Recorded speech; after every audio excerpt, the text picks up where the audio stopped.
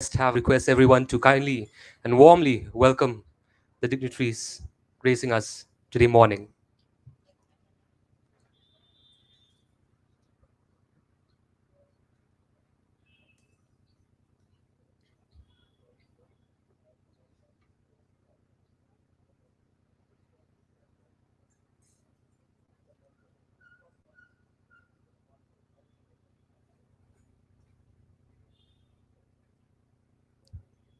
I request the chief guests and other dignitaries to kindly come up on stage and take your seats. Thank you.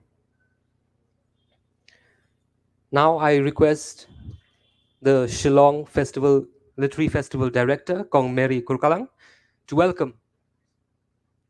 welcome our chief guests and dignitaries with a token from the festival. I would also like to invite our honored guests on stage, Mr. Naveen Kishore, publisher, Seagull Books.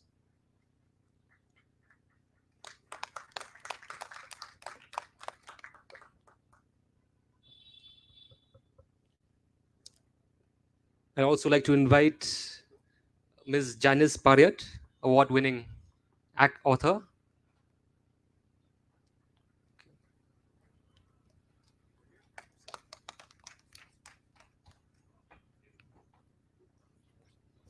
I also invite on stage Shri Cyril V. Dalong Dingdo, Director of the Tourism Department.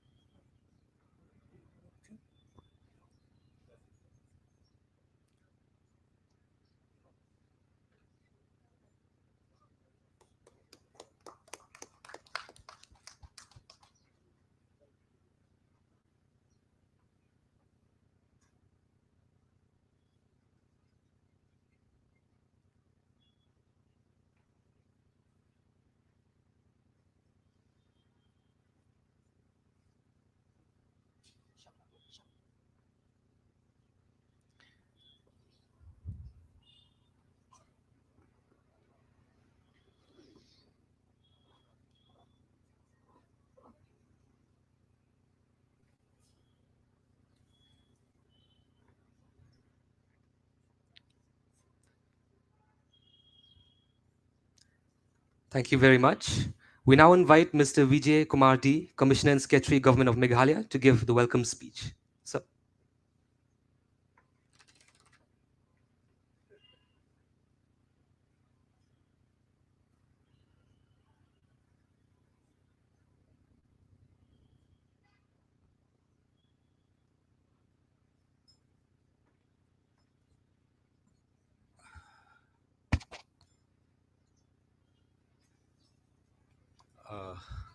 our Honorable Minister for Tourism and Arts and Culture, Paul Lindo,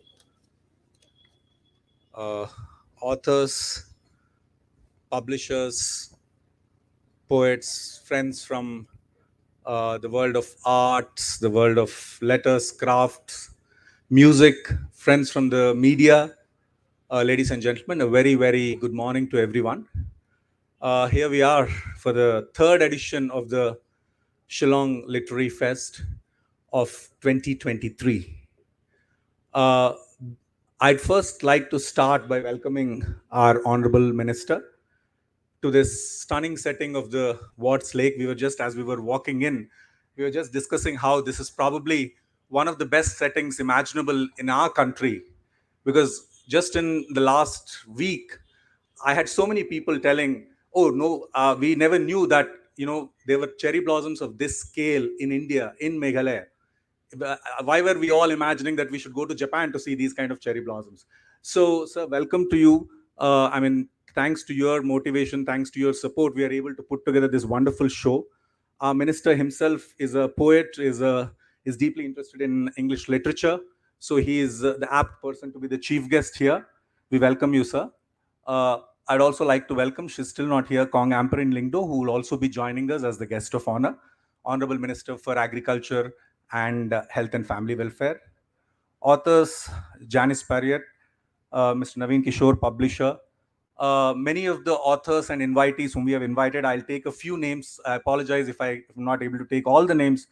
authors from outside, Mr. Rohan Chakravarti, Sam Miller, Mr. Sanjay Mukherjee, Aragya Sen Gupta, Jay Mohan, Nandini Oberoi, our own authors from the state, Ms. Bijaya Savian, Ba Ferdinand Rani, Kong Patricia Mukim, Ian Lingdo, Kintev War. So, and all the others all the invitees, I welcome you to this stunning setting and to the third edition of our literary festival.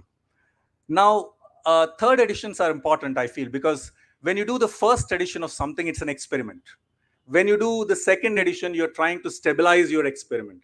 I think when you get to the third edition, you have stabilized. You are now an event. I think even in the first edition, we said that our aspiration was to make it into a calendar event, an event which would figure on national to start off with and get to international, calendars. So now with the third edition, we are firmly, hopefully, on the Indian Literary Festival's map. So this is again a matter of great joy for us. In fact, I was just discussing with Kong Isa, who is also here. She's also Secretary Agriculture. So the idea of the literary festival in Shillong in 2021, when she was Deputy Commissioner East Khasi Hills in this very house.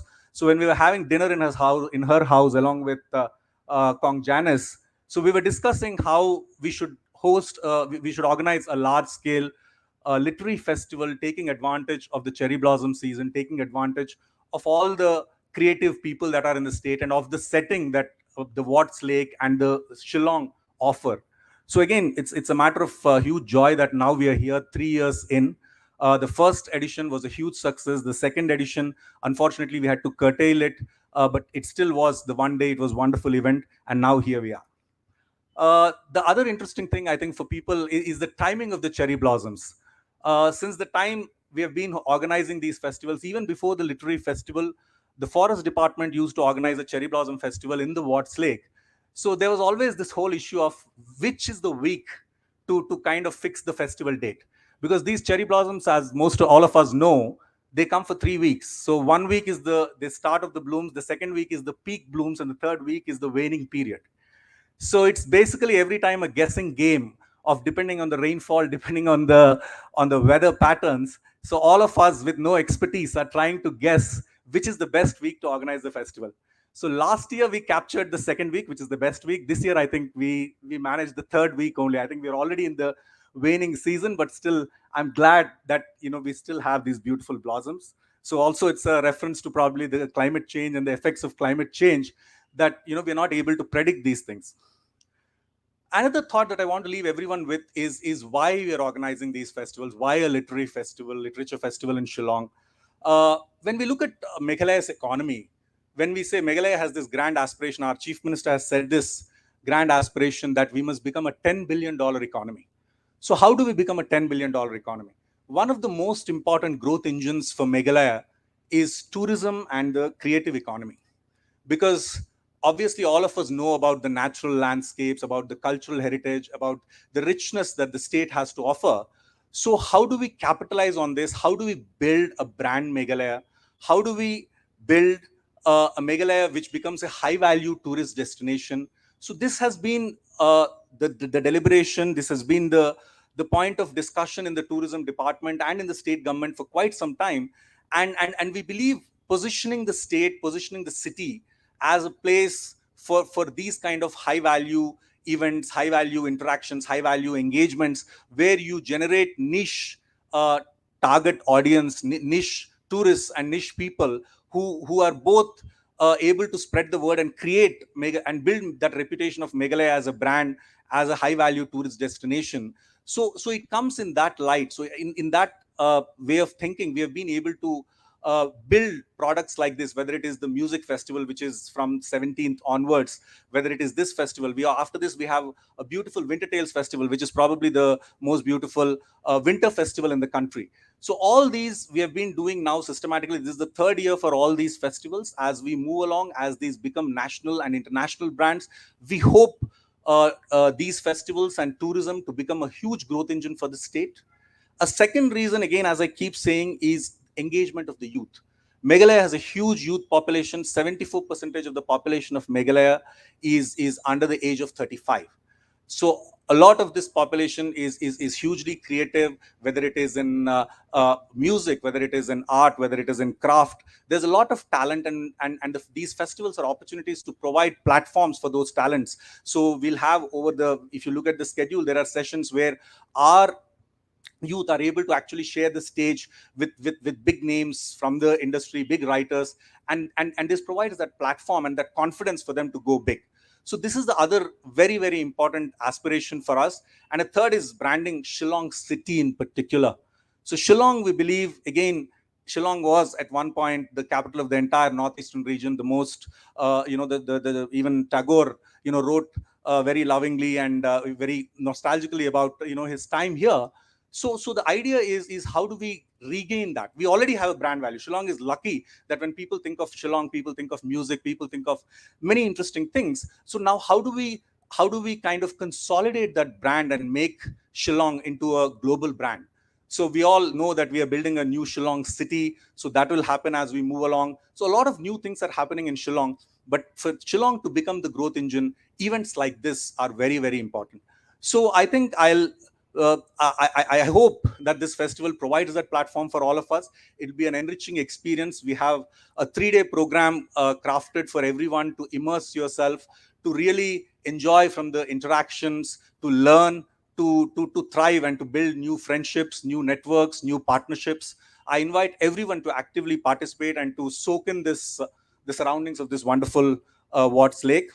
I like to conclude with what Voltaire said, one of my favorite quotes, which is that we should all read and we should dance, because these are the two things that cause no harm to the world.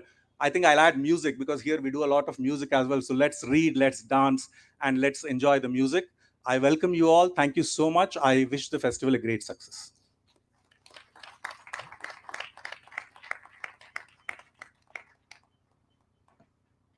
Thank you very much, sir, for tracing how the Shillong Literary Festival has come to what it is now, and for highlighting the efforts of the government and civil society to put Meghalaya on the national as well as international literary and cultural stage. We will now have another song by a lovely band from Jyoti's Road School.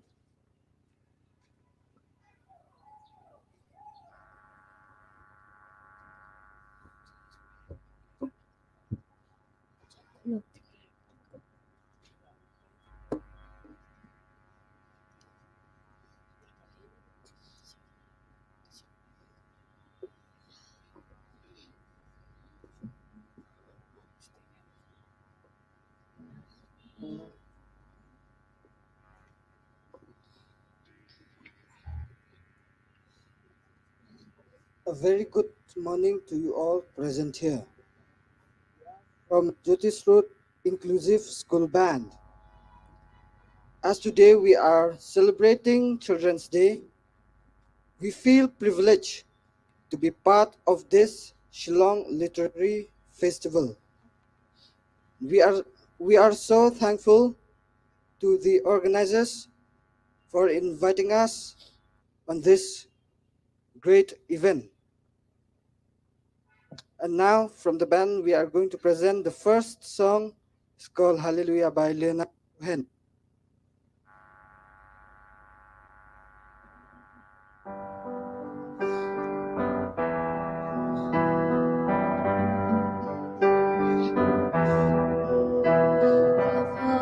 There was a secret chord that David played and we pleased the Lord, but you don't really care for music, do ya? Well, it goes like this: the fourth, the fifth, the minor fall, and the middle lift, the barefoot king composing. Hallelujah, hallelujah, hallelujah, hallelujah. Hallelujah.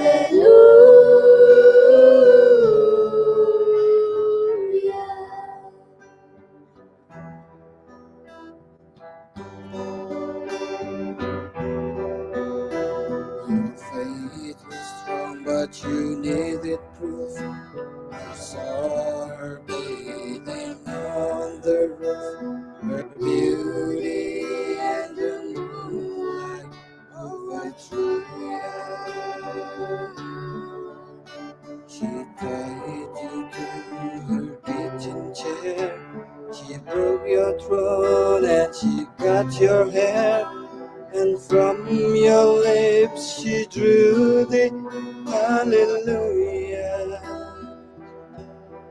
Hallelujah. Hallelujah.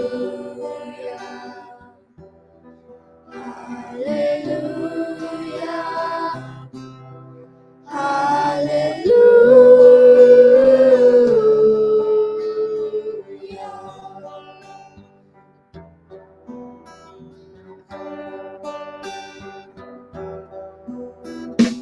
Maybe there's a God above, but all of heaven learned from love was how to choose somebody who was too young. And it's not a cry that you hear at night, and it's not someone who seems alive. It's all that is a broken hallelujah. Hallelujah. Hallelujah.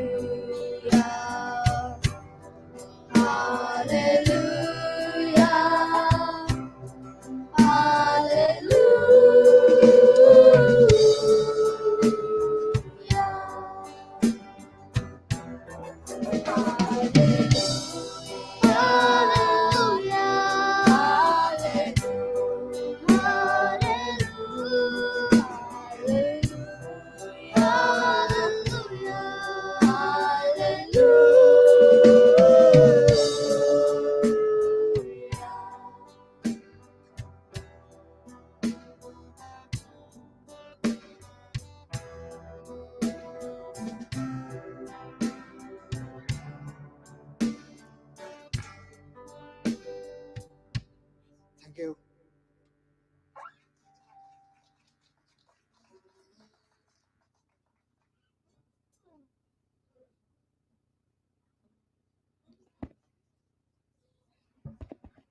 Thank you very much, Jyoti's Road School.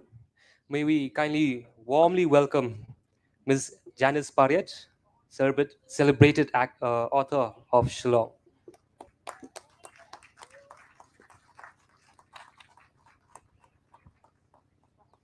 Thank you. We now invite our special guest, Mr. Naveen Kishore, publisher Seagull Books, to say a few words.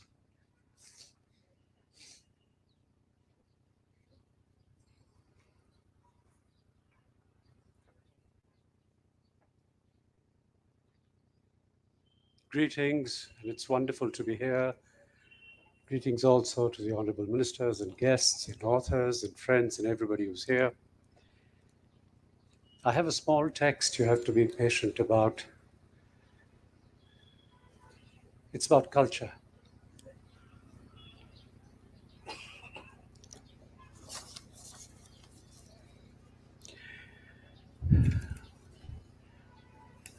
I removed the mirror from the wall, tested the hook, checked if it would take the weight, replacing it with my shadow, hanging it on the hook.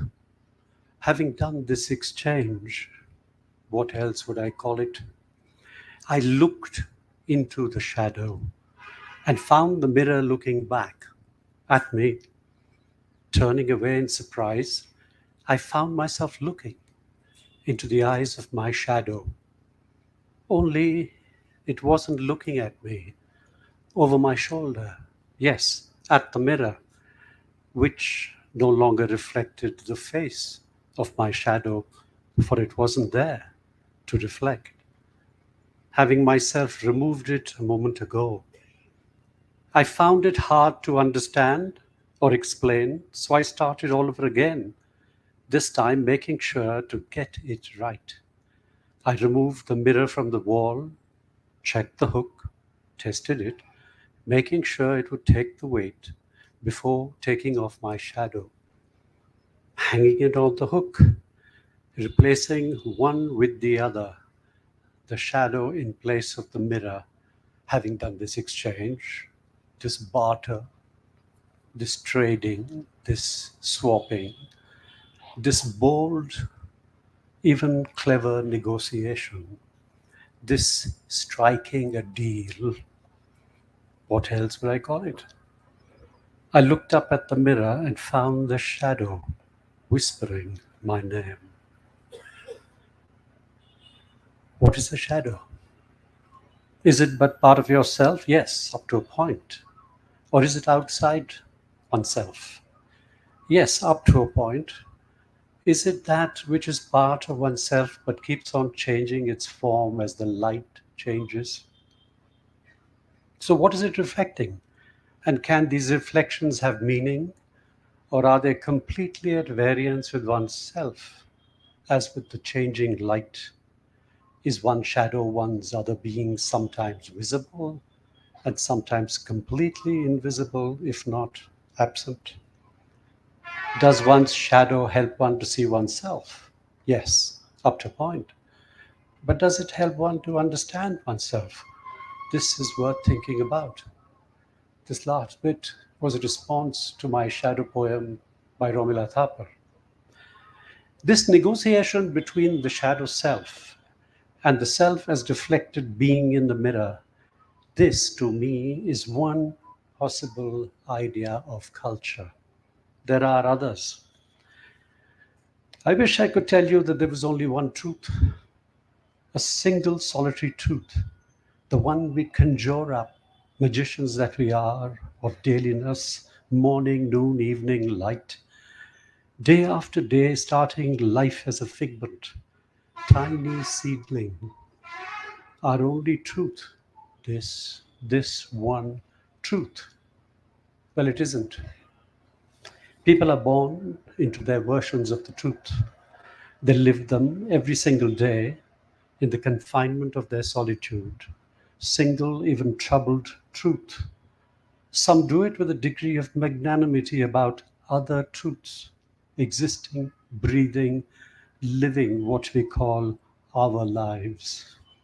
Not in a singular manner, plural, regardless of how unpalatable these lives, these breaths, these existences may be. Others are distressed, agitated, angered by the presence of parallel truths in their lives and in the lives of others. Other, always the other, hinting, condoning, pointing at exclusion. There is the truth of us. Therefore, there is the lie of the other, because, because these do not match their own frames, or ours for that matter. You must arrive, I say, at an understanding of what works best for you.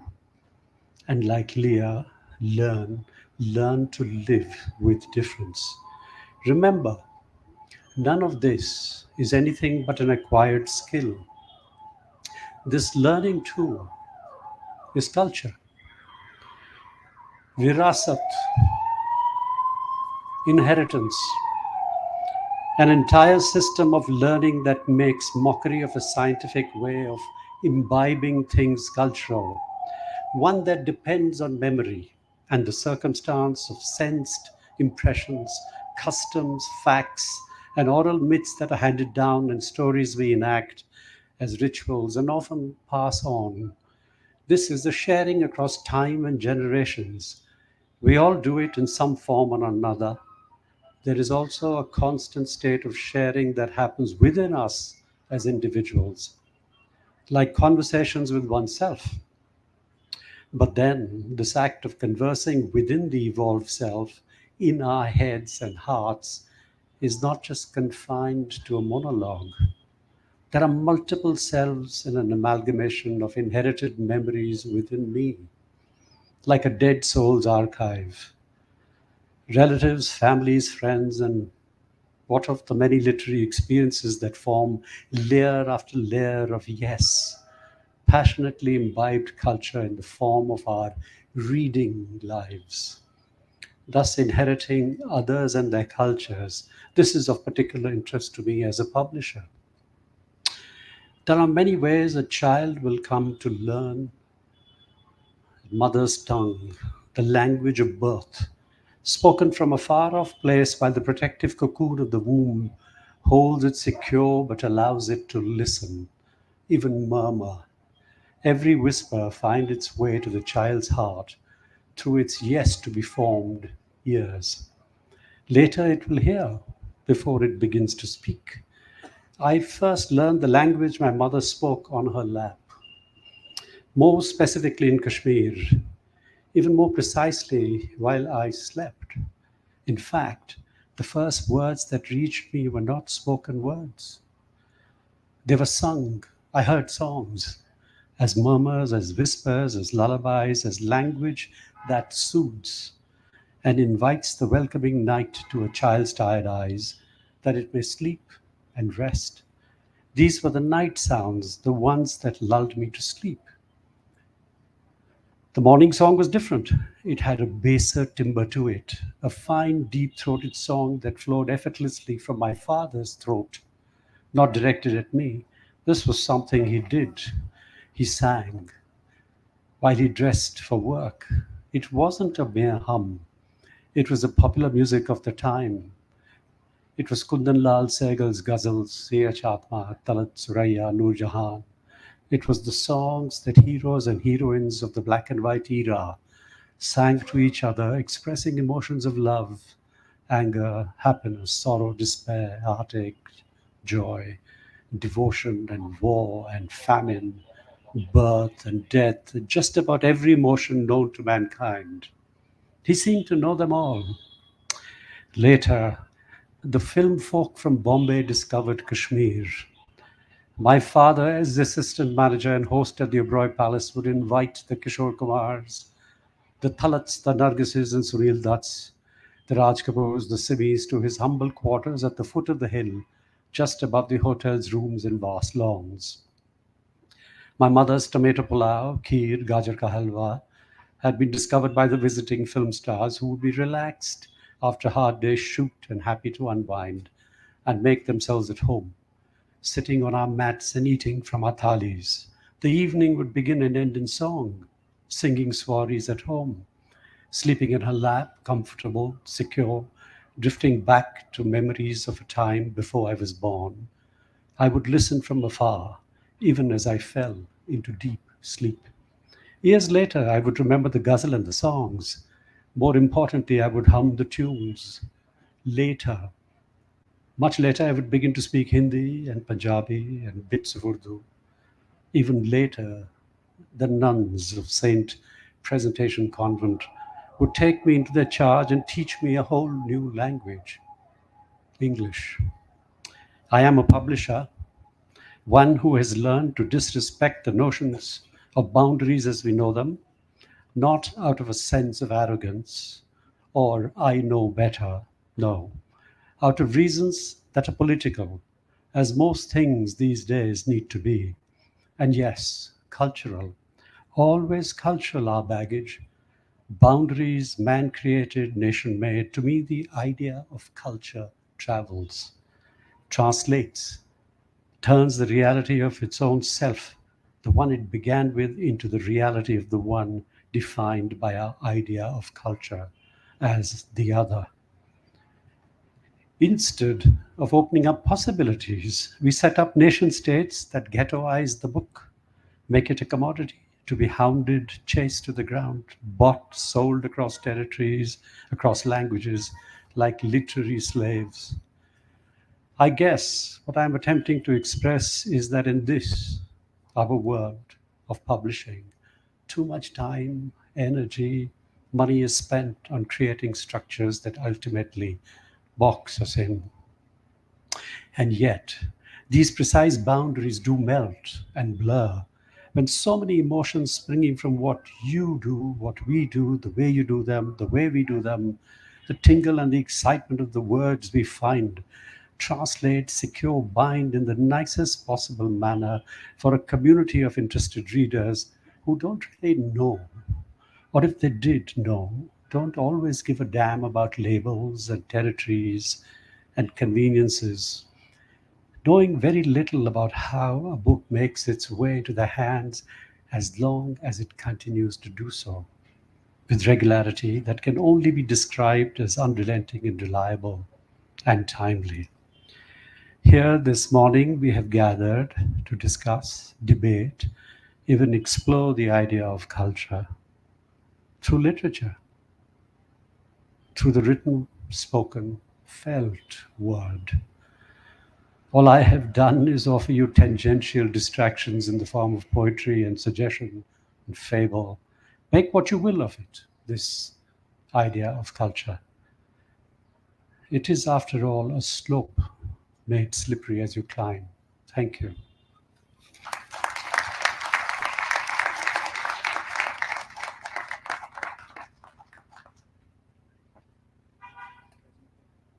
Thank you very much, sir, for those rather thought provoking, soul stirring words. And I feel I should not add any more adjectives to what sir has put before us. We now invite our very own award winning author from Shillong, Ms. Janice Barriat.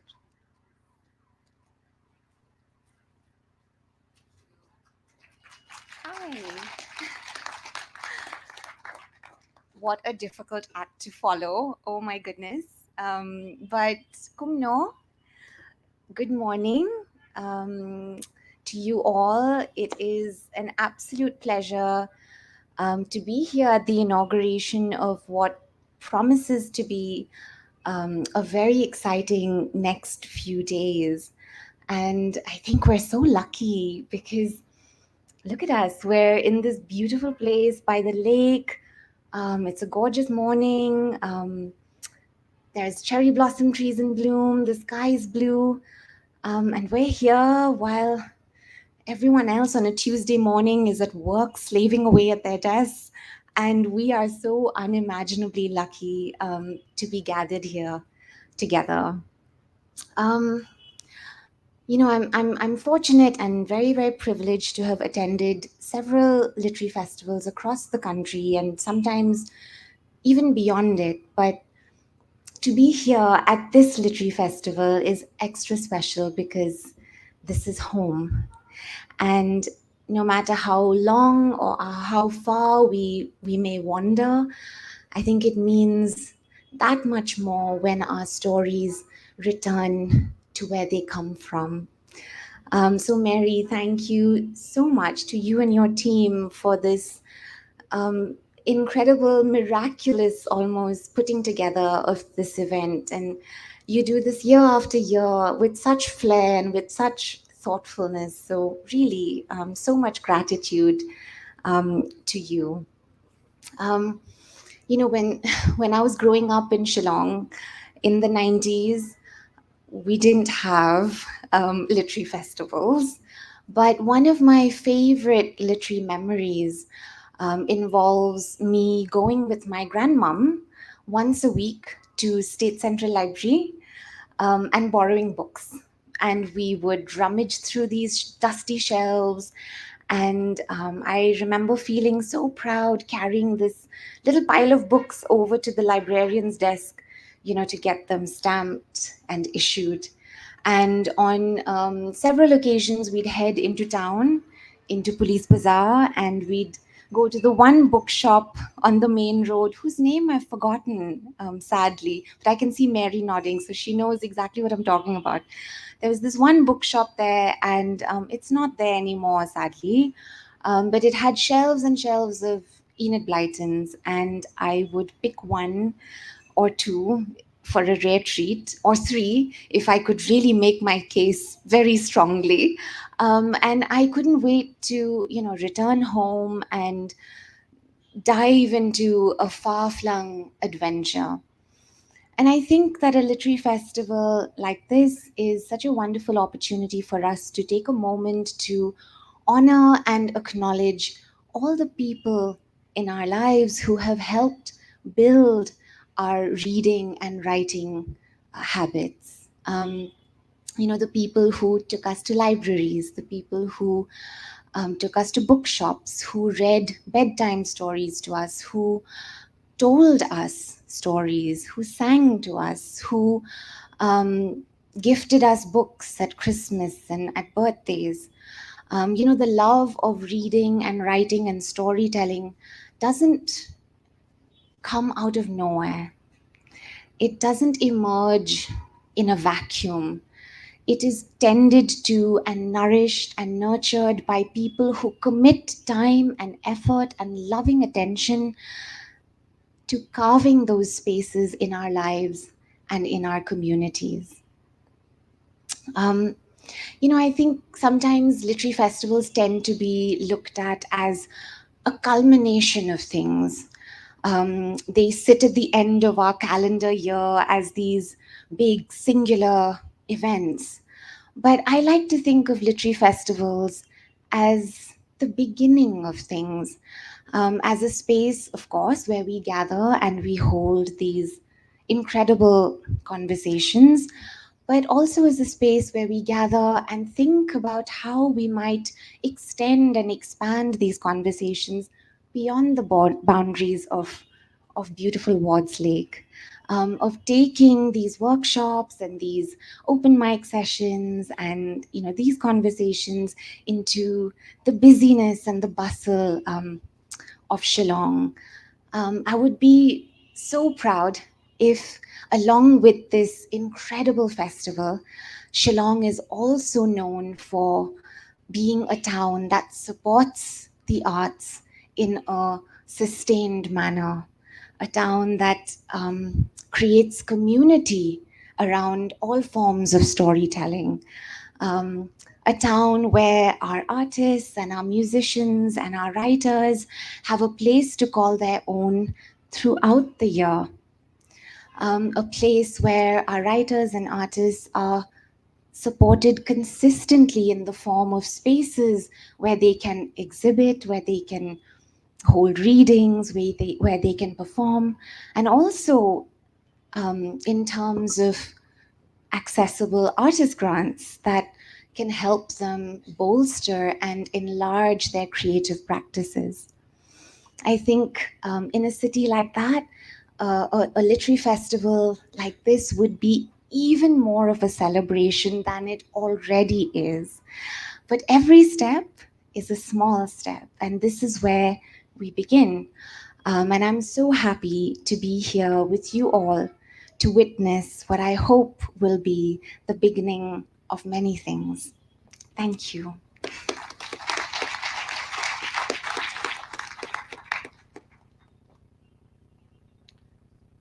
Thank you very much, Kong Janice, for highlighting and making us think about the importance and the impact that literary festivals such as ours can have beyond the borders of the venue, and for sharing those um, wonderful memories of your childhood. And now we have a song by our lovely children from Jyoti Strot.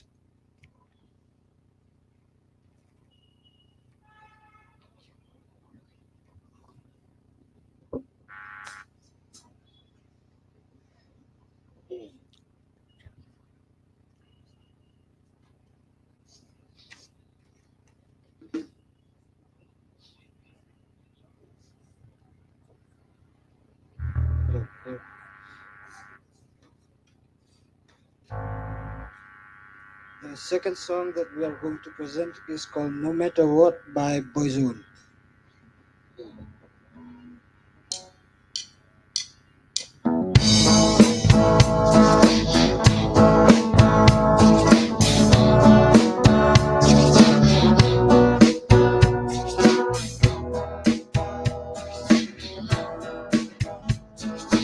No matter what they no matter what they do,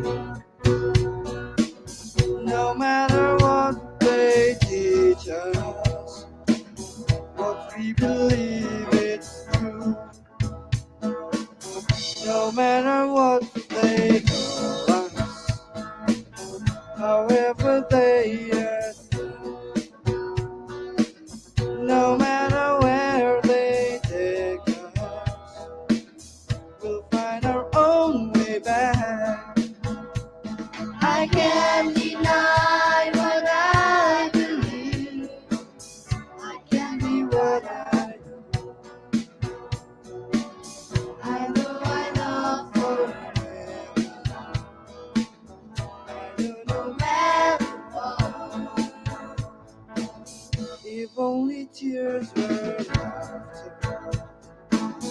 If only night was there, if only prayers were answered, then we would hear God say, no matter what they do, no matter what they do, no matter what they teach you, what you believe is true. And I will keep you safe and strong, shelter from the storm. No matter where it's buried, a dream is being born.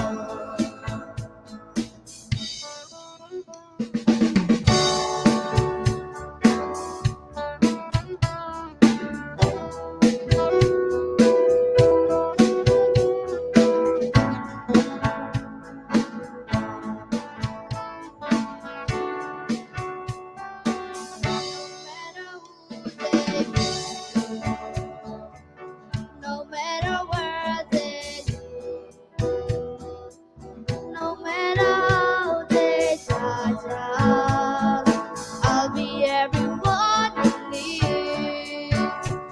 No matter if the sun is shine or if the skies are blue, no matter what the end is, my life began with you. I can't deny what I believe. I can't be what I know. I know there's love forever. I know no matter what. Thank you.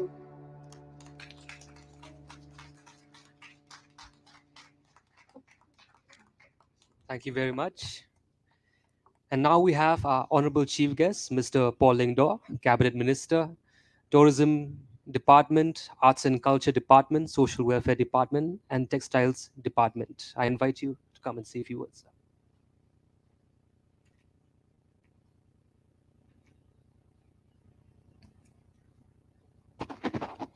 Good morning, friends. Happy Children's Day, and yes, happy Cherry Blossoms Festival. Our Commissioner and Secretary in the Department of Tourism, Dr. Vijay, who has been instrumental in a few major initiatives of the department, Kong Janice Parriott, a Shillong-born writer who shares something in common with Arundhati Roy, in the sense that Arundhati was also Shillong-born. And we wish that someday you'll also pick up the Booker Prize. We do have innate talent, people like Dr. Desmond Karmoplang, people like Bakan Pam Nongkanri, who have excelled beyond the bounds of Meghalaya. Other esteemed guests here, Mr. Rohan Chakrabarti, Mr. Naveen Kishore, Mr. Sam Miller, Mr. Nanditi Oberoi, Kong Patricia, Mr. Glenn Harkongor, Kong Vijoya Sabian, Ankush Saikia. It would take a lot of time for me to name each one of you, because I know each one of you almost, each one of you by name. It's a stupendous, gorgeous morning. And when you look at the beauty around us, something that internationally only Japan can rival at the kind of cherry blossoms that we have. And also keeping in mind that today is Children's Day, I think it is only befitting to recall what the kids have sang just a while back. I can't deny what I believe. I can't be what I'm not. I think that captures the spirit of the art. I can't deny what I believe, and I can't be what I'm not.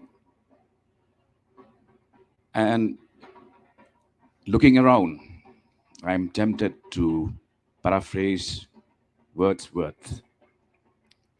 On such a beautiful, shiny day, I'd like to take back our memories to our childhood and the poems we learned as kids and paraphrase one of Wordsworth's best known poems, My Heart Leaps Up. My heart leaps up when I behold cherry blossoms across the hills. So was it when my life began.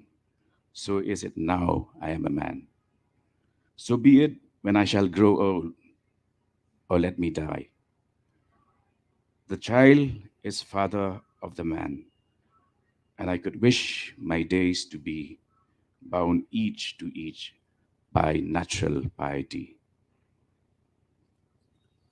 For our guests who have come from outside the state, I've always maintained that yes, we do have a couple of five-star hotels, not very many.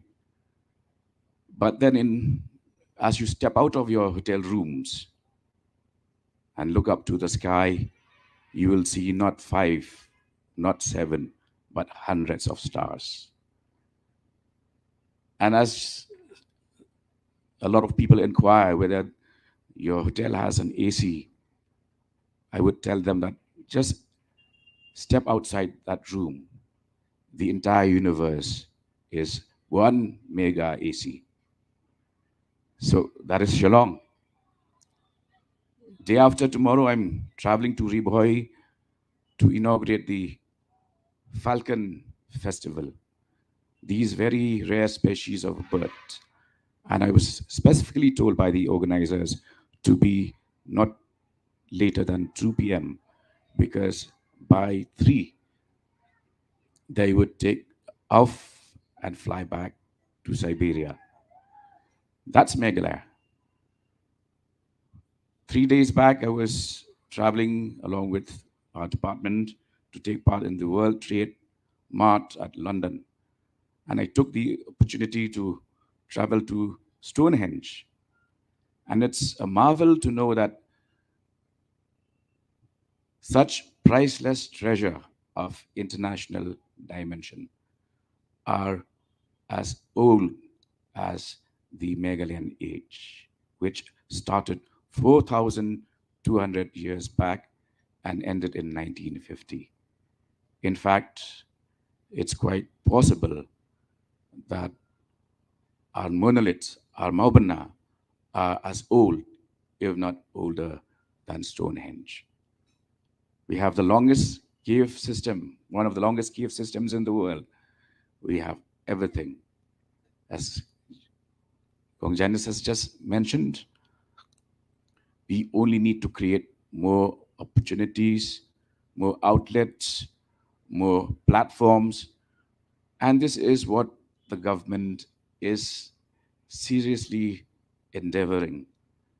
Today we have the MGMP, the Meghalaya Mega Project, Music Project, which is organizing programs on a daily basis to encourage and facilitate a platform for our young stars who are so extremely gifted, as you could see by yourself, who are extremely gifted in the arts and for whom music flows in our veins and is part of our DNA.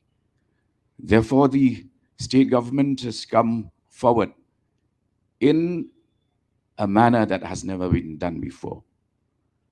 We have announced the creation of cinema halls in all the district headquarters, which hopefully we will be able to accomplish before 2028.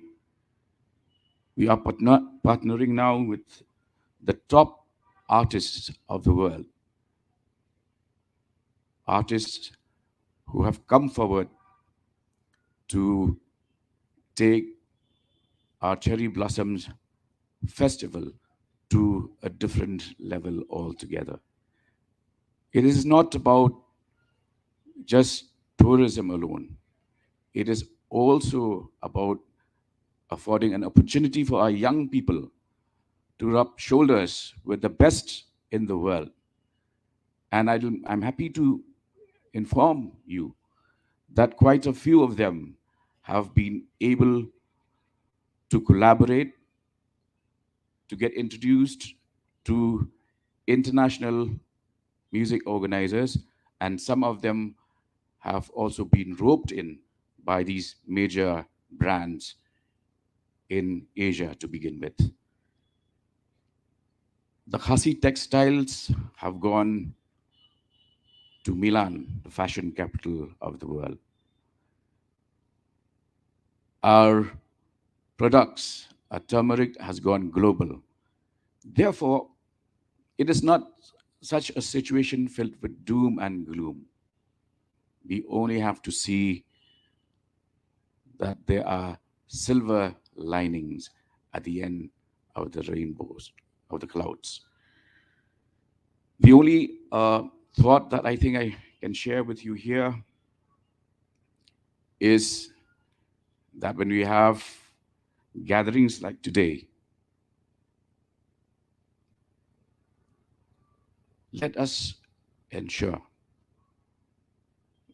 that we are able to reverse what a famous poet once said.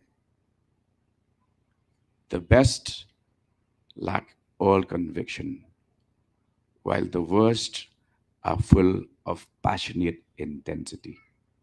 The best lack all conviction, while the worst are full of compassionate intensity.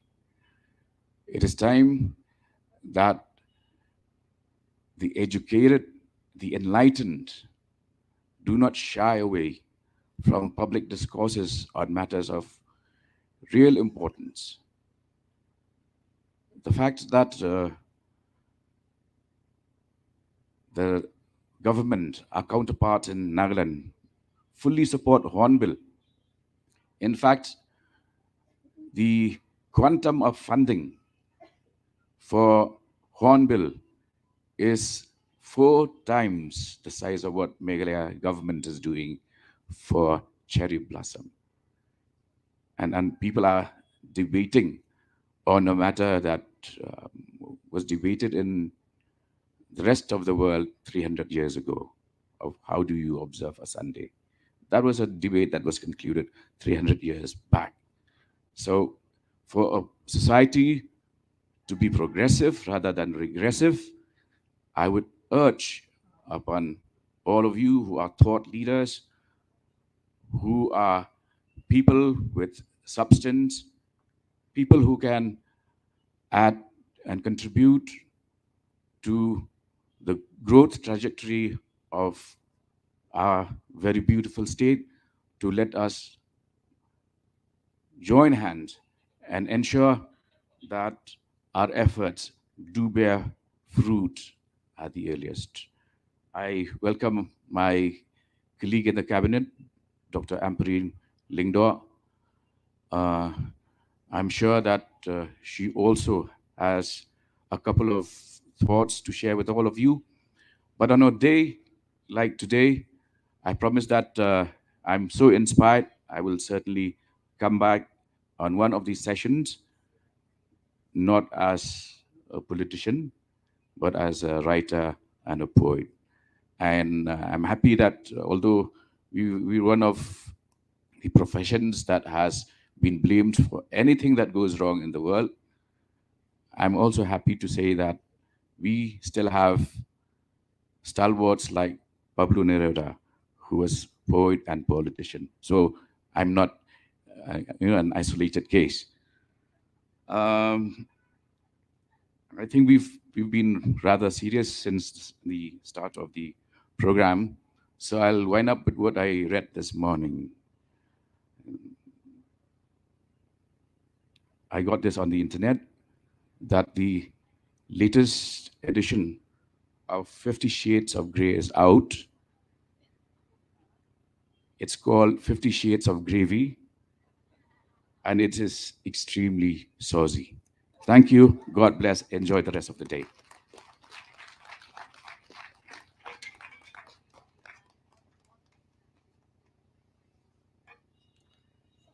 Thank you very much, sir, especially for highlighting the different blessings that have been bestowed on the land, our state of Meghalaya, and also for that twist, rather surprising twist in the end. Thank you very much, sir. Now I would like everyone to warmly welcome Dr. Ampreen Lingdor, Cabinet Minister, Agriculture and Farmers Welfare Department, Health and Family Welfare Department, Information and Public Relations Department, and the Law Department. I request the Festival Director, Kong Mary Kurkalang, to felicitate Dr. Lingdor.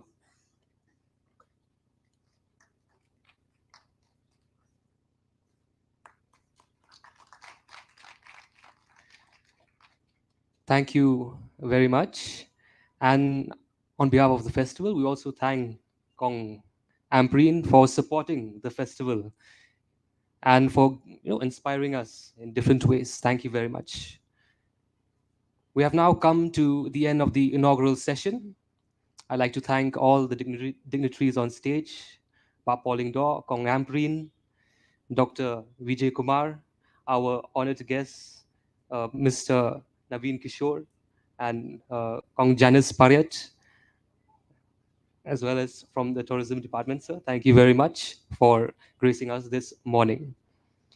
So I request everyone to kindly be seated and also give a round of applause to all our guests. They shall now be leaving the stage and they shall be touring the different regions of the festival venue. Thank you very much.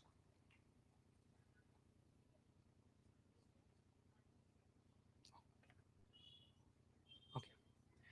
In the meanwhile, we'll have one more song by... Oh, right.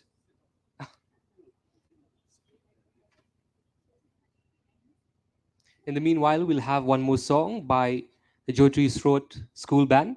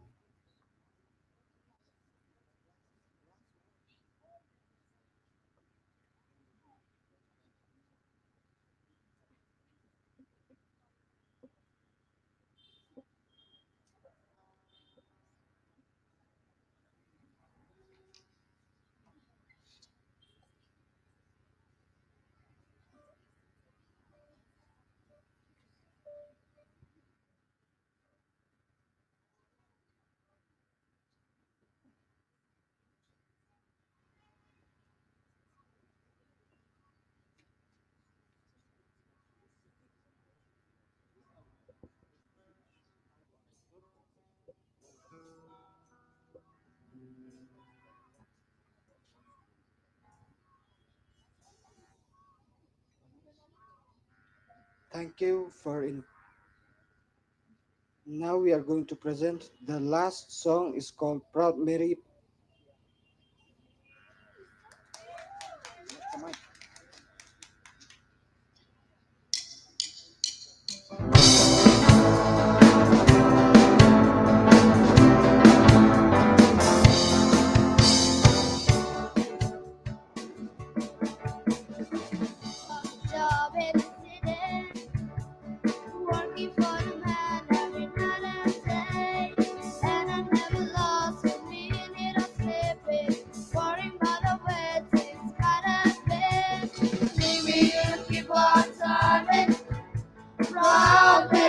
on burning. Rolling, rolling, rolling on the river. Seen a lot of plates in Memphis, from a lot of things down in New Orleans, but I never saw the good side of the city. Till I hitch a ride on the riverboat beach. Keep wheel, keep on turning. Round Mary, keep on burning. Rolling, rolling, rolling on the river. Rolling, rolling, rolling on the river.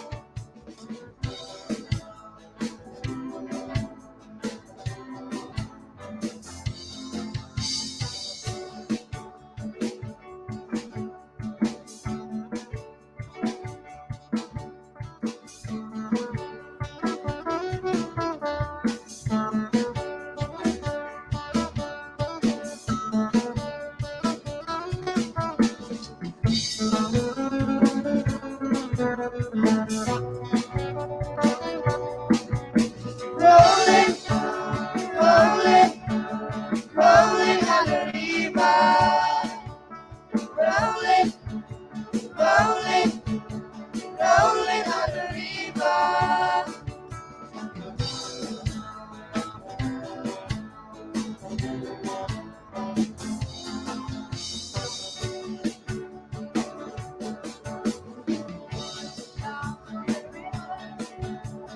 But you gotta find some people who live. You don't have to worry, cause you have no money. People on the river are happy to give. Big wheel keep on turning. Round Mary keep on burning. Rolling, rolling, rolling on the river. Rolling, rolling, rolling on the river. Rolling, rolling, rolling on the river. Rolling, rolling, rolling on the river.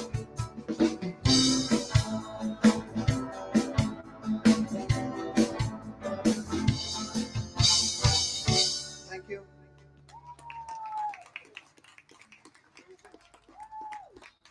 Thank you very much, Jyoti Sroth School Band. Now I request everyone to kindly remain on the seats. Food will be served. And I request the dignitaries to kindly approach to the green room. Your refreshments will be served there.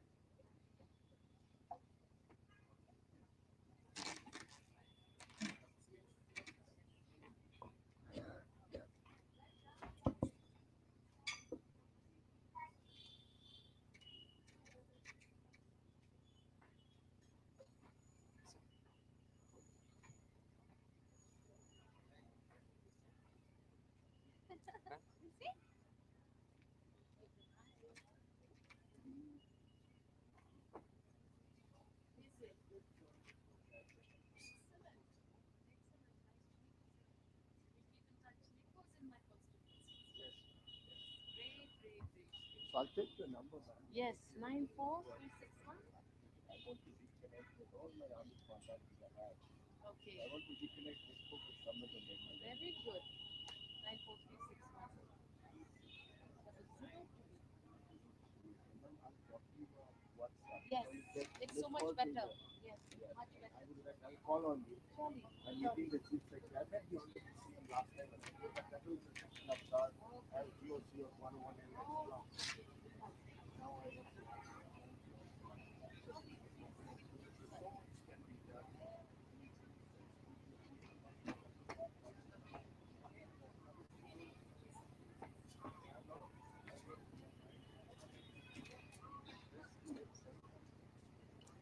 Ladies and gentlemen, food will be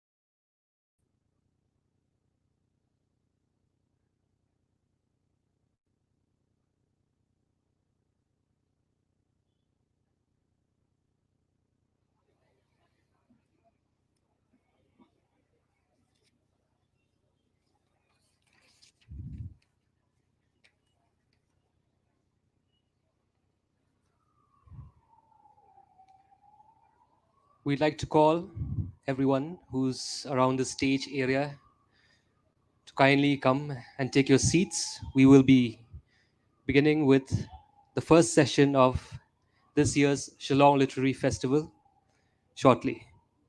Kindly take your seats.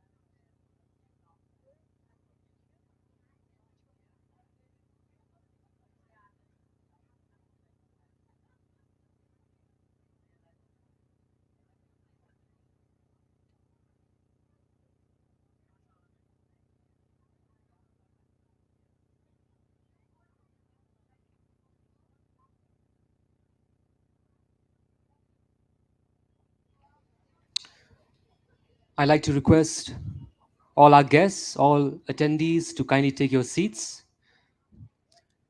Without much further ado, we shall commence our first very special session for the day with none other than the notable writer from Shillong, Janice Paryat, who will be in conversation with Cheryl Rinja about her book, Everything the Light Touches. Kong Janice and Kong Cheryl, I would like to call you up on stage. Kindly take your seats. Janice Paryat is the author of Boats on Land, a collection of short stories, and Seahorse, a novel. She was awarded the Young Writer Award from the Sahitya Academy and the Crossword Book Award for Fiction in 2013. Her novella, The Nine-Chambered Heart, best-selling in India, was published in the UK and in 10 other languages. She studied English literature at St. Stephen's College, Delhi, and history of art at the School of Oriental and African Studies, London. Her work, including art reviews, book reviews, fiction, and poetry, has featured in a wide selection of national magazines and newspapers. She was a Charles Wallace Creative Writing Fellow and a writer in residence at the Toji Residency in South Korea. Her latest novel, Everything the Light Touches, is published by HarperCollins, India, Borough Press, UK, and Harper Via, USA. It won the Author Award for Best Fiction in 2023. It was longlisted for the JCB Prize, shortlisted for the Tata Lit Life Book of the Year Award, and was listed in the New Yorker's Best Books of 2022. Currently, she lives between Shillong and New Delhi with a cat of many names. Cheryl Rinja is a healthcare service provider and content writer living in Shillong. Her works have appeared in several literary magazines such as Gulmohar Quarterly, Live Wire, Beyond the Panorama, and Out of Print magazine. Most recently, her short fiction piece is included in the anthology We Come From Mist, Writings from Meghalaya, edited by Janice Paryat and published by Zuban. I now hand over the session to you, Kongshil. Thank you. Good morning, everyone. Well, now it's morning. By the time we finish, we'll be well into the afternoon.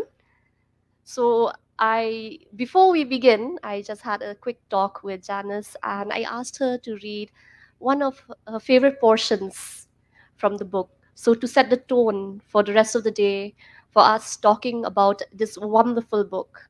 So, Janice, if you would. Is this on? Yes, it is. Um, Hello and good morning and hi, and it's really lovely to see you all here. And you all seem so far away, and I wish we could plonk ourselves in the middle over there and just have a chat with everyone as we intend to. This session is really special for me for many reasons because, of course, it's a book that has Meghalaya, Shillong so much at its heart, but also because last year when the book was published, we had a little book launch session, and at the end where the audience was meant to ask questions, Cheryl had her hand up at the back, and I couldn't see her. So poor Cheryl couldn't get to ask the many questions that she had to ask last year, and I thought, well, now it's time. So Cheryl, you're welcome to take your revenge. You can ask me anything and everything now. You have a whole hour to do this, and I'm so sorry that we missed the opportunity last time. I'm sure I'm gonna grill you today. So Cheryl has invited me to read a little excerpt, and oh my God, it is the hardest thing to do, to choose something to read from a book that's 500 pages long. There are many favorite moments, there are many favorite characters, but I thought I would pick something that relates to our hills, to Meghalaya, and to an excerpt which is set in the far, far sort of West Khasi Hills in Domya Siat, which, as you know, is uranium country.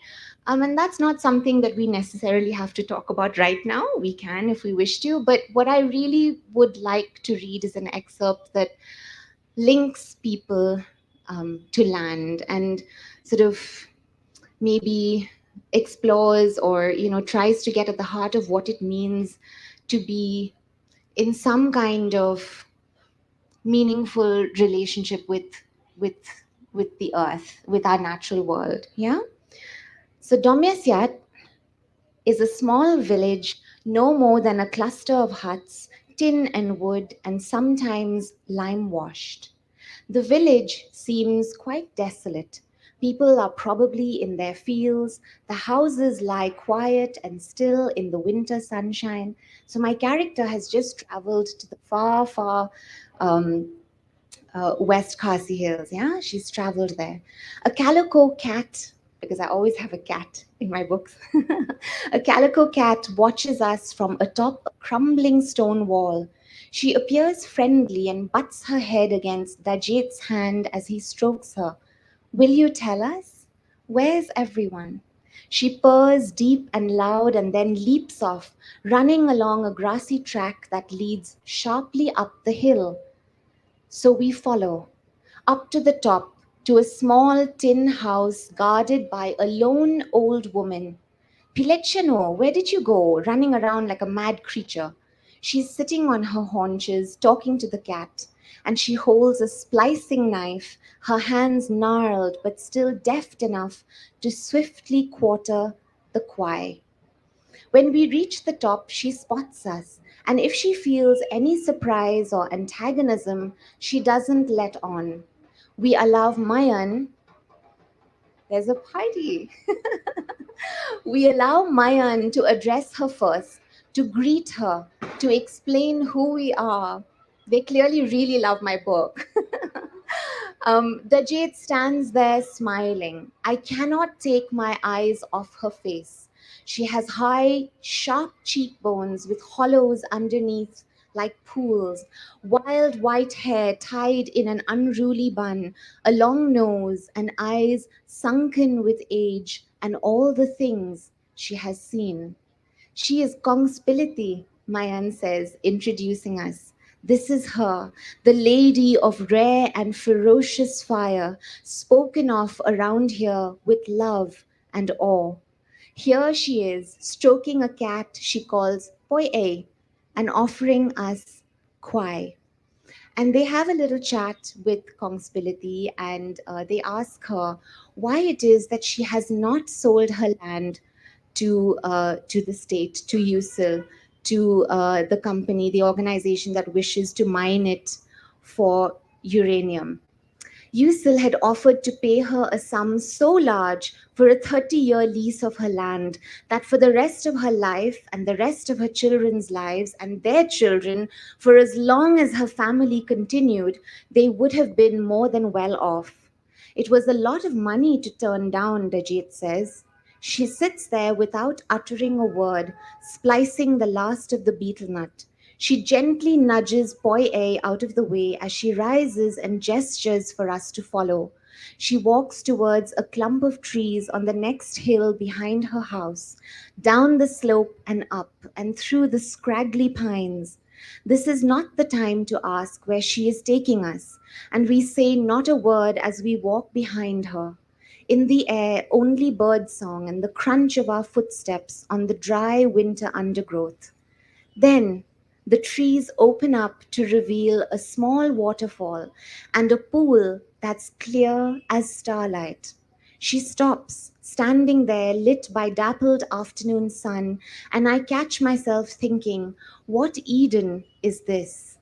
She begins speaking slowly at first and softly, then stronger and faster, more resilient. She's speaking so volubly now that Mayan has trouble keeping up with his translation.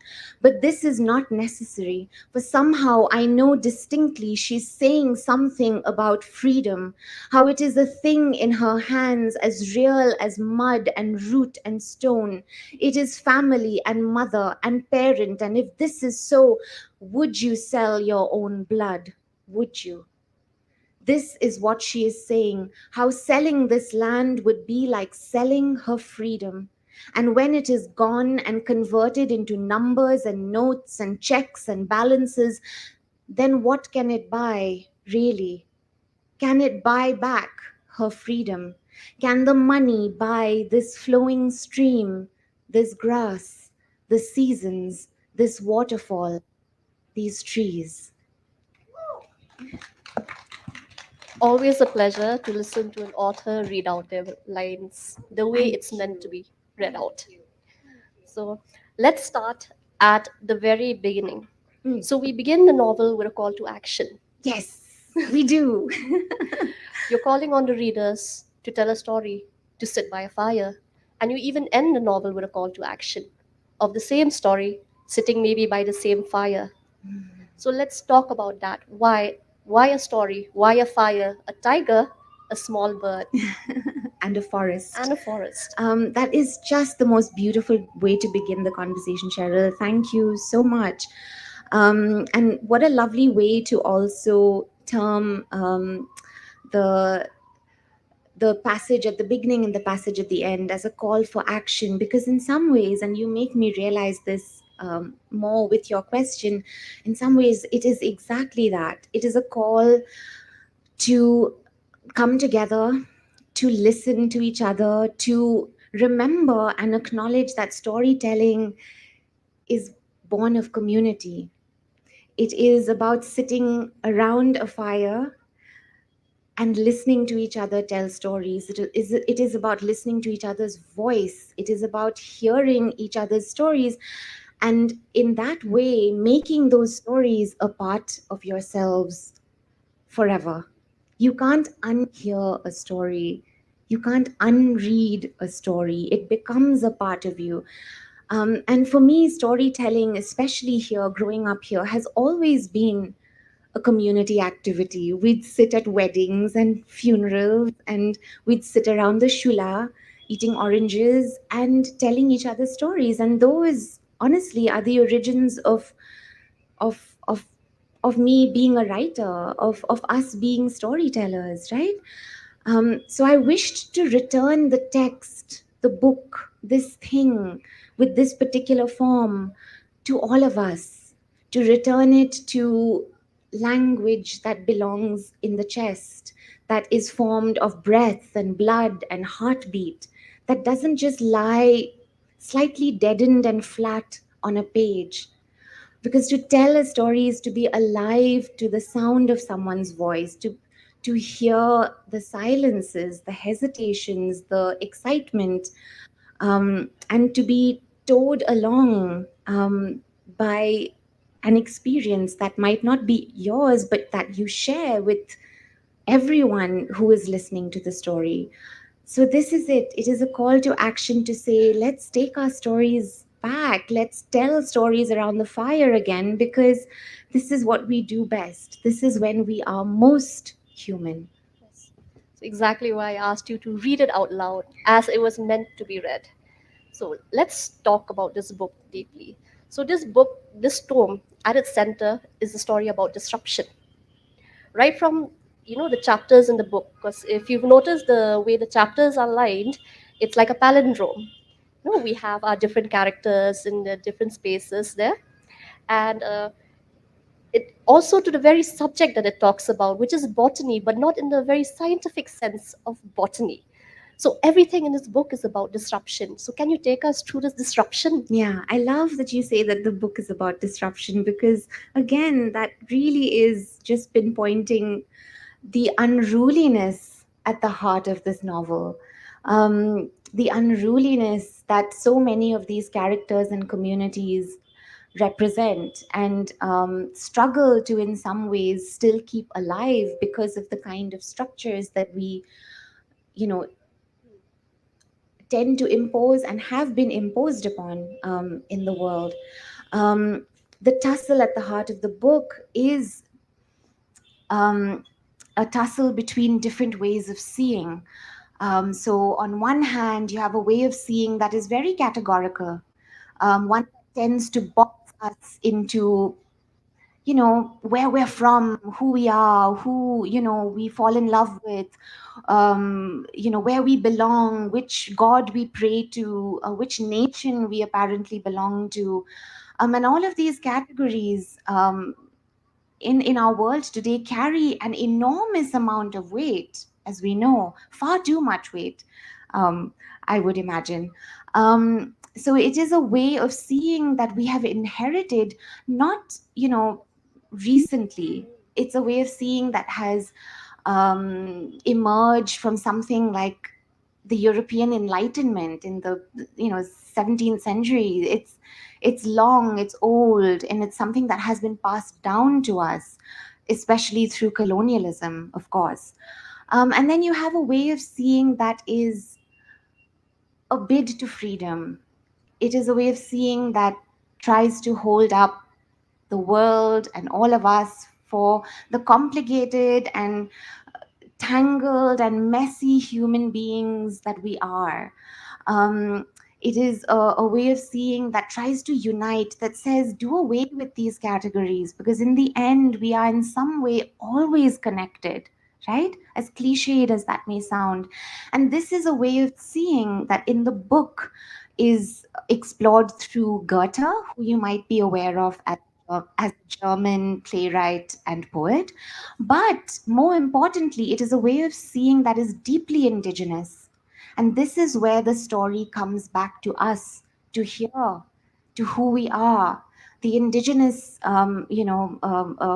ways of seeing and forms of knowledge that we have all been immersed in, and in some ways also disrupted out of, wrenched out of because of our education, our very Eurocentric education, our colonial, post-colonial, selves. Um, so the book is offering this kind of unruliness. It says, be wild, be who you are, be unruly, acknowledge that this is life, the natural world, all of us. We do not fit into these tiny boxes. We are diminished in these tiny boxes. We become less of ourselves when we label each other. And so the call to disruption extends to that, to in some way break out of these fabricated categories that we hold on to so dearly. Yes. So I love that you talk about breaking out of your labels and breaking out of categories, which leads me to a very interesting portion in the book. If you have the book with you and you look through it, right in the middle, we have the section about Linnaeus. Now, if you know who Linnaeus is, he's known as the father of taxonomy, and taxonomy is a system of classification. So you talk about breaking out of these categories, and yet in the very middle of your book, you have a person who based his life around classification. Why so? Oh, such a good question. Linnaeus was bonkers. He really was. If you read his texts, you'll see that they are lists, and they are lists of lists, and they are lists of list makers. So he made lists of who he thought should be able to make lists. So in some ways, he is the complete sort of antithesis. He's, the enemy, as it were, of what I'm trying to sort of put forth in the book. Because Goethe, Shai, Evie are characters that resist this kind of Linnaean way of seeing. But to be very honest, Cheryl, I think that it's so important that literature functions within this kind of, or offers at least this kind of duality. If I were only to put forth an argument that is exceedingly one-sided, that only tells you what Goethe and Shai and Evie think, in some ways that would make for a very imbalanced argument. You might in some ways also feel that, well, now this is getting too much, and actually now I'm just going to feel exactly the opposite. We're humans. We are actually very disobedient at heart. So it was really important for me to offer that kind of balance, to say, here are both these worldviews and see how they entangle with each other and see how they speak to each other, because they don't lie in absolute watertight opposition, right? For example, I started reading about Linnaeus thinking, oh, I'm really going to dislike this man. He's just like my idea of a nightmare, someone who's going around naming the world and feeling like he is so entitled and so sort of, has the right to do this, right? Especially because he's traveling through Lapland, which is an area, region filled with an indigenous population. But reading his memoirs, reading his journals, I suddenly thought, oh, actually, he has a deep and abiding love and wonder for the natural world. And that complicates him. He's not this simplistic sort of caricature of a person who, just sort of had only lists on his mind and only taxonomy on his mind. He did a lot. But he also had this incredible love for the natural world, this incredible sense of wonder. And I thought, that's the man that I have to put into the book, that nothing is so simple, nothing lies, no two things lie in dire opposition to each other. They are actually entangled, and that's what makes it so complicated, right? But what I did do was offer Linnaeus as his whole narrative section itself as a point of disruption in the novel, because the rest are prose narratives and Linnaeus is poetry. And poetry, if you look at the form of a list on a page, and if you look at a poem on a page, they look very similar. And so he echoes obviously the lists, in his own text, but also he disrupts funny that it should be Linnaeus who does this, but he disrupts the prose that's been flowing before we get to his section. And then hopefully that also makes you ask, what is a novel? If a novel has a whole section of poetry in it, does that still make it a novel, right? So for a book that is very sort of involved and engaged in trying to disrupt categories, I'm hoping that when you read it, you also ask yourself, what really is a novel? And maybe, whatever I have thought of as a novel up until now, I need to expand. I need to perhaps redefine. Perhaps I need to throw away that definition altogether. I mean, I just love your explanation just now, because I had it in my mind that the only reason we had poetry in the middle with Linnaeus was to disrupt the whole flow of the book. And you just mirrored my thoughts exactly. I also noticed that Linnaeus's portion, only is it in poetry, it's in very scattered poetry. So we have, I think it was leaf and church, and it is in the form of a leaf, and it is also in the form of a church. What brought you to that? Um, so actually, what I do here very briefly is erasure poetry. So you might have heard of erasure poetry already. It is basically a form of poetry, a poetry sort of technique that works with a pre-existing text, always. So I had Linnaeus's Tour of Lapland, translated in the 1800s by James Smith, who was the founder of the Linnaean Society in London, actually. Anyway, so I had this travel log, and I thought, okay, how do I put this in the book? How do I do this? And I thought, right, why don't I employ a less intrusive, a gentler form of erasure? So erasure can be quite intrusive in that you can take a pre-existing page of text and you can erase, blacken, cut out certain words on the page so that what you're left with emerges as a new work, right? So that's a rather intrusive way of doing erasure poetry.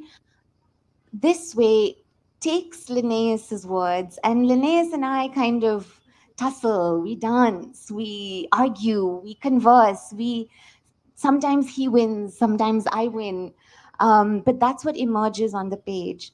So there are various forms of poetry. There's the sestina, there's concrete poems, there's a lot of instruction poems. Do this, do this, do this. Because honestly, if you look at Linnaeus's work, he sounds like he's telling you what to think and what to do a lot of the time. So I thought that echoed his rather pompous sort of, I know it all kind of demeanor quite well. But the thing is that with erasure poetry, you are never ever completely rid of the older pre-existing work, even if you have so-called new work on the page, right? The old work continues to haunt the new work. And I thought, in a world where we are still haunted by the legacy of Linnaeus, where we are still so haunted by the way that he saw the living world and the world around us, it makes sense for him to still be so present on the page, despite these being new poems. I love that haunting, to let your old work haunt your new. Okay, so I have a small section here that I'd like you to read out before I go into my next question, which you'll understand shortly. Oh my. Okay. Just this portion. Yeah, I've Okay. underlined. Okay. This is Goethe and his friend having a little chat, and Goethe is complaining about something. And this is what he says: "The world is full of fools. One must be either this or that, poet or scientist, not both, not anything more. We must spend our lives inculcating one interest, specializing in one art." Tischbein, who's his friend, hesitates. "But some would say that is the way to true knowledge." Goethe snorts. "True knowledge. This division lies only in our minds, Tischbein, not in the world. The world continues to be exactly as it is." So, after reading the line, I think everyone can get the gist of it. So, we're talking about classification, and that is how we have moved away in this book from just classifying plants to classifying people. So, how did you come about this going from classifying in fact, like, how is botany, the subject that you picked for this book, going hand in hand with how we classify and categorize people? Right. Such a good question. So I use botany or science. If you do pick up the book, you'll see, as a metaphor, as a way to explore the ways in which we see the world, right? So at the heart of the book is a deep sort of epistemological concern. It's asking, how do we know the world? How do we gather knowledge about the world? And this question is important because the way that we learn about the world shapes how we relate to the world. If we learn about the world in this kind of mechanistic, analytical, fractured way, that is the way that we will relate to the world ourselves. That is the way that we will see it. That is the way that we will see plants and animals and each other. But if we learn about the world, and this is where indigenous forms of knowledge, for example, are so important to go back to.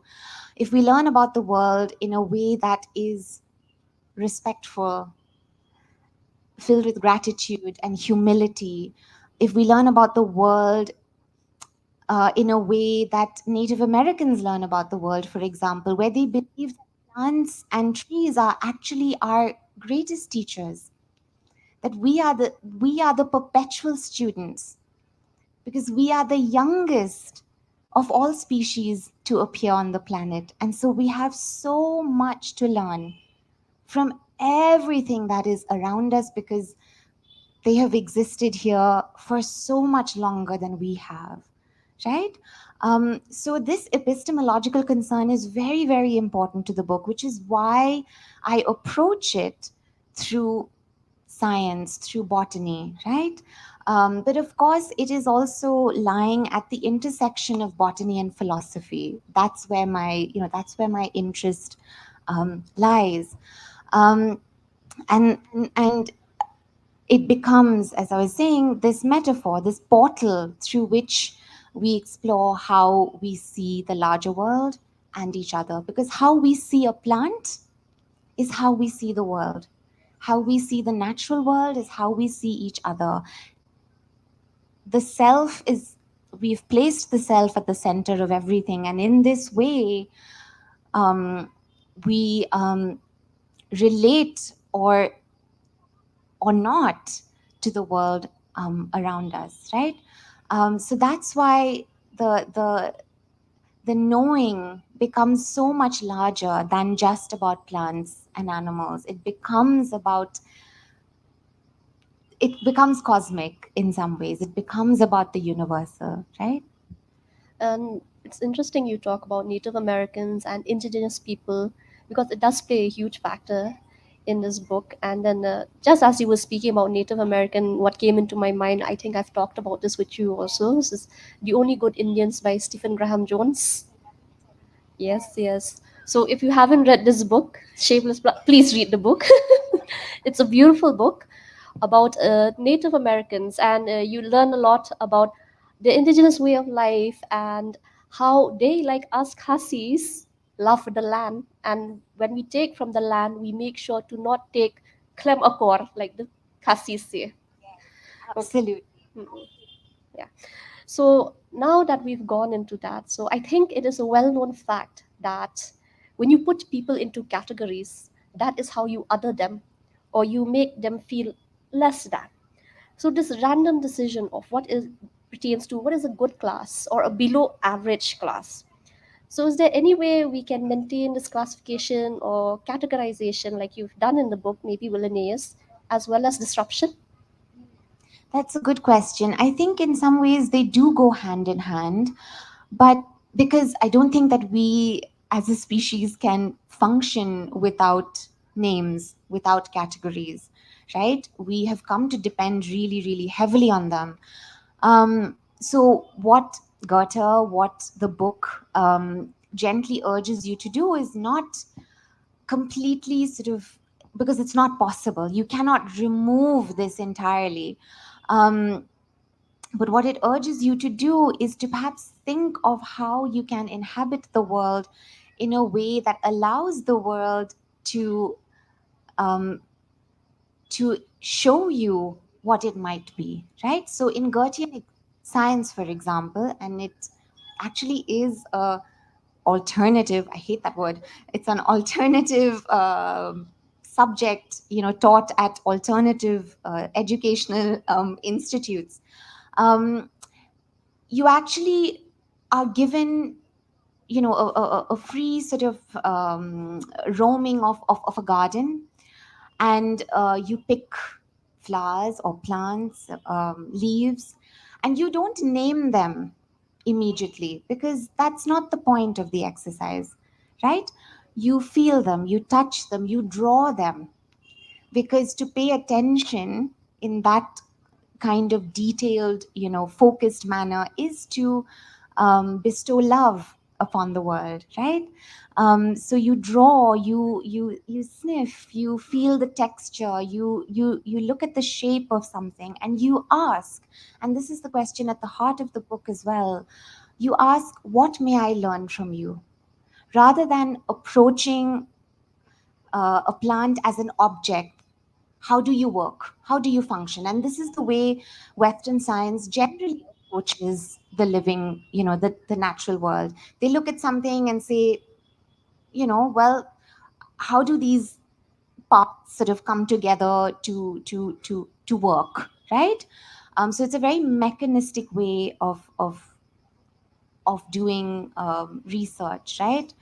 But in the more indigenous Goethean way, you you step back from all of that. You don't impose preconceived sort of notions upon someone or something, right? You ask, what may I learn from you?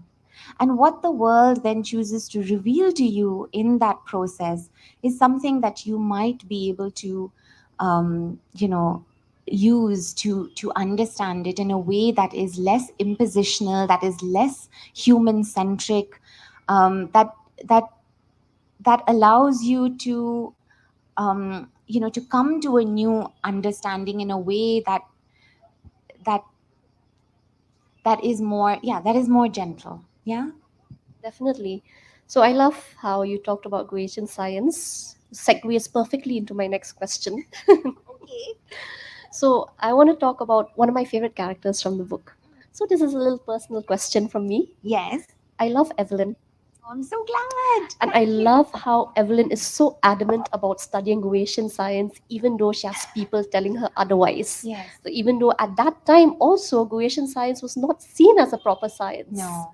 And it still isn't. Yeah, it still to be very isn't. honest, Goethe as a scientist is hardly known. I mean, he's really spoken of as a poet, as a Yes. playwright, but his story, like so many other stories, are written out of the narrative of science because those are messy stories. And we don't like messy stories. We like neat, linear, singular stories that explain everything and tell you everything and, are laid out sort of before you in this really simple way. But Goethe complicates science. He forces you to question what a scientist is and what science actually does. Right? He's really radical for his time. Yes, and I love that Evelyn is trying to do the same thing. Yes. So I would like to know, who is Evelyn? How did you come about with Evelyn, and why and how Goethe as well? Yeah. So Evie actually is the first character that sort of popped into my head for this book. She's, if you do read the book, you'll see that she's the second protagonist, the second person that you encounter. But I was in a little exhibition in a garden somewhere in the UK about 10 years ago, and there was an exhibition on Victorian and Edwardian botanists, women botanists, who had traveled the world doing disruptive things like going on solo trips and collecting plants and painting new to them new species of plants, and of course a lot of these women botanists traveled to the colonies, right? So really across the world, wherever sort of the British Empire had its claws in, and I was sitting there thinking, oh, how interesting their lives were, and how inspiring also in some ways. And in my head, there was this image of a young woman traveling on a ship. This is all I knew at that point, traveling on a ship from London to India. And where in India? Perhaps somewhere close to where I'm from in India. And why is she traveling to India? What is she looking for? I don't know, but I have to write the book to find out. And in some ways, I think that is the question, that is the spirit of inquiry that, initially motivated the books. The book is about curiosity and wonder and questioning, and it began in that similar spirit as well of asking why. And at some point, as these things usually do happen serendipitously, I had a conversation with a friend who was studying at an alternative institute in the UK, and he was studying Goethean science. And I asked, very much like Evie does in the book, what is Goethean science? And I was amazed to learn what it was. I won't tell you because you won't read the book. But I was amazed to learn what it was about, that it offers us this alternative. And it offers us this way of seeing the world that, because I'm from here, suddenly seemed really resonant with how, indigenous communities inhabit the world in the Northeast. Indigenous communities inhabit, the Americas, Canada. So there suddenly emerged this grand, this wonderfully elaborate connection. And I thought, I can't let go of this. This is an idea I have to follow. And it took 10 years, but here we are. Yes. Okay, I just so myself as well. I have science background, as you know, science and Yes. medical background, and we've always been taught to see things in a certain way. Yes. So reading your book brought back all these memories about, like, do I really have to do it this way? Is it supposed to be done like this? I So can see why Evie is your favorite character, because she yes. is a botanist who's being trained in a very particular way, in a very mainstream science way. to do these experiments and to sort of learn about the world in this way. And she rebels against that. So she is you. Yes, we love rebellious women. Okay, so let's talk about traveling. There's a lot of traveling happening in this book, right? From our first character, Shy, right down to Linnaeus, because even Yes. though Linnaeus's portion is poetry, it's poetry from Lapland when he was doing his travels. Why traveling? It plays such an important role here. So, what do you think? Do we find ourselves while we travel? Oh, such a lovely question. Cheryl is absolutely right. This is a book of travel logs. It's four intertwined travel logs at heart. And I think travel plays such an important role in the book for a number of reasons. Yeah. One of them because it is a book about disruption. It is a book that is trying to urge you to see the world in a more fluid and a more holistic manner. It is trying to tell you that categories fix things, categories deaden things, categories calcify things. And we can choose not to do that. We can choose to allow people, the world, to be as it is, flowing and free and shape-shifting. No, we believe in shapeshifters here. And that's what I think we all are, right? We are constantly changing as people. We're constantly becoming ourselves, just as the world is worlding. And I say this from a phrase which is actually where they say nature not nature natured in opposition to nature naturing, right? The world is constantly becoming world.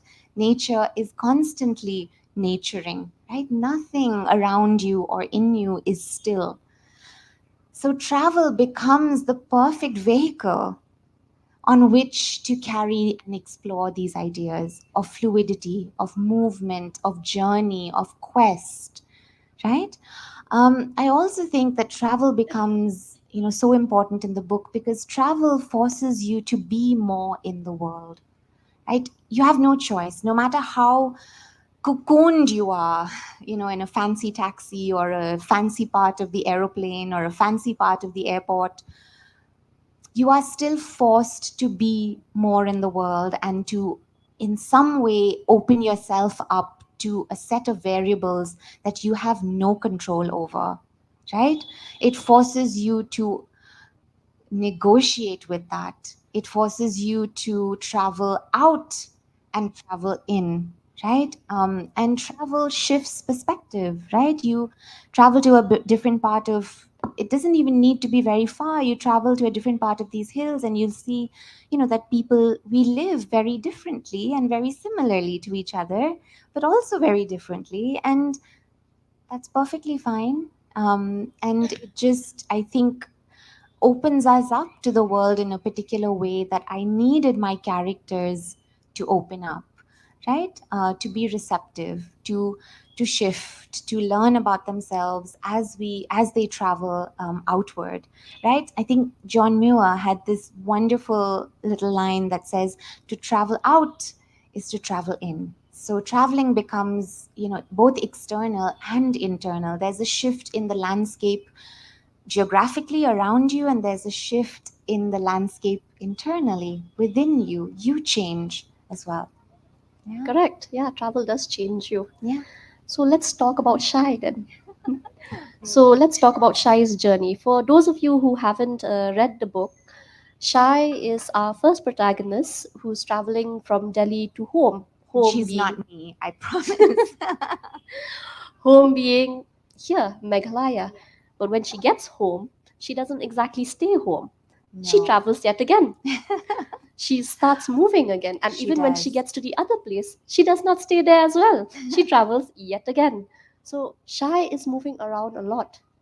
She has no, let's say, concrete conception of what is home to Yeah. her. Yeah. So what is home then? For Shy of me. Let's say for both of you. Ooh, very clever. um, Such a difficult question, no? I feel like there are entire festivals crafted around the idea of home and belonging. For Shai, to begin with, she's a bit of a lost soul. She's, thanks to her mom, to her family, she, like so many of us here, she's been pushed out of home, out of here. Oh, they're back again. She's been pushed away from, this place because of the certain kind of narrative that exists, right? That elsewhere is better. There are no jobs here. There's always trouble here. There are always bans and curfews and always the possibility of some kind of political turbulence. So the narrative is, and it's a very strong one, is that you go away to be successful. Best, of course, if you can make it to a white people country. But, if not, Bombay or Bangalore or Delhi or Calcutta will do, right? But it's a place where find a job, you settle, you do well, right? Shathe, not shane, right? And so Shai has been, in some ways, the recipient. I don't want to say victim. She's the recipient of that kind of imposition on her life story from her mom, especially, right? Who only has her best interests at heart. She loves her daughter and she wants her to do well, and she doesn't want her to get stuck in this dead end town where nothing ever happens and there's only the possibility of trouble around the corner, right? But Shai then is never allowed to make that decision for herself, right? She never is allowed to come to that conclusion on her own. And so she is, as her friend tells her in the book, she's like a slightly dysfunctional, compass.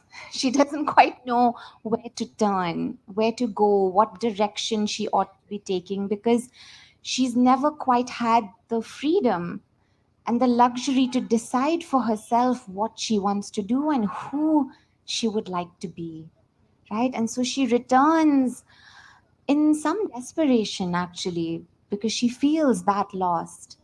And she travels over and over again, as you said, in her, in the narrative, because she's constantly looking. And I think in some way she does find a home, a sense of stability somewhere. Again, I won't tell you where, if you haven't read the book. No spoilers. But I think also she's moving away from the kind of life where you are told that to be successful, you have to earn a certain amount of money, you have to accomplish these certain things, you have to have that big car, that big house, that big phone. And she moves to a place where she does nothing. And it is the most joyfully, anti-capitalist disruption in the book, where she just says, I want to just be. And isn't that enough? I want to tend to the kper. I want to learn how to grow potatoes. I want to make sure the chickens are fed at the end of the day. I want to sit at the top of the hillock and watch the sunset every evening. And that is my life. And it's perfectly, perfectly valid and perfectly fine to have a life like that, right? So she's moving away from a certain set of very toxic narratives, I think, but also narratives that we understand why, they've come about historically, why, there has been this much turbulence, where we live. As for me, I think for me, home is very much here and very much everywhere. I always try and use this analogy of, these beautiful old gigantic trees that you see here that are so firmly rooted to the ground. So they draw life and water up from the very depths of this place, but they also spread their branches, their leaves so far beyond them. And I'd like to think that home for me is this. I was about to say you just described the perfect cat. who has a home but calls every other place its home as well. Yes, yes, that is true, and gets fed about it in 3 or 4, households. Okay. So I will end this session with another question and then we'll go on to audience questions. So please have your questions ready. We'll have 10 minutes for that. So since we've gone through all of this, Yes. I feel like when I read about Shai, Oh, thank you. so when I read about Shai, even though you don't explicitly say who Shai is, who her parents are, anything like that, I felt like she was struggling with an identity crisis. Like as many of us, I feel, do here as well, as I myself have also struggled, because who can truly say who is what you are? Like, okay, let me be more blunt. Who can say who a Khasi person is? So in the same way, when I was reading about Shai, I felt like she was having this internal struggle with herself about who she really was. Am I just reading too much into it? I think, is this working? Okay, it is. I think on a on a more sort of expansive level, she is asking who she is to begin with, right? And of course, within that umbrella, the question "Fide Khasi" constantly comes up, right? Because again, we expect a Khasi person, or a Bengali person or an Indian, to look a certain way, to speak a certain way. We have very particular traits in mind when we say, are you this? Are you that? And it's often not asked with any ill intent, but it's a question that deeply anguishes Shai, because she doesn't know how to respond, because she's been away and she's been back and been away again so many times that she doesn't quite know where and who she feels connected to, right? And I think that I would hope, at least, that we as a community, as people from here, are able to be expansive and generous enough to say, whoever wants to say they're Khasi, because they feel love for the place, they feel invested in the place, they feel that they wish to learn more about the traditions and the customs that have grown here, that have been fostered here. There's a wonderful book by an author whose name, of course, I forget, but I will get that for you later. And it's about a a Gujarati community in Africa, in Kenya specifically, who were a trading community, right? And they were there as merchants, and they came into contact with the indigenous communities there. And the question at the heart of that book is, who is indigenous, right? And it's a very important question and a very pertinent one. And the book goes on to explain in some ways, or suggest gently, that whoever whoever is invested and interested enough to learn about a particular place, about a particular people, because they live there and they feel for it, and they are moved by by where they are, that person is indigenous. And I thought that was such a beautifully generous way to say, to say this. um, because we can often be very harsh about who a Khasi person is and who is not, and who is an Indian and who is not. We can be very harsh, we can be very violent, right, with our categories, right? And so I think maybe the hope is to move towards a more expansive and generous space. I have friends here in Shillong who are not Khasi, they're from Bihar, and they have lived here all their lives, and they know more about Shillong and the history of this little town than all of us put together, because they have paid attention. And to pay attention is to love. And I think that is more than enough. Yeah, definitely, yes. Who is to say what makes you? Only you can. So let's move on to the audience. So if you have a question, please feel free, raise your hands.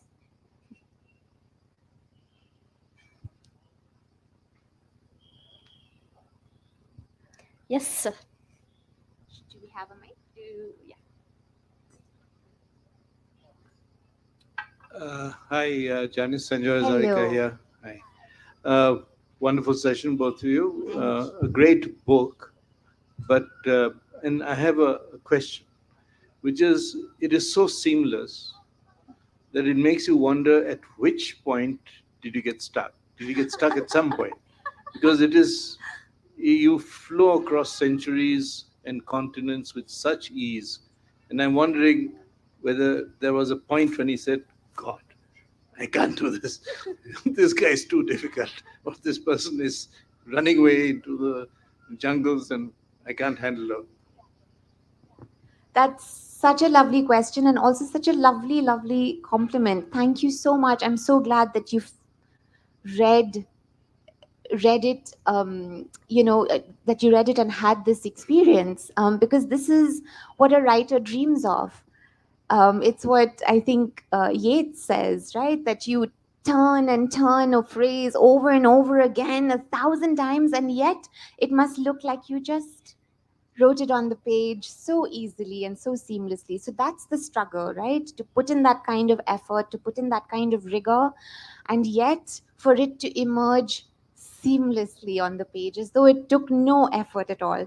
But there are ghosts and there are all of these skeletons in the closet, because there were so many points at which honestly I wanted to give up and throw the manuscript outside, out of the window, and say, I'm done. I must be crazy to be attempting something like this. I don't quite know what I'm doing. Am I good enough? I don't think I'm good enough.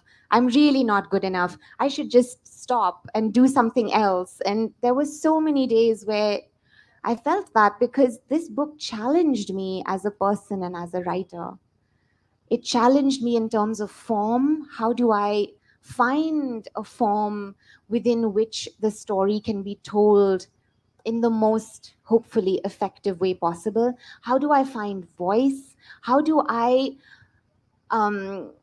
negotiate with all of this historical research that I've done? How do I place that research in a way in the book where it doesn't, weigh it down? And so there were so many challenges. I think one of the most difficult things to do was to write about white male European figures who really existed. These are historical, figures. Goethe, Linnaeus, they are huge. One's a huge literary figure. I mean, Germany and him are sort of nationally conflated in some ways. And Linnaeus, they're so sort of proud of the fact that he's the father of taxonomy. And here I was, this little brown, these are the stories you tell yourselves. You're this little small brown woman writer from the Northeast, some little corner of the world. And what right do you have to write these characters in your book? Are you insane? How are you going to do this? Because really, these are not the stories you tell. You tell your own little stories. You tell the stories that you're supposed to tell in your own little corner of the world, so that the West can read them and say, yes, good on you. You're telling the story of your people. While they, of course, travel around the world and tell the stories of whoever they wish to. But anyway, that's my rant over. But that was very difficult, to really sort of try and overcome that sense of insufficiency and that sense of intimidation that I felt writing Goethe and Linnaeus. And what helped, honestly, was reading other books in which these historical figures appeared and where they have been treated rather less reverently.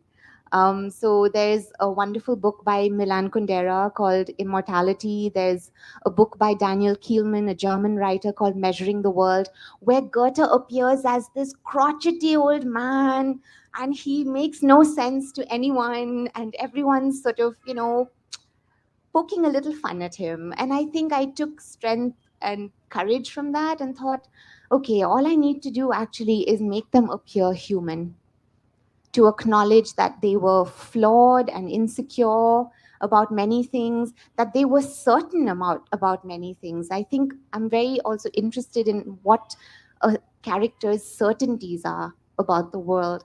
And so that's how they came, to life on the page in a more human, um, flawed, messy way. Yeah. Wait. Maybe the girl there? Yeah. Hello. Hello. Hi. Hi. Hi. Hi, Hello. Janice. I'm yet to read your book. I've read Boats on Land and I really like it. Thank you. And I love the, like, whatever discussion we were having about the dysfunctional compass. And That oh, stayed with you clearly. yeah, I mean, it kind of stays. I'm a sociologist by training. So, anyway, that sort of makes me wonder. And your comment also about home is here and home is everywhere. Could you bring these two together to actually explain indigeneity, which was also something that you all discussed? I would love to know more. That's it, just a Right, small right. comment. Okay. Big discussion. It's such a good question, and it's such a big question, right? Especially at a time like this when we are having these very, very vocal and very impassioned debates about who belongs where and who is indigenous, and who are the outsiders and who are the Dakars and who are all of that, right? Um, and I have no sort of clear cut checklist kind of answer, because I feel like, well, if there was, then maybe we would have already discovered it or would be on our way to discovering it, and maybe life would be much, much easier. But this is not that kind of answer, right? Um, for me, I think indigeneity is very much a sense of um, having having a sense of a history of a place, of being able to access or study the history of a particular place with some amount of ease. So to go back to what Cheryl was saying earlier about, so many of us feel really disoriented. We don't know who we are and where we're from. And I think so much of that comes from the fact that, you know, even while being here and studying here, we don't often, if at all, actually hear about the stories of these hills. Until a few years ago, I never knew that there was an Anglo-Khasi war of independence, right? I know about the Cholas and about the Mughals and the greater sort of Indian struggle for independence, in which we do not feature at all. So I think really where it begins is learning about our hills. Whether you are from here or not, I don't know if that really makes a difference, because to be very honest, I'm a child of colonialism. I have Portuguese, English, Jaintia, Khasi heritage. So I don't know where on earth I'm from. I'm from everywhere. But for me, what matters is knowing the stories of this place, of understanding how we have come to be who we are. Because if we don't understand our past, if we have no access to the stories of our past, we don't know who we are now. And I feel like perhaps even us as a community suffer from this dysfunctional compass, right? Because we don't quite know our own stories. So maybe that's where we begin, right? We begin with Yethokana. We begin by telling stories, by listening to each other, by learning as much as we can about where we come from, so that we understand who we are now, where we are now, why we are now, right? And not to say that it's not important to learn about the Cholas and the Mughals. That's not what I'm saying at all. But it is important to learn alongside our own history. Yeah. Thank you so much for that. And I hope we do ponder upon this question after we leave here as well. So I've just been informed that we're running a little Sorry, out Anurag. of time. Anurag, please join us in the Author's Lounge and have your questions ready for us there. She'll be sure to answer all of them. So I would like to end this session the way I began this session. So we began it with a call to action. I would like to also end it with a call to action. So I call upon all of you to be here, to be present, and to be listening. Listen to the people who have a lot to say, the storytellers, our own storyteller here with us. Please, everyone, enjoy the festivities. Thank you so much. Thank you, Janice. It was so lovely talking to you. Cheryl, I mean, what an incredible session. Thanks to you. You're just the most amazing, amazing questions. Thank you. Please, a round of applause for her. Thank you. Thank you. Thank you so much for being so Thank you, everyone. patient. Thank you, Kong Janice and Kong Cheryl, for the delightful conversation. I'm sure that everything the light touches will be a poignant read for all of those who haven't already enjoyed this expansive novel. I would now like to present the speakers with a small remembrance of the literary festival.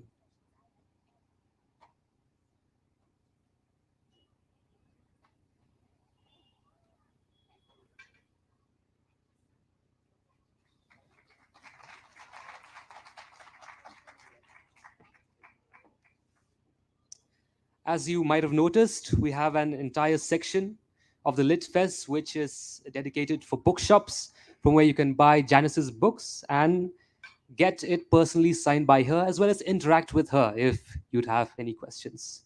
We shall now take a short break. However, do join us for a very interactive session featuring music by a very renowned band from the Garo Hills after 30 minutes. I request the authors and speakers to collect their lunch coupons and name tags from the author speakers lounge, which is after the Amachitra Katha or the Tinkle area. Thank you very much.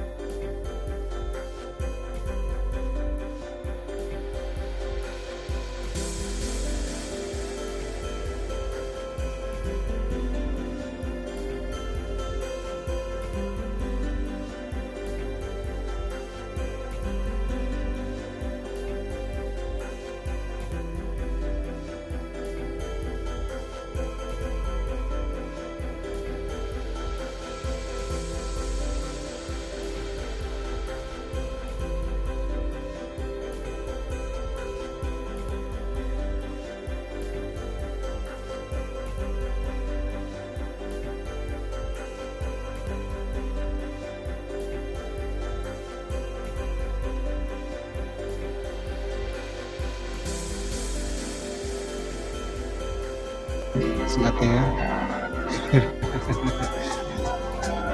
Mic test only. 이모톡보다. Just come by. We'll have a good time. I'll make sure you have a good time. Hello, hello, hello. Mic test. I spoke in code word. Hello, hello, hello, hello.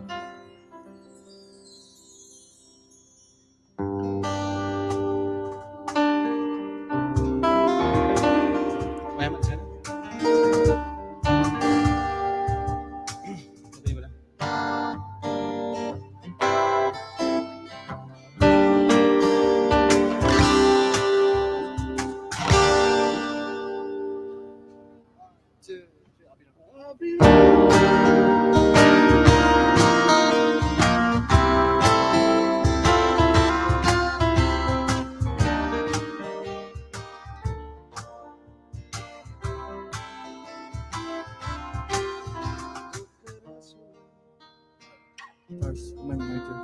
Guitars. Little bit of cajon on my side. Hello, hello, hello. Please bear with us. We're just cross-checking. Hello, hello, hello, hello, hello. Bukatin ko. Just please.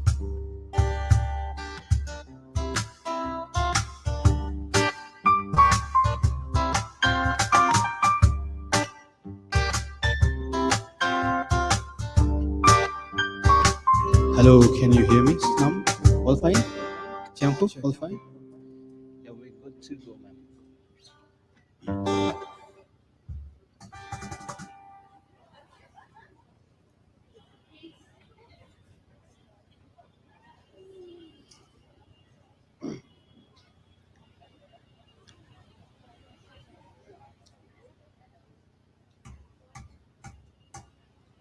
Okay, great.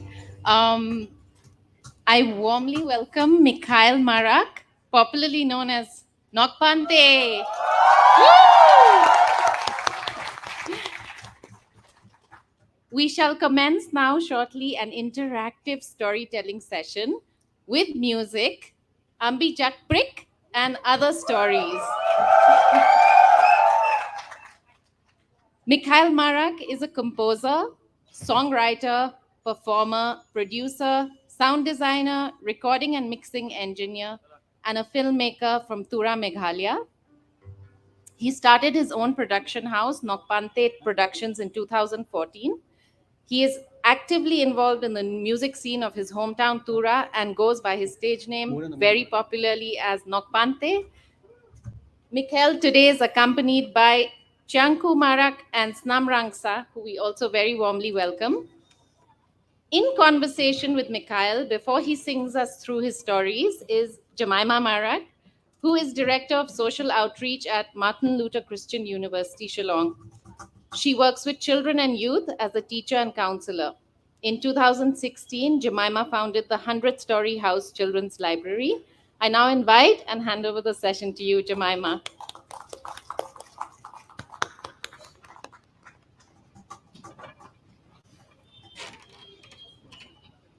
Okay. Thank you so much.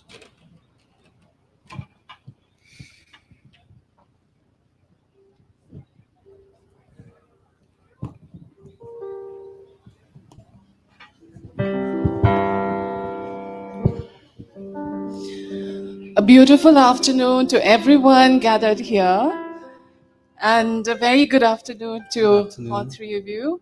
It's so nice to see you and meet you again. For those of you who didn't know, Chiangku used to be my student, let's just say many moons ago.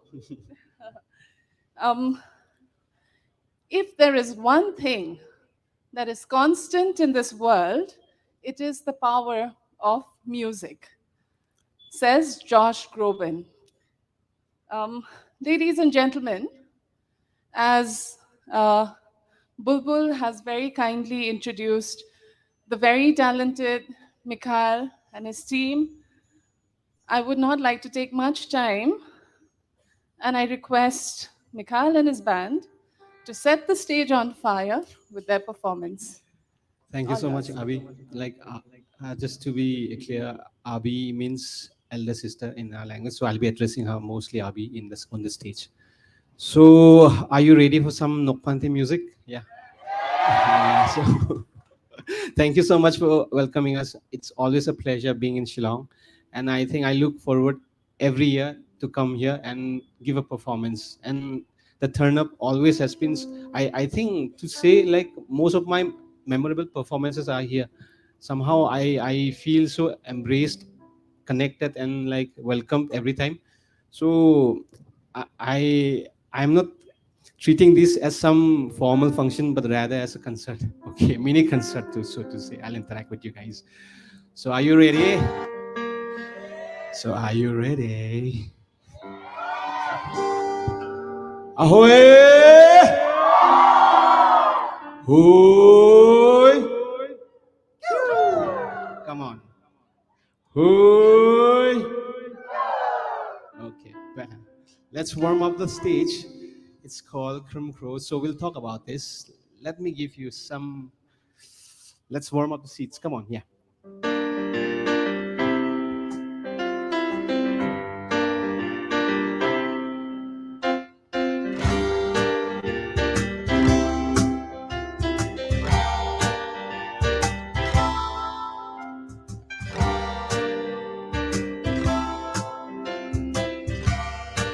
I think some of you know the song. You can join me, okay? It's very easy. My songs are very easy. You can just join in.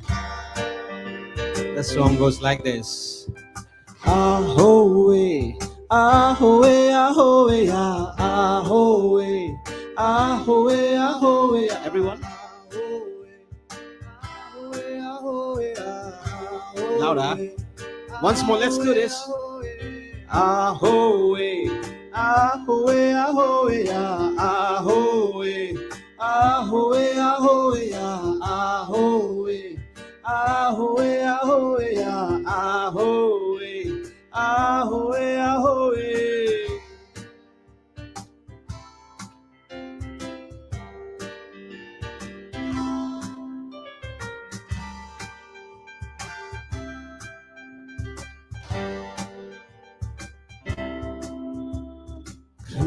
Krum kro choke ha, krum kro doke ha, krum kro choke ha, krum kro doke ha. By the way, krum kro means unity and being together in our language.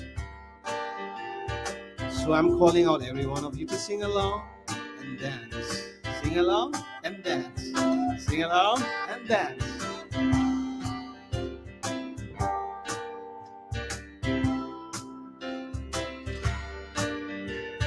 Let's go.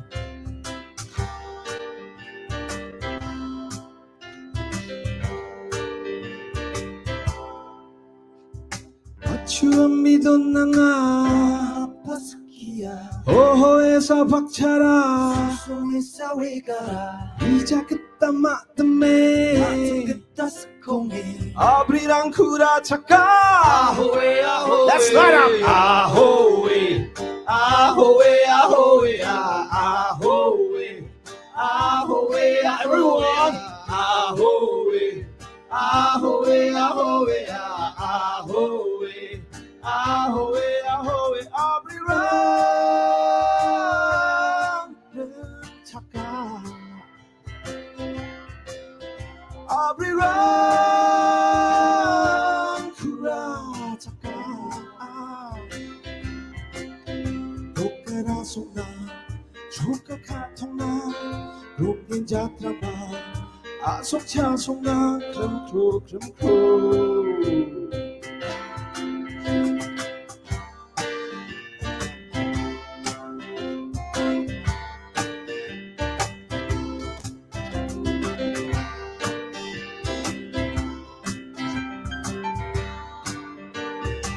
So in the next few lines, I'll be talking about how the grandpa makes wine, local wine. Okay, and the ladies are dancing, so we'll be talking about that, but I'll sing for you now. 릉릉릉 와승 등등 잠이 아파득하 지금 구멍낭름 닭름 차름 미야 미트라 모즘 촉름 릉릉릉 와승 등등 잠이 아파득하 지금 구멍낭름 닭름 차름 미야 미트라 모즘 촉호이 우릉릉릉 와슴 腾腾 잠이 아파득하 지금 구멍낭름 닭름 차름 미야 미트라 모즘 I'll be run, chaka. I'll be run, kura, chaka. I'll be run, chaka. I'll be run, kura, chaka. dokara sunga chuka katuna rungin jatramba asong cha songna krum kru krum kru.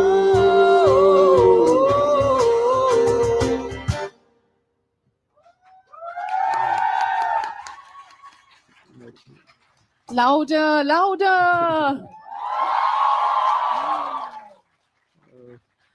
What an amazing song. And I had goosebumps all over me.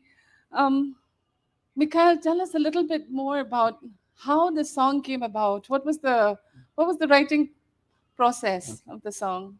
So this song was composed in the year 2016. It's a long back, and it was for a festival theme song where all the tribes from Northeast came together in a place called Betasing, Garo Hills. So there was a festival called Rhythm of the Hills. So other clients or the officials, they wanted a song which will suit, incorporate and give a glimpse of who we are as tribals. So I in the original song there is Hoikyu, there is Bagurumba for Boro, then there is uh, uh, Hook Sari Hook for Raba. So mostly whatever interesting chants I could gather, which that I put it in my song. Like for Khasis we have Hoikyu, for Garos we have Ahoy. So that was the song, and in this song I speak about being together and who we are from where we come. So basically the gist is that, and staying united, and the echoes and the hills. That's all the song is all about, talking and bragging about ourselves. That's it. That's a wonderful song. So, what is the next treat that you have for us? Okay, so next song we have. Let's do a little game before that. No? I do in all of my concerts this. So I think the people who happen to my concerts are familiar with the thing I do. So let's do guess the song. No? Like what song am I going to do? Yes, see, it's not that. It's Ambi Jakbruk and Gapanggol Furamo. So I think you guys are sitting over there. There's a seat here. Please come join. Okay, let's do this Candy Crush thing. Okay, this was, I think, my mother, my grannies, they used to do, and I think most of the old people like myself, I'm quite old now. I think so. So we used to do that. I think the people nowadays, not people, I would say, I think youths, I think they are more into technology, which is not bad, totally fine. But I think somehow we are kind of getting lost in that era as well, and forgetting about who we are and little things that we used to do. So this song is an attempt which I tried at reminding people back that these are the things have you heard about. Actually, my nephew and niece, both of them are so much into mobile phones, no? And they hardly go outside, they hardly do anything. Like I used to fly kites, I used to play with that betel nut leaves, like we used to drag and do that cart thing, right? I Marble? think Did more. you play the marble games as Yeah, well? marble, if I have that a jar full of that, that's the pride, na? So that's the little games we used to do. So the song is all about, I wanted to remind my nephew and my niece, come on, get out. Like these are the stories, have you heard about them? Like I think my sister also doesn't make sure they listen. So that's why I made sure that the uncle makes them listen. Very nice. So let's do this thing. Put your hands on top of the other one. Okay. This is a very little game. So, my jing jing, my jing jing. Let me teach them. You all know. So say, repeat after me. My jing jing, my jing jing. Ambi maki.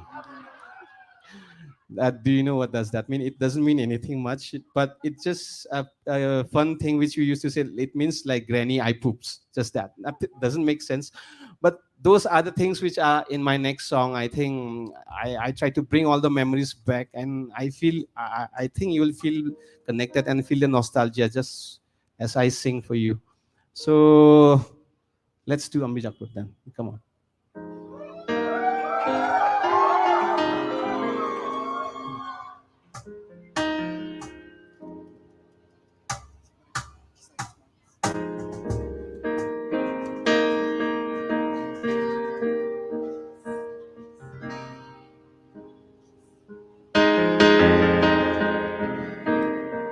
I'll just have a little bit of water.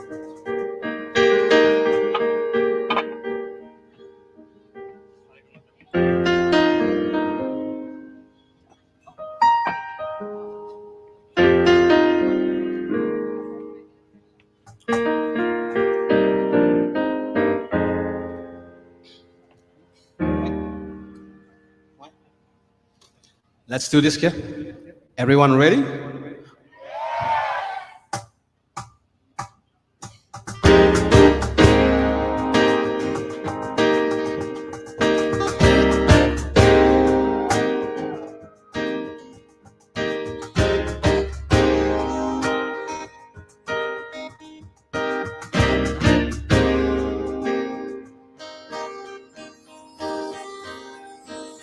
그네족 만나 아골포랑 칭언이 그참 카타랑 느끼반 이자 좀 카도람 두 남자 안 비작불난 와랑치야랑 니 주망 생왓 막불메 플레프랑 미갑 삼몸에 사기랑 지른 나와랑 아시 말잖아 노백이야 누가라겠나 작시코 치가야 마차동안나 비루와 롬구와 Everyone, away, yeah.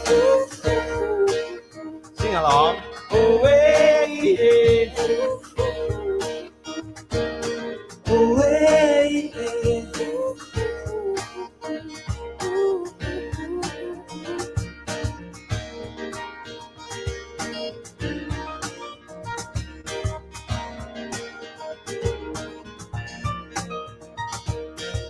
Apple ko kalim sam akakini mandera Mirakuni kusamang guwe bikopo son solera Ada pada no no sada nengkoke amjawo apa Mai jing ambi Good ada surang Batal sentelakan lekado dengan Sekaling balwalang dama tokirang Christmas welcome lang Away, can you sing with me? Everyone Away Bada Away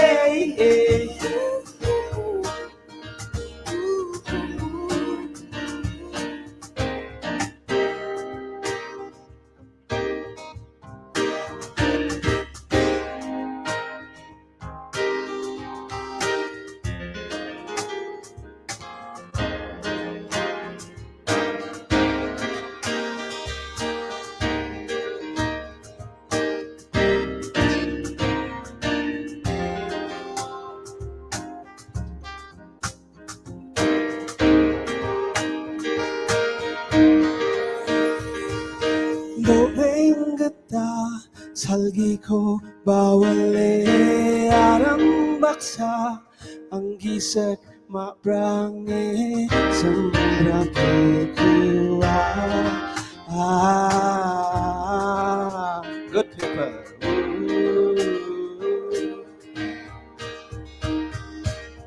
mande bureng ba abriyo dongana cempa duraba sako sigana dating kenchoping mi mangba kalaka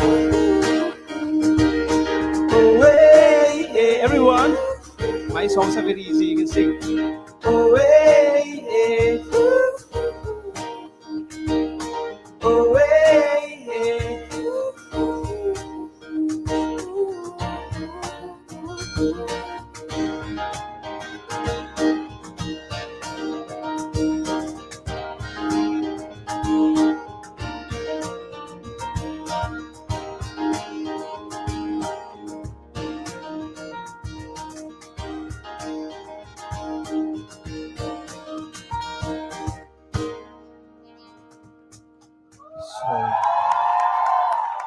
So that was Chakprak. Let's do one more time. This Candy Crush thing which we used to do.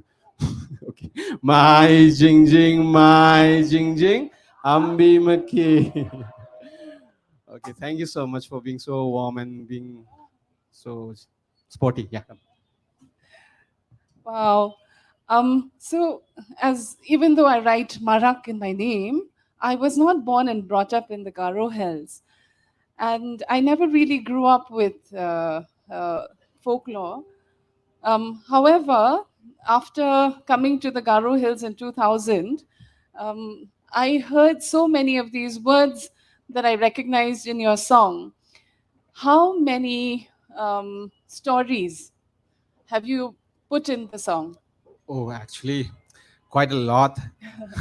It's kind of kitchery, like you can say, because uh, I wanted people. This my song was just like in window or a door for people to like get introduced to the world. These other things, like say I have mentioned here about Ambi Chakbrak. Yes. I have mentioned about my Jingjing. Yeah. I have mentioned about various things which I used to do as kid.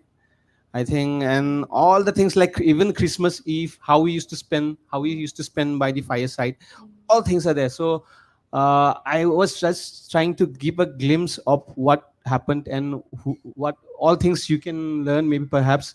So it was kind of like me trying to tell my nephew and nieces, and plus the youths that are unaware of all What this. childhood was Yes, like childhood for memories, you. all Yeah, nostalgia things. yeah. So many things. I think if I going to speak, it will be a lot. I But know. people can take cue from there and Mm. maybe now start, because I got so many responses after this song. Is one a friend of mine, she's a mom, she texted me, "Are, why did you compose such a song? Because my daughters are now asking about all the stories that you have mentioned over there." So it was kind of good feedback that I got, and I think it was kind of introduction for the young kids, which I Yes. felt so. And by the way, it's a Children's Day, so happy Children's Day. So I Happy totally Children's forgot Day about to that. all of us. Yeah, Yeah. there's a kid in all of us. I think there's a children in all of us. So to the innocence, to the kid in us, happy Children's Day. Happy Children's Day to you Okay, too, okay, yeah. to all of you. And so coming to our third song, Jakkutel, is Yeah, it? Okay. it's Chakateli. So this was kind of my first song. It was done in 2014 when Garo Hills was going through so much turmoil. I think it was really dark phase that time. I was in Kolkata studying that time in film school, but the news that were coming in from my place was totally like, oh, so bad. Like I don't know, the incident that shook me was the incident of this late Jospina, where she was shot and Yes. gunpoint. I don't like to talk about it. Like it's kind of moving. So so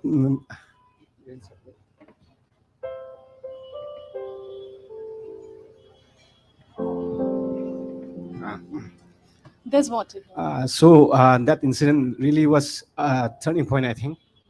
I kind of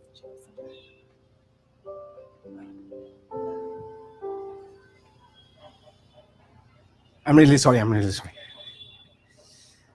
Like moving on. So Chakatel was, I think, done in that time, and it was first song. So I still remember I was studying in Anthony's. Then there was a political science class where they talk about freedom. What does freedom mean to you? So when I was growing up, I only heard about freedom means independence, or freedom in the terms of boundaries. I never knew freedom could mean something else. Freedom always was given to us something as liberty from like somebody else, like in the sense border, or like you have to be separate. But the class that I attended back here totally changed my perspective that freedom can mean many things. And at the time, what I felt was Chakatel or freedom could mean peace as well. It was really in need of the time. I'm really sorry for the emotional breakdown. Sorry, I'm back now. So we'll do a great song. So so that was the concept behind the song and the story behind the song. And I think back then the song also got featured in MTV. It was kind of big thing for a small community like our Garo tribe. So everybody was so proud of that. So let's do this song and let this song do the speaking rather than. Yes. So to help me with this song, I have the handsome boy here, Mr. Snam. He's very popular. Okay. So, and by the way, let me introduce Chiangku as well. He's doing percussions, helping me. So give it up for him as well. So, Snam is a very talented musician himself, and he'll be giving. He's a very sweet voice. So just listen to him. I want him to do this song. That's why let him take over. Please, Snam, lead us.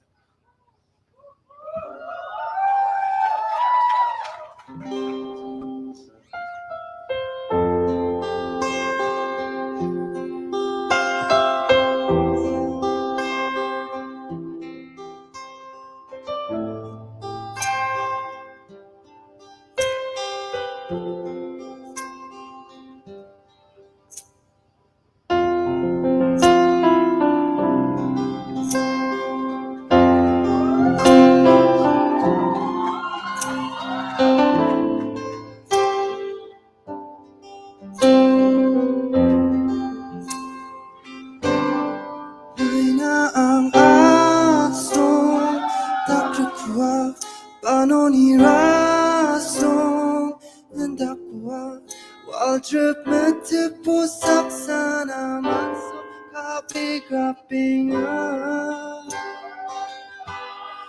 Bachi jokasa bachi tongtoma Kuasa koba sa teka kepensa Badita aci jaman sa tentang yang karira Jaketel jaketel Lampu angin 지용 동강에 촘촘한 저 끝에 람보한 이 끝에 지용 동강에 촘촘한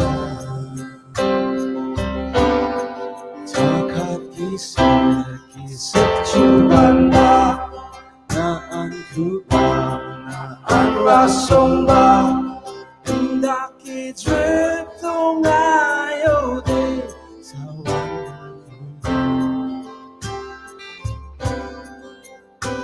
Dos kagrekini siye panawin jo Lumang kasao na Pang natin na tungkawan bawat siya Ipagetil dalang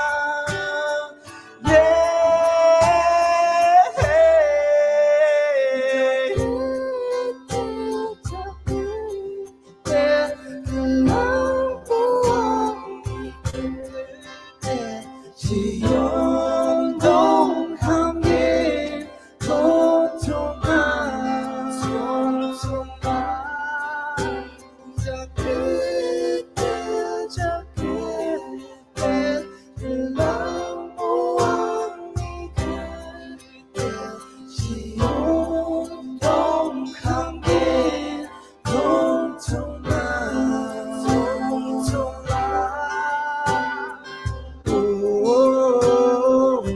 Everyone, if you know.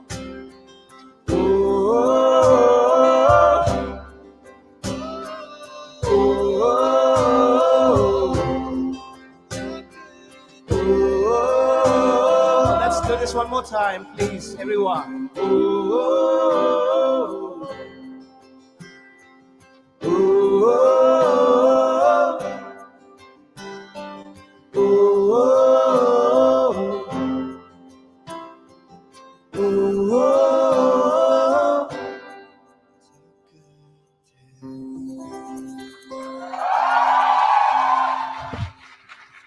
So that was the song.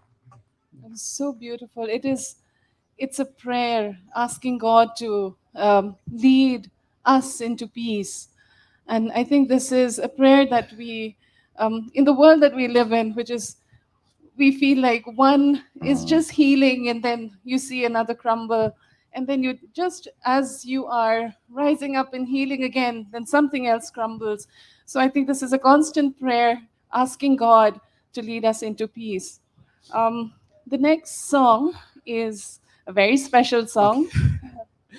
So thank you so much for being patient. Okay, and I think turn up is really good. I'm so happy that many have come, and like thank you so much for being so warm. And the next song is, I think it's again one of my old songs. It was made in the year 2017.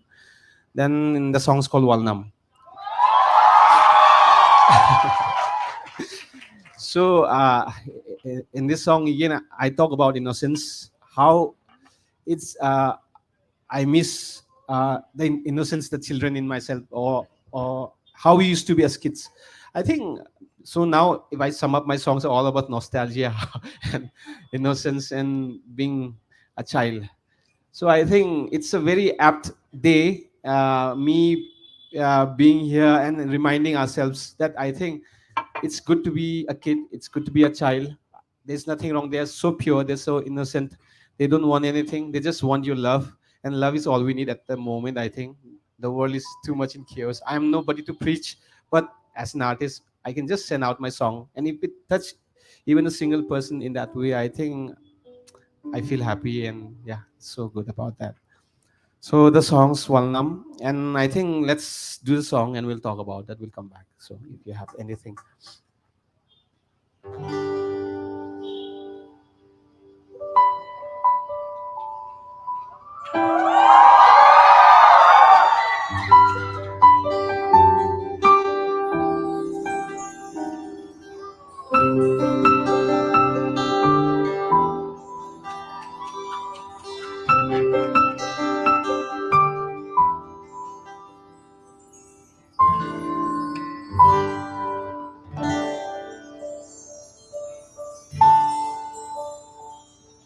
Wadamaka ang magchikotale Remang jumangi sekrepe Yang pelwasalo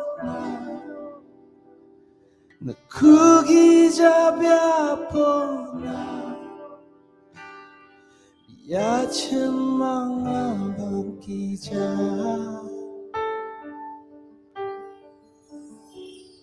Prangsing baing juk, wali yang injuk, wala kapaka. Prangwal kurip juk, salwal may natentang gritjuk. Walam kasara prang, walam kasara prang. Walam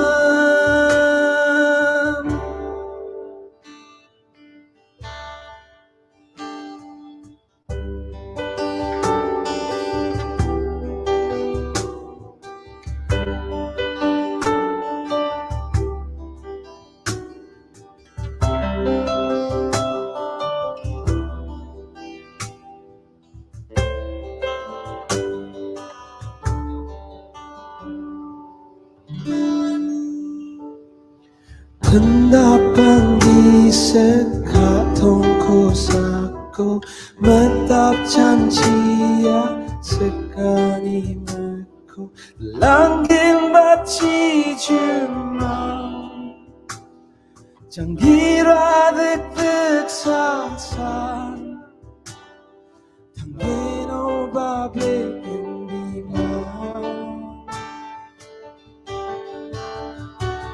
Paditabay kuna, padidabi kuna Bitay-tay banig, binandong jahat Matahang gising bisa Walang kasarapan Walang kasarapan Walang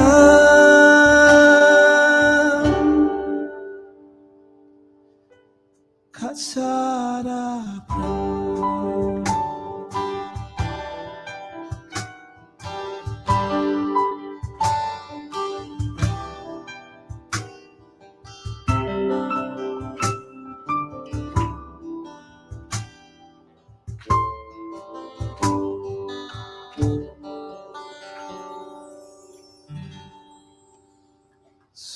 That's Walnam. I hope I'm not boring you. No. Oh, there was a commercial break as well. My break. Sorry. I'll talk about little bit about Walnam, how this came into being. Actually, in our Garo word, we don't have a word for goodbye. I wanted to do something with goodbye. Like it was like wanted to write a song. Most of my songs actually comes from the idea. Like I think about it, I live with it for some time, then I go with instrument. It doesn't take much time to write and sing. I mean compose, but rather like I work on the ideation first, then I go. So Walnam also happened in that way. Chakatel also happened in that way. Walnam, I wanted to, as I had mentioned, wanted to write something with goodbyes. But very interesting, this thing, I think we don't have a word for goodbye. So we just wish people when we are saying goodnight, like Walnam, we say Walnam. So hoping that we'll see again, perhaps. I think that's the only word we have.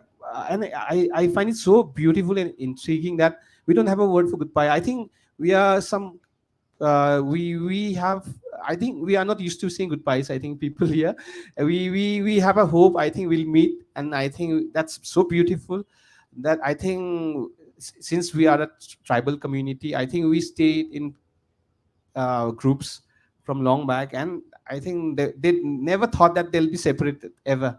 So that's kind of beautiful, appealing. And since I wanted to do something with goodbyes, so I thought, okay, well, that's how we address people. So that's how the song came about. In fact, when you were talking about the word, not having the word for goodbye, Yeah. it reminded me also of the Tamil word "poitavara," which means I will go and come back. So it isn't a goodbye. And also, um, you know, in the office, when we are done with the conversation, we don't usually say "walnam" because it isn't evening.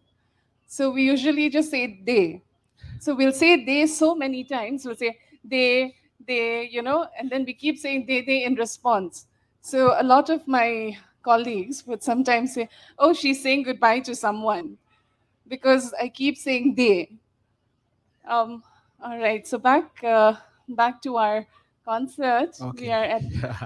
So before I did that, the next song will be my last song. Okay. So if any of you would like to, yeah. So if any of you want to talk, or if you want to have something, you can just we can chat. Okay. So the next song is my most popular. I can say it's a very popular song among people, and for this I'd like to interact and teach. I like with shall we talk about this or after the song ends? Maybe after the song. Then I'll not have a perfect ending. That's what I'm Oh, looking oh for. no! Please, No, I'm please, just kidding. no. As a musician, as a concert guy, I always look for a perfect ending. So, but Wonderful. no, not a problem. I'm just playing around. Like, I think okay. I'll come back then. We'll do the song and we'll talk and we'll do once more. That way we'll learn. So the song, the song is again about overcoming fears, overcoming yourself. I featured in the video all the winners, like Dominic Sangma was there, Chia. She has done a remarkable thing in her field, mountaineering, which is rarely seen as a sport. Then there was Winward, who has done and commendable work with his bicycles going up the hills, the mountains. Then I had in the video Batsrang. He comes from a very remote village. Even though in spite of that, he overcome everything, and he's a champion, marathon champion, and he made us proud. So I dedicated this song, and this gave a tribute in the video. So if you haven't seen, you can check. So that's the song all about. And everybody goes through a difficult phase. So it was one of the phases where I was also going through. And everybody, I think, for that matter, we as human beings, we are very we it happens with us. So it was written in such kind one such period. So the song is though it speaks about this overcoming fears, but I try to give the music in a very positive way. So I think when you hear the song, you will get it. So let's learn the song. We'll come back. We'll talk. We'll do one session. Chalo. Let me teach you then. I think people at the back and my Garo community is also here. They will know. Are you there? Are you there? Yeah. Ahoy! Hoy! Very good. Let's do the song now. Chena, Jangina. Lovely. Sing.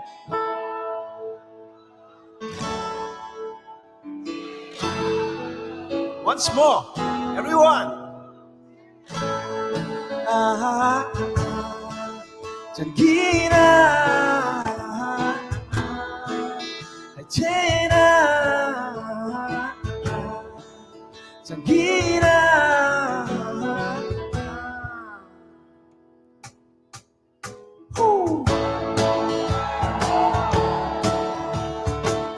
Sing along with you. Bantu ako ba kita? Langgit ma?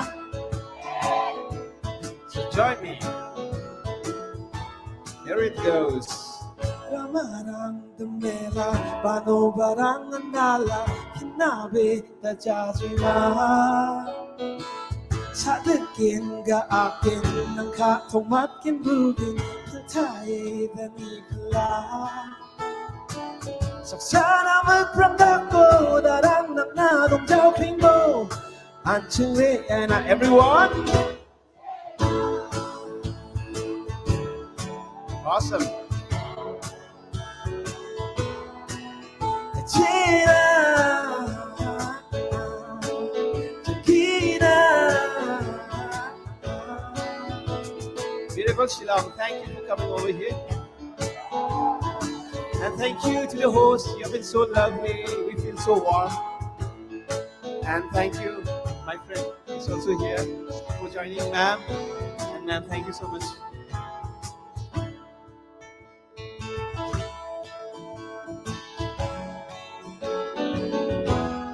Join me if you know this. Salrukin good cham kata, mingin basako batungin, chilna ampelgija.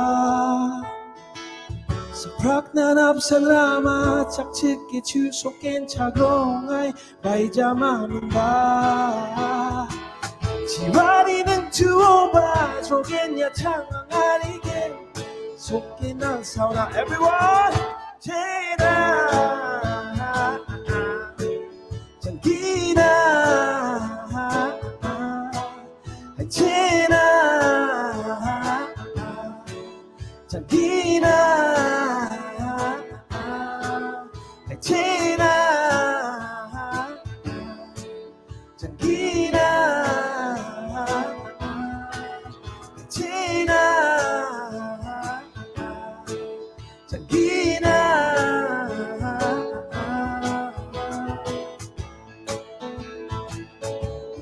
Give it up for my boys. Nam, everyone. And Chianco on the percussions. And Abi on the stage. Thank you for having us.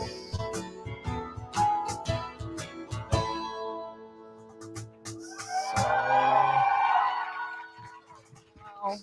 So that was the song. What a treat. What a treat.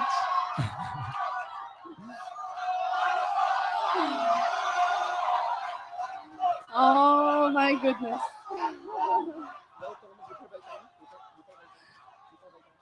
So, even though we would love so much, love to have a repeat of the treat that we just all received, due to the lack of time, and also we have so many other performances and sessions waiting for us, we'll have to call this session to a close. I'm sorry. Maybe. Okay, so we've just been informed we have 10 more minutes. Please. Can you just disconnect? I just want to put this thing. Done? So you want one more? Oh. What song do you want me to play? Oh, come on then. Let's make it a concert, yeah. Let's make it a show. I'm also feeling so uneasy. I'm so used to doing concerts standing up. So let's stand up and do.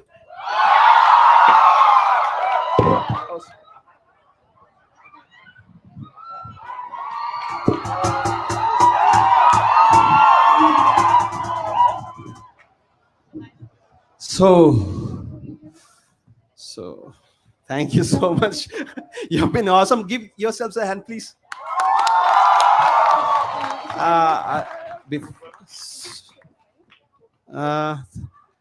So let me speak a little bit more about the song. So Hi Chena is not a song. I think it's now an anthem. I think it's so yeah. As I said, let's sing for ourselves. I know we all go through some ups and downs.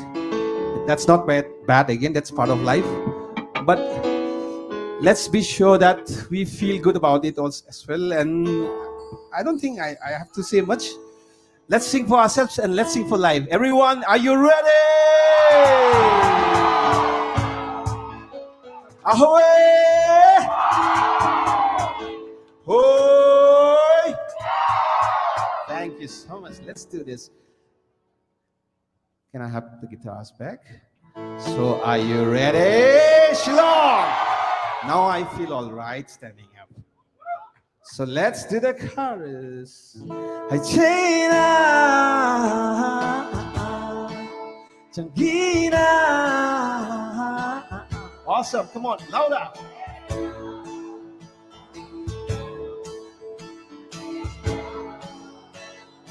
Once more, Shillong. Hai Chena, Changina. Hai Chena.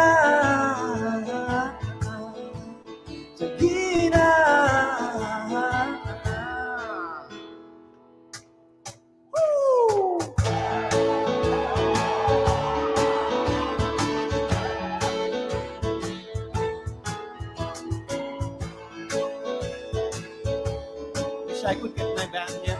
It would have been awesome.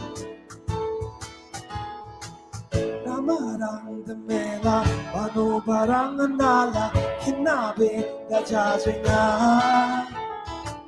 Sa daging ga akin, nakatumat kinugit, tatay dani pala. Saksana magramdam ko, darang naknadong jaw kringbo. Ang chingli and everyone, I Chena. Sing for ourselves, sing for life. Chena, China. Woo!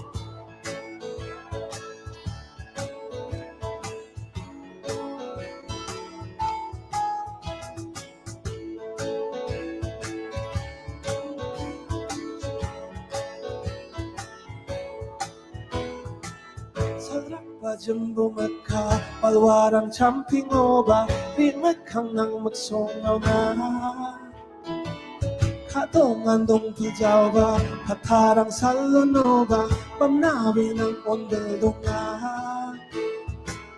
nandiyan wat kalahaw ng uam chakchaw ibo jangi dong kuwa ay Chena China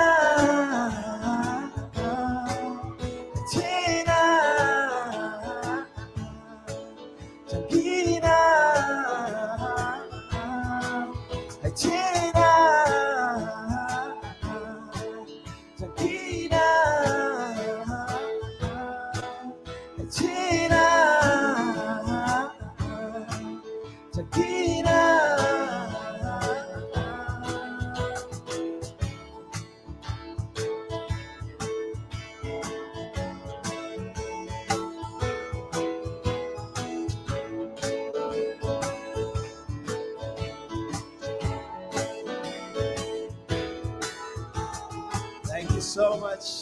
That is so lovely. Thank you for welcoming us. We are performing this Sunday as well, Cherry Blossom. So please do come. We are performing with our band. So this was a glimpse. Please come. This is teaser. Thank you so much to the organizers and thank you for having us. I think you have been awesome. Thank you so much. Thank you so much. Thank you so much. Wow. I'm kind of speechless. I think all of you, with your smiles and your cheer, have really shown us how popular and how invigorating this session was. Thank you, Mikhail and Nokpangte, for getting us through also so many different moments where we even got to, reflect a little bit on the hard moments as well that bring about this sort of amazing creative expression. And I think there's no need to apologize for going through those moments here and showing us your real, true, warm self on stage, Nakpangte. I would really like now to present the participants with a small remembrance of the literary festival.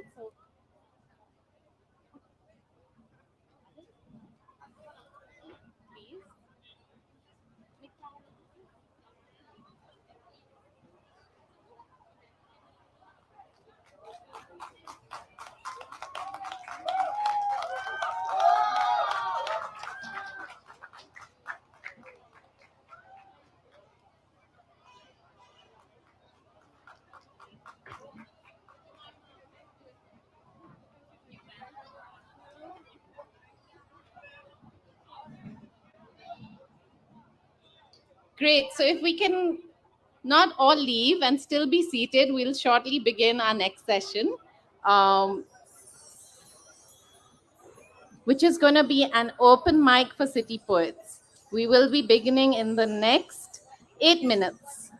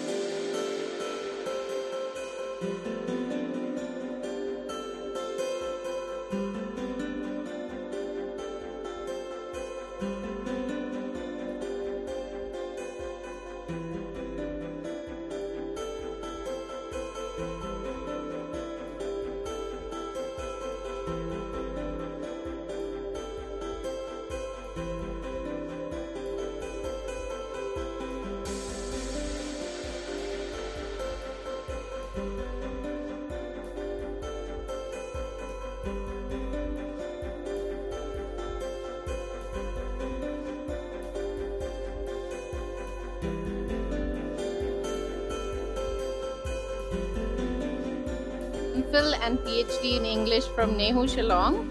His poems have been published in various anthologies, journals, and newspapers. As a member of the Northeast Writers Forum, he has participated in many literary meets and festivals around Northeast India. He was a part of a Poets Translating Poets project organized by the Goethe Institute and was invited to represent India in a poetry festival in Heidelberg and Munich, Germany. Sangha, I now hand over the stage to you. Um,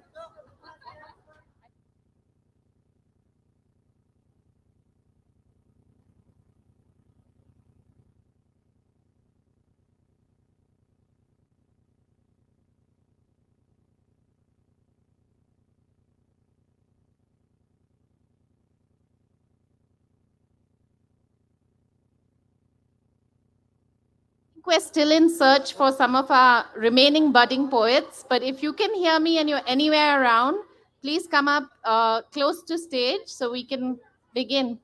Thank you.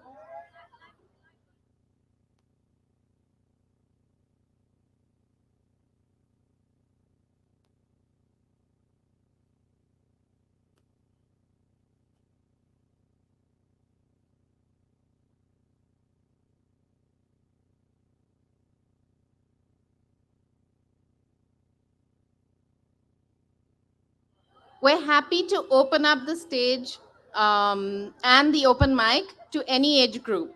So I know we had said, I think under 12, right? Or over 12. We had said under 12. But anyone who wants to come up and set an example and read their poem or share their poem with us, even from memory, is more than welcome to come up. So this is an open mic now for all poets of Shillong, not just young poets. Thank you.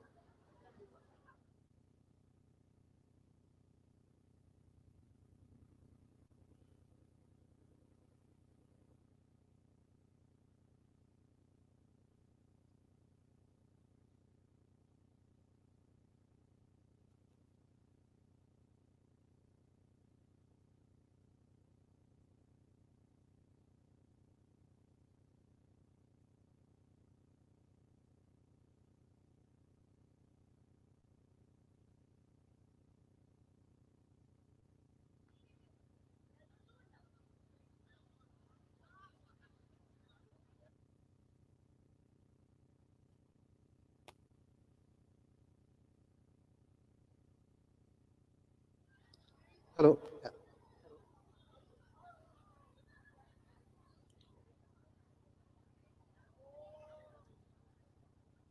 All right. Yeah. I suppose it's quite difficult following that up now with poetry, something as sober as poetry from that. But we will go on anyway. But first of all, for the two of you that are here, can we all just clap for these two right now?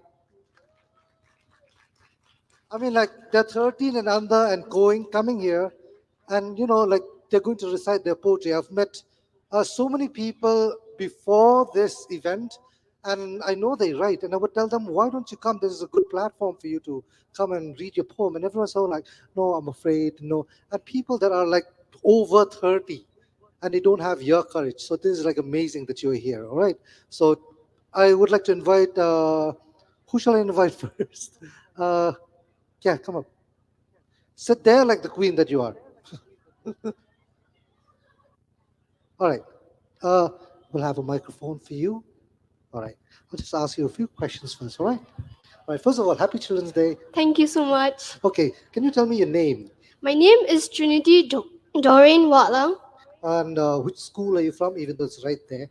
It's just In Loreto Convent, Shillong. Okay. What class are you in right now? In class 4B. Wow, class 4.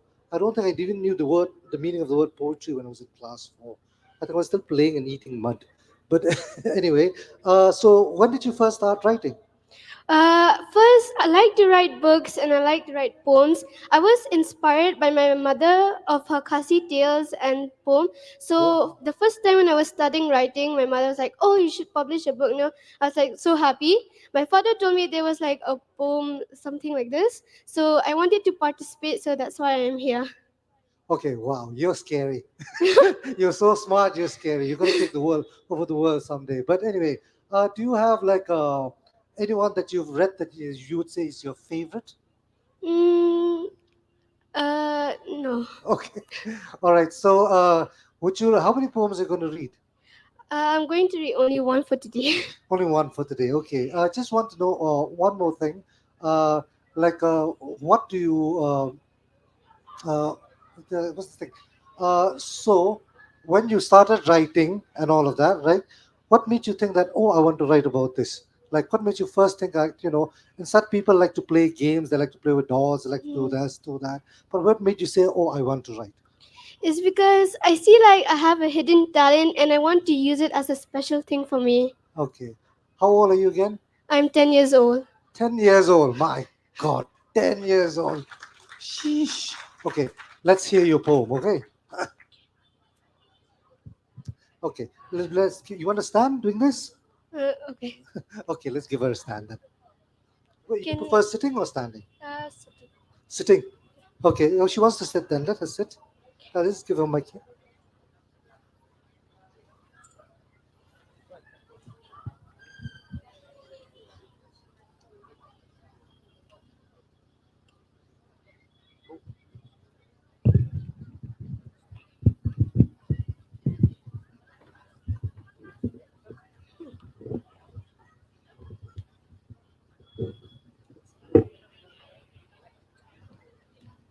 Doing your best. Doing your best can always help, especially during a test. No matter what, at least you tried your best. The first time will always makes you nervous, but once you get into it, it's much easy for you to do it. Be prepared for what is coming because you'll never know what will happen. Be it acting on stage or reciting something, doesn't matter. At least you participated. So that's why I am here to tell you to do your best so that you can achieve it. So take anything as a chance before you can't do it. Thank you. That was amazing. Not just the poem itself, but the way you read it. Uh, Again, who taught you? I don't know. I think it's just self thought. All right, so does your mom write? Yeah. Oh, your mom writes as well. So your mom must be a big influence on you then. Yeah. All right, is your mom here? All right, here, very proud mother. All right, well done again. A big round of applause. Say your name Thank again. you so much. All right, next. Okay, but sit first. First, please sit down. Yeah, so that you can be up here like a queen. I'm just gonna ask you some questions first. All right, just a few basic questions. Tell us your name, where you've come from, and where do you study, how long you've been writing, and all that.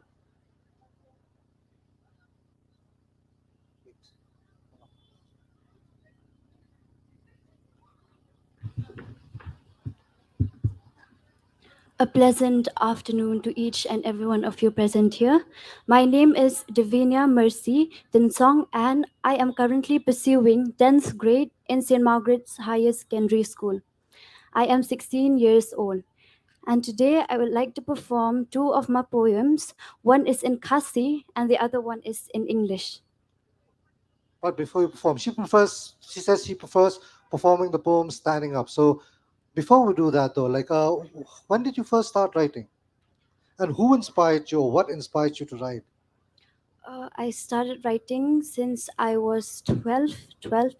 I am really inspired by my surrounding, the Okay. nature, and how people they live their everyday lives. And my brother also, he inspires me to write poetry, and even Sir Vancouver. All right. Sir Oh, Vancouver, is yes. Sir Vancouver here, by the way? No, he's. Oh yeah, he's gone out of town. Yeah, all right. Actually, he was supposed to be here, but I'm sure like his best wishes are here with you. But anyway, so do you have like a favorite writer or anything like that? People that you would like to emulate? That will be Ma'am Janice, and of Oh, course, you Ma'am saw. Janice. Where's Ma'am Janice, by the way? She should be here. Where's Ma'am Janice? Okay. Oh, she's at the bookstore signing books, but okay. We'll get her to talk to you as well. All right. Okay, Thank you, so sir. yeah. So can you please read us your poem? And she prefers standing up, so can you just please do this? So she says she's gonna recite two poems, and one in Khasi and one in English. So I can't wait to hear them.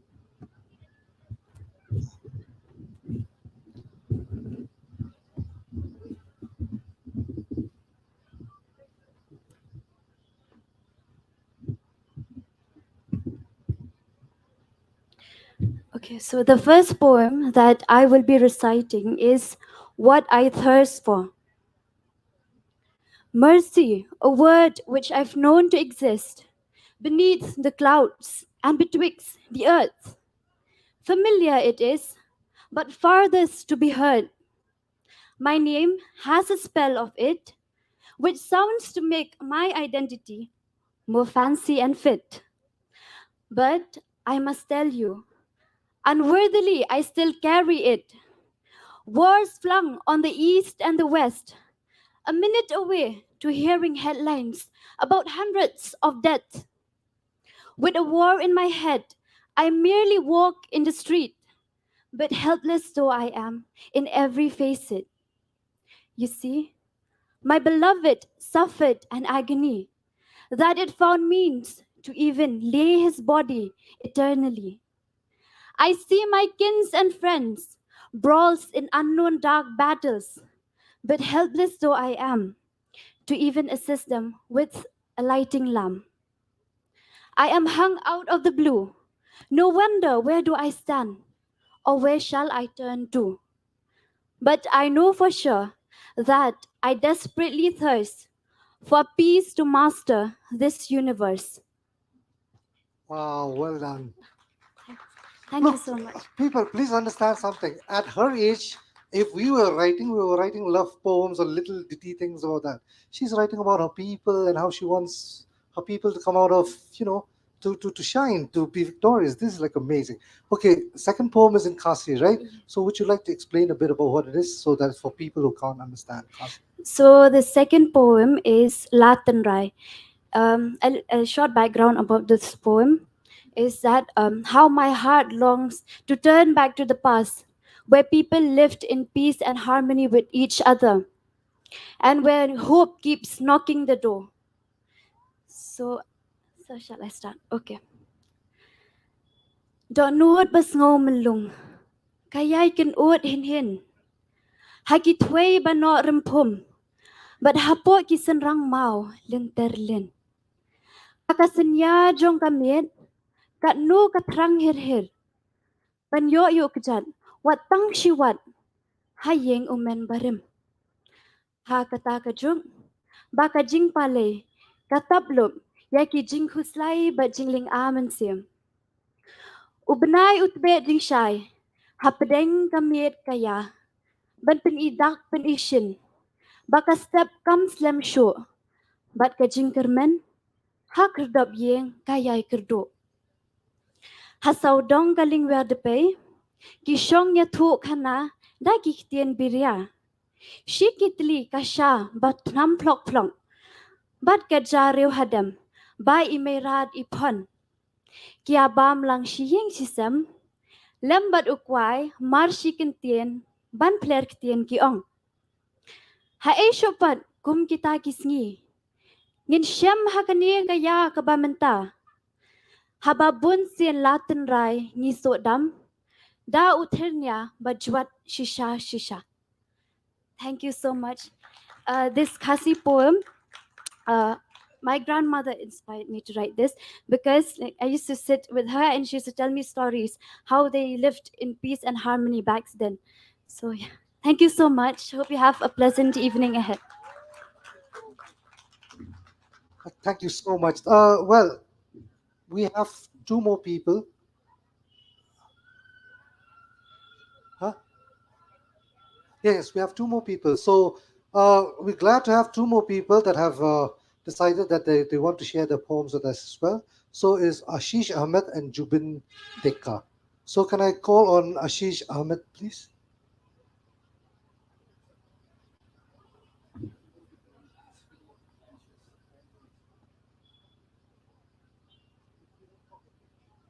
All right. Yeah, he felt a little anxious, so he decided not to. Okay, that's all right at all. We are okay. So let's call on Jubin Dekar then. Yeah. So can you just tell us a little bit about yourself and where you've come from and like how you decided to write poetry or Uh, a very warm afternoon to everyone present here. My name is Jubin Krishna, and I'm a master's student from Nehu University. I belong from the state of Assam, and yeah, that pretty much sums up about me for now. And regarding writing, it's rather an impromptu decision on my part to just come here. I wasn't actually planning to do so. It was I gave my name just to inspire my friend to come actually on the stage. So now he has ditched me, and I'm here. So, but it's okay.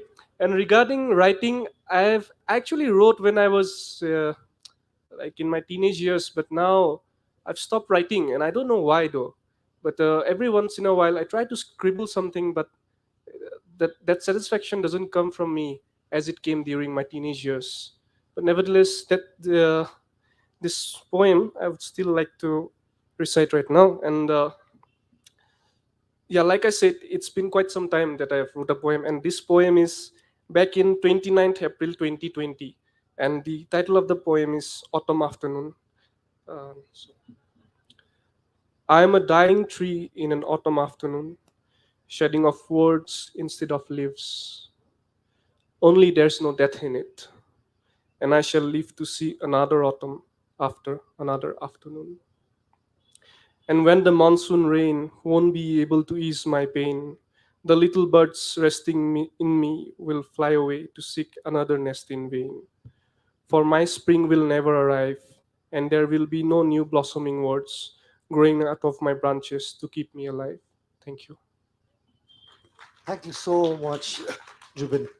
Thank you so much, and that was a really wonderful poem. I really Thank hope you. your friend will have the courage to come. But anyway, so see, for you two that are here, honestly, see, even much older people, they it's really difficult to actually come and share your poems and what you have written from your heart. So, really, again, congratulations to you. And I heard that the mother's a writer. Mom, do you have anything you want to share? Are you sure? All right. Anyway, thank you all so much, and please join us again for tomorrow when we have for the. Oh, you'll be doing this. Oh yeah, definitely, definitely. Okay. Please.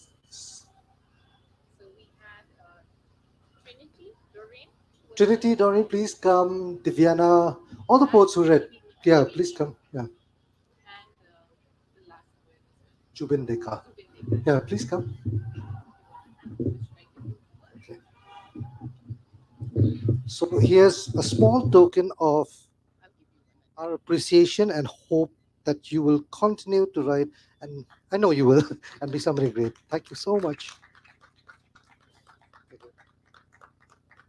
Thank you so much. All right. And this one's for me.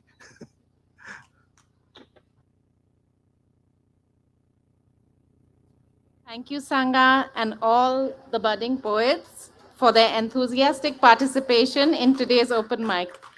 All our young dynamic poets on stage will be featured in the Sunday Shillong feature, and we thank the Shillong Times for this partnership.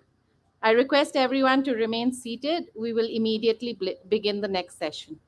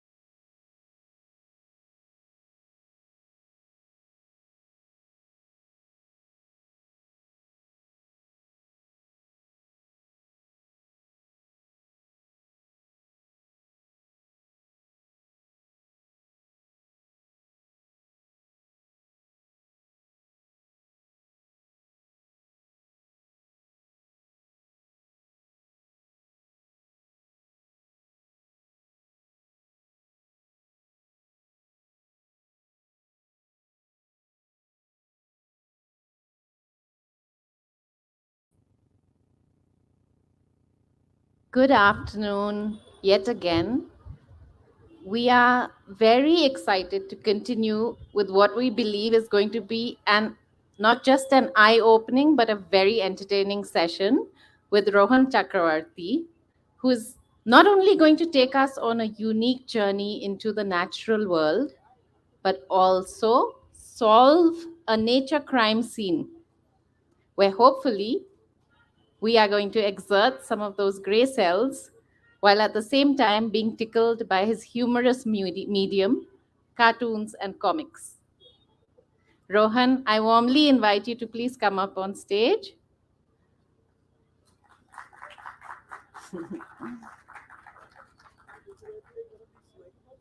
I'm just going to read.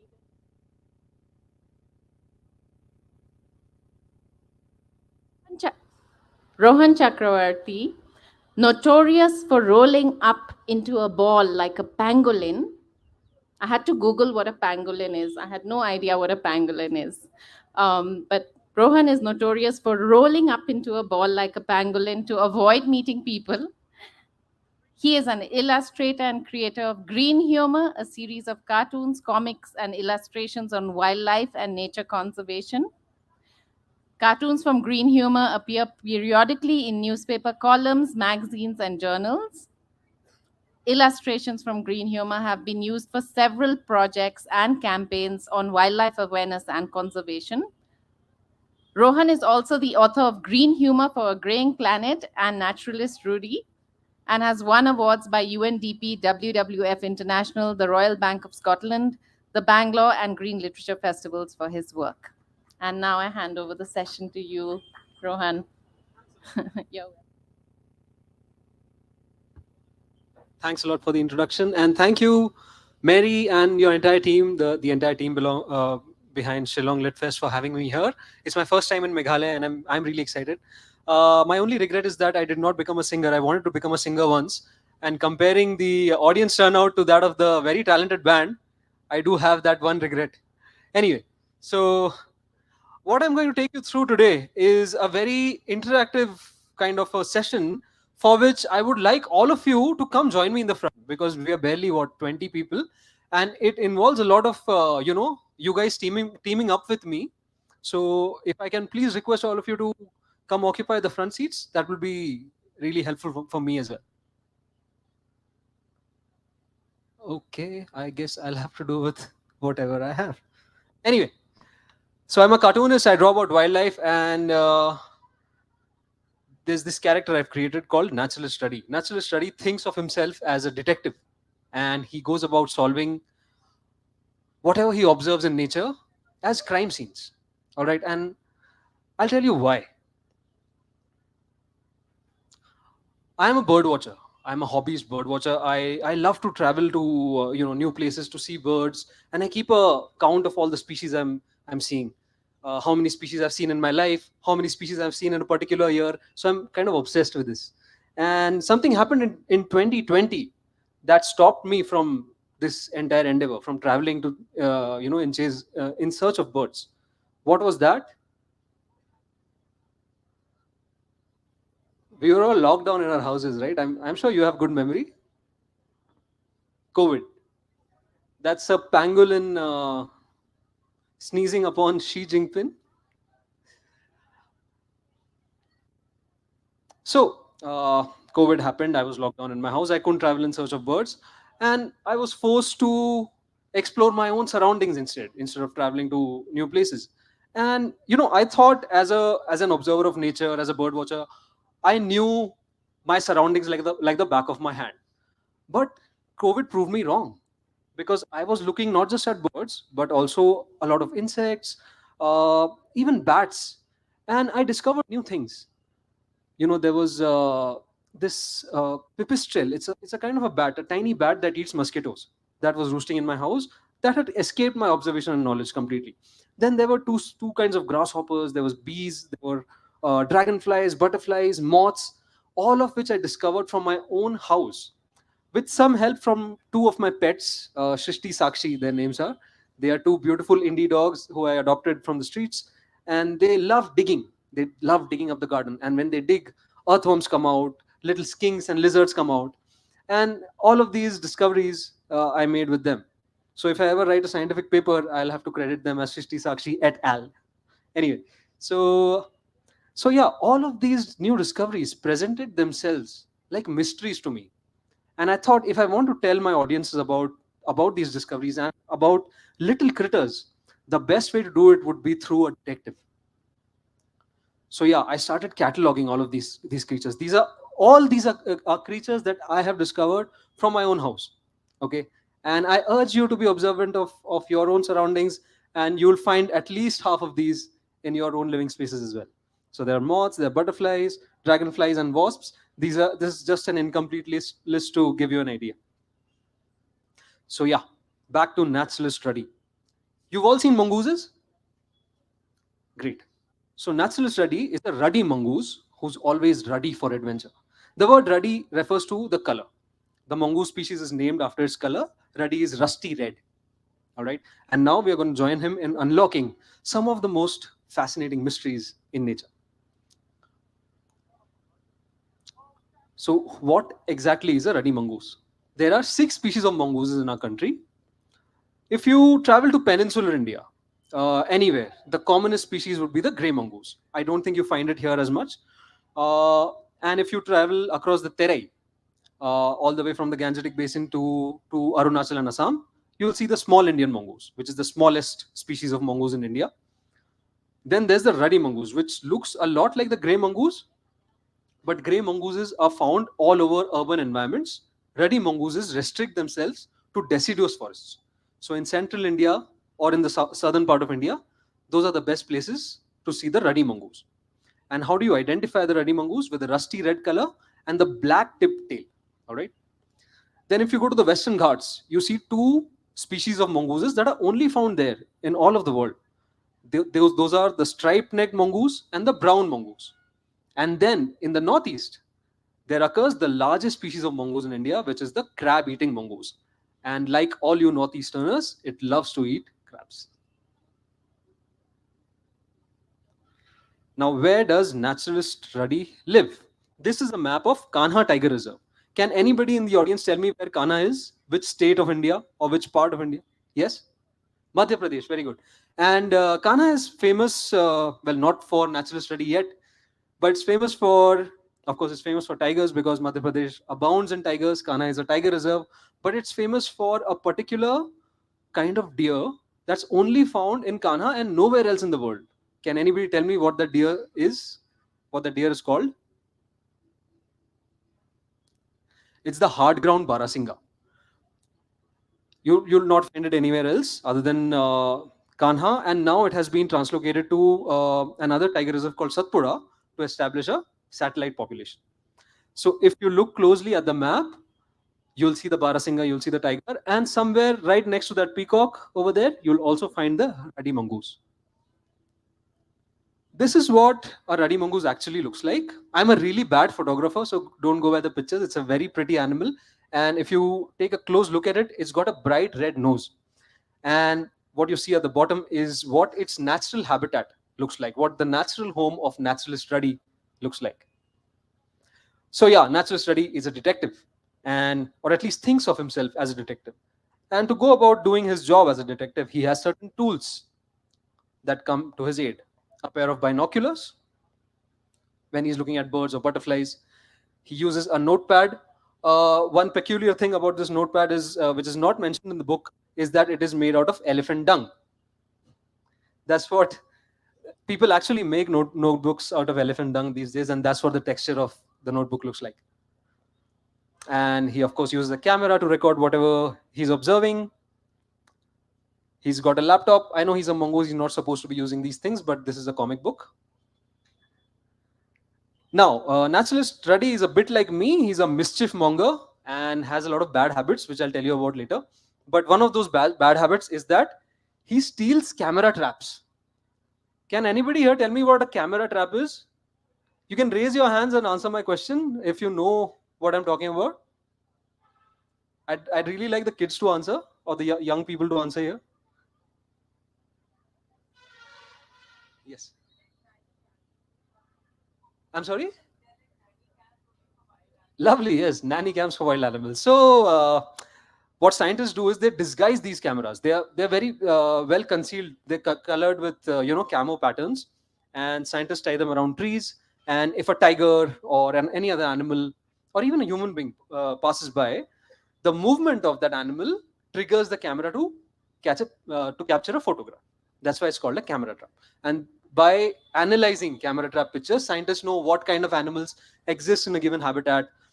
If there are instances of poaching happening in a particular area, poachers get caught on camera traps as well. And that's how conservationists come to know that there is poaching activity in a given area. And because the mongoose is a solitary animal, much like me, does not like the company of others of its kind, uh, Ruddy's most trusted aid is his hat, which he calls. You all read Sherlock Holmes, right? Are you fans of murder mysteries? I mean, Shillong offers such great backdrop for murder mysteries, right? So yeah, Ruddy's hat is called Hatson after Watson from Sherlock Holmes. And sometimes he relies on some of his friends to solve mysteries he can't crack himself. One of which is a white-rumped shama. It's a bird. It's a species of robin, and in the book she's called Dr. Shama. She's a molecular biologist. Fun fact: the white-rumped shama is one of our most melodious birds in India, and anywhere in the forest of the northeast, you can expect to find this. And any Agatha Christie fans here? I see a few hands. Okay. Then you know about Hercule Poirot. This is a butterfly called the red Pierrot, and it's a very common butterfly all across India. And this Pierrot butterfly dresses up like Hercule Poirot and calls himself Herschel Pierrot. So he's a friend of Ruddy's, and whenever Ruddy gets stuck in insect-related cases, he consults Herschel Pierrot. All right, before we proceed, we have to remember one important warning, that is to not touch any wildlife unless we are certified wildlife biologists or mongooses. I am neither, and I'm sure neither of you are. Mongooses can afford to touch snakes. Why? Because mongooses are immune to snake venom. If I touch a snake, I might die if I don't get antivenom. But when a mongoose is bitten by a cobra, it only gets dizzy for a fraction of a second, and then it goes about happily eating the cobra as if it were a piece of noodle. All right. Now, what's going to happen is there's going to be 3 crime scenes in nature in front of you.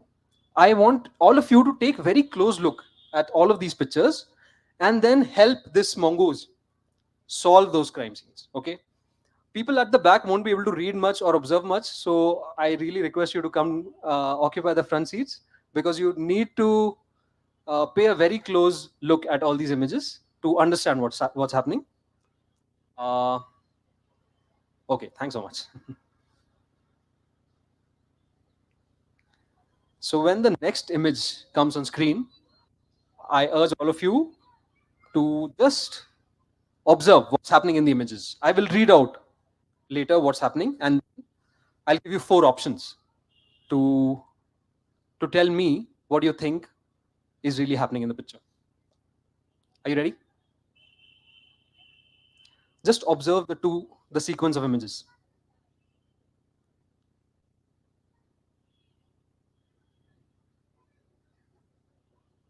All right. So naturalist Ruddy has been observing 2 insects perched on the lush green leaves of a vine.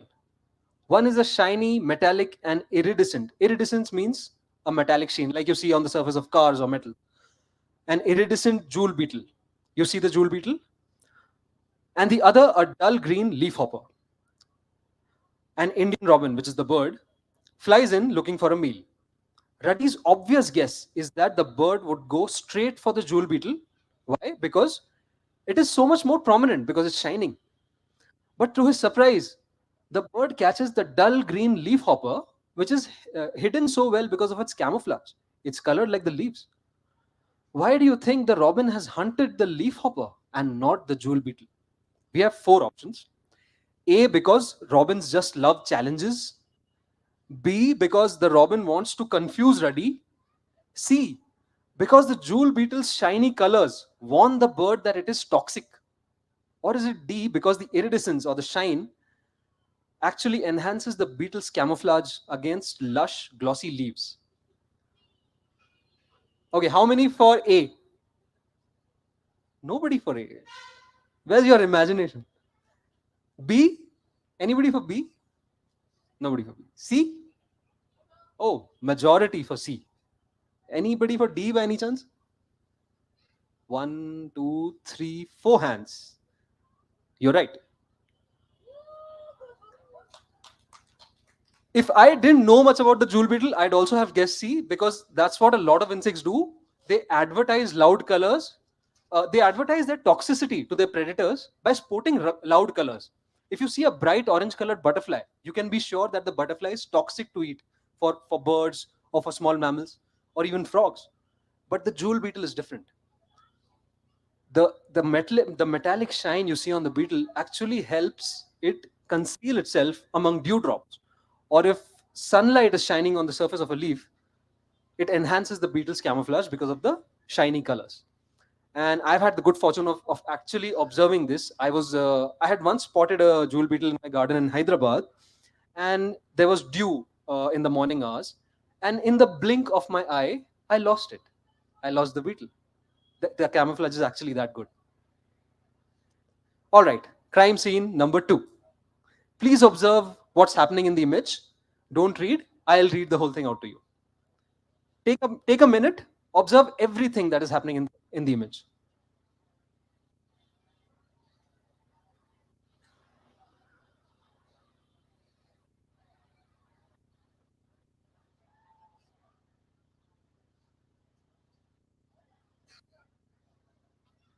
All right.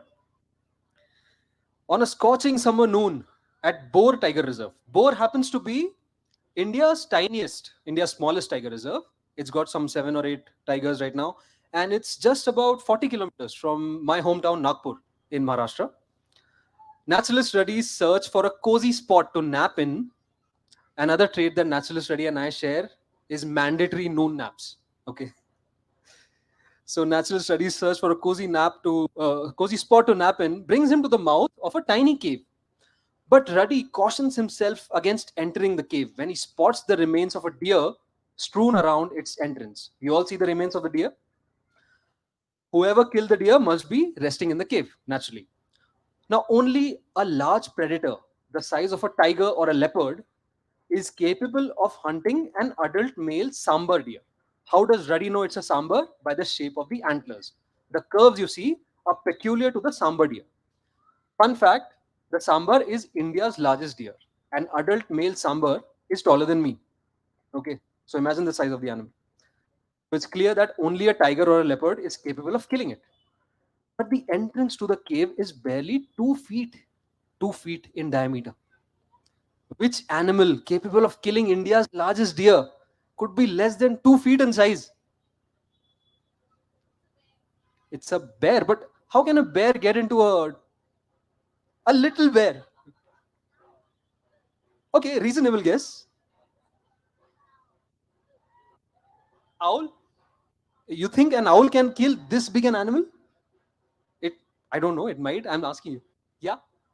Python. Python is a good guess. But can a python eat a 6-foot animal and expel the antlers like that? All right, let's find out what's really happening. Okay. Ruddy takes cover behind a boulder and keeps his eyes glued to the cave's entrance. The culprit is certainly a crepuscular creature. Crepuscular means active at dawn and dusk. You've heard about diurnal animals, you've heard about nocturnal animals. Crepuscular ones are active at dawn and dusk. So the culprit is certainly a crepuscular creature to have disappeared in the cover of the cave's darkness during the day, Ruddy assesses. At dusk, a snout emerges. Ruddy can barely contain his curiosity. The deer hunter is seconds away from disclosing its identity. Ruddy and I have another common trait, which is to utter cuss words when we are surprised. Bad habit, I know. Holy snakes! An Indian crested porcupine. Ruddy was right to guess that the cave's occupant was a crepuscular animal, but completely wrong in his assumption that it had killed the stag. The porcupine is a vegetarian. What business does it have killing deer? Let's find out. The herbivorous porcupine has a habit of picking bones and antlers from dead bodies to later chew them and supplement its diet with calcium. Any vegetarians here? That's what you need to do to get your calcium. No, I'm kidding. There's lots of calcium supplements for human beings. But this is what animals in the wild do to get their minerals, herbivorous animals. You've seen deer at salt licks, right? Deer licking salt of the surface of the floor. That's what they do to get their minerals. The porcupine goes a step beyond and steals bones and antlers from carcasses to later chew them and supplement its diet with calcium. Ah, my fans have come, finally. Care for some crunchy antlers, offers the porcupine. But Ruddy is a carnivore, like all of us here, most of us here, so he doesn't really require calcium supplements. And so Ruddy declines the generous offer politely, but not before uttering some choice words at the prickly rodent for ruining his noon nap. Okay, let this procession pass because the next crime scene is the biggest crime scene of the day and it needs really careful analysis from all of you. Or I'll just get to the image and let you observe and then we'll talk about it. All right, most complicated crime scene of the day. I need you to look at every single element in the picture and then we'll discuss what's happening. Okay.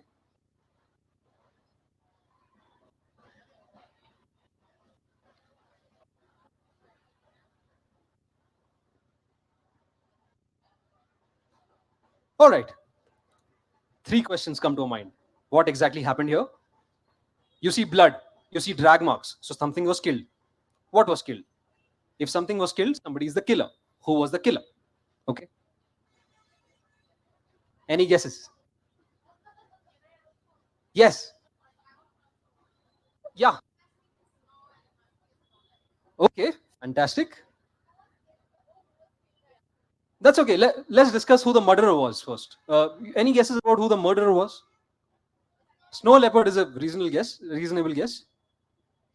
A bear, yes. All right. Let's analyze this a bit better because Sherlock Holmes said something very profound. Guessing is a shocking habit destructive to the logical faculty. Means that guessing is the enemy of common sense. So let's be analytical detectives and solve this whole mystery step by step. First, the wildlife map of India. This is an illustration that gives you a rough idea of what wildlife expect in what kind of terrain, what kind of in which corner of India. So where exactly do you see snow on this map? In the northeast, west, south? North, right? Yes, in the north. Also, if you go northward from Sikkim or Arunachal, you are likely to encounter snow. So all of these are the mid to upper Himalayas. All right.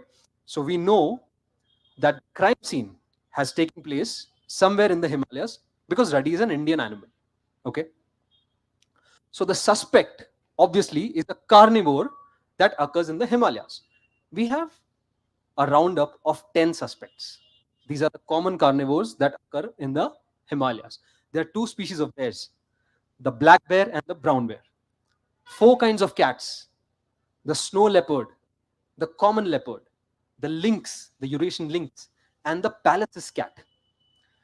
2 members of the dog family, the red fox and the Tibet. Hello? 2 members of the dog family, the red fox and the Tibetan wolf, and 2 weasels, the mountain weasel and the yellow-throated marten. Weasels are a lot like cats, but very elongated cats. So somewhere between a cat and a mongoose. Now, let's go back to the crime scene. You see Ruddy's tracks? You see Ruddy, right? So his tracks are the ones that follow him.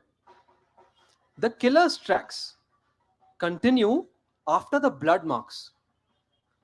But the prey's tracks have stopped there, which means that the hooved mammal, you see the hooves? Top left of the screen, you'll see hooves. The hooved mammal has been killed. Now, another clue is that a brawl took place. How do we know that? Because we see drag marks. So, if a brawl has taken place, it means that the hunter and the hunted were more or less the same size and strength. Why else would they need to fight then, right? We also see drag marks of the blood and drag marks on the snow, which means that the prey was dragged and not carried. If a snow leopard killed a rabbit or a hare, it won't have to drag the quarry, right? It would just carry it in its mouth. We won't see marks. But the prey was dragged here, which means that it may have been large or heavy. And the most important clue in the crime scene now is that the killer's tracks are almost the same size as Ruddy's in size. You all know how big a mongoose is roughly, right? About this big. About this big. Okay. So can it be a snow leopard? We know from the tracks that the animal is more or less the size of a mongoose. Maybe slightly bigger, maybe slightly smaller. Can it be a snow leopard?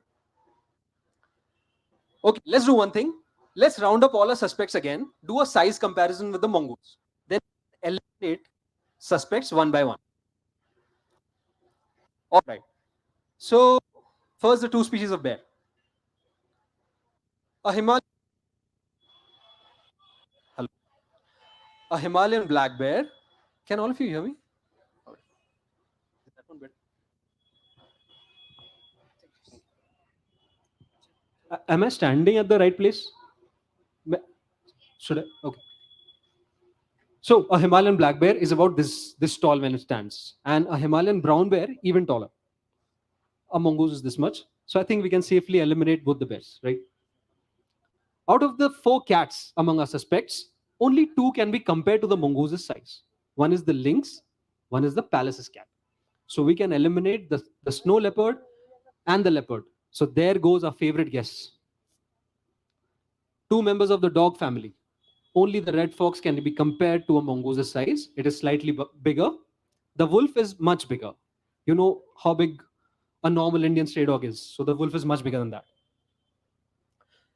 And among the weasels, this is a bit tricky because the Himalayan weasel, even though it looks a lot like a mongoose, it's a really tiny creature. If you leave the tail out, head to body is about the size of my foot. It's really that tiny. But it's a ferocious hunter. All right. Nevertheless, its pug mark cannot be compared to a mongoose's. It is bound to be much tinier. So the one suspect among the 2 weasels we are left with is the yellow-throated marten, a very pretty-looking carnivore. You'll find it all around the jungles of the Northeast. And it's known to kill animals much larger than its size. So out of the 10 suspects, we are now left with 4. The red fox, the lynx, the Pallas's cat, and the marten. Now, how many of you think it's the fox? 2 hands, 3 hands, 4. Great. How about the marten? Okay. How about the lynx? And Pallas's cat. I think I counted most hands for marten.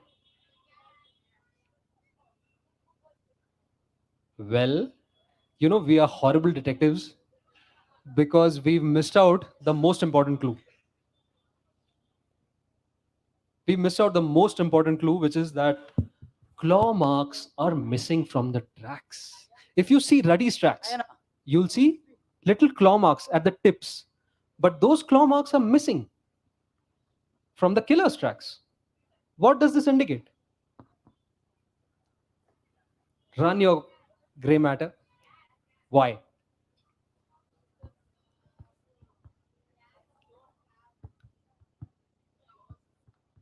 You're close. You're close. Yes. Cats retract their claws when they walk. Right? You've all seen house cats walk, right? If you go look at the tracks, you'll never see claw marks. The claws only come out during a hunt. That's exactly what the cat has done here.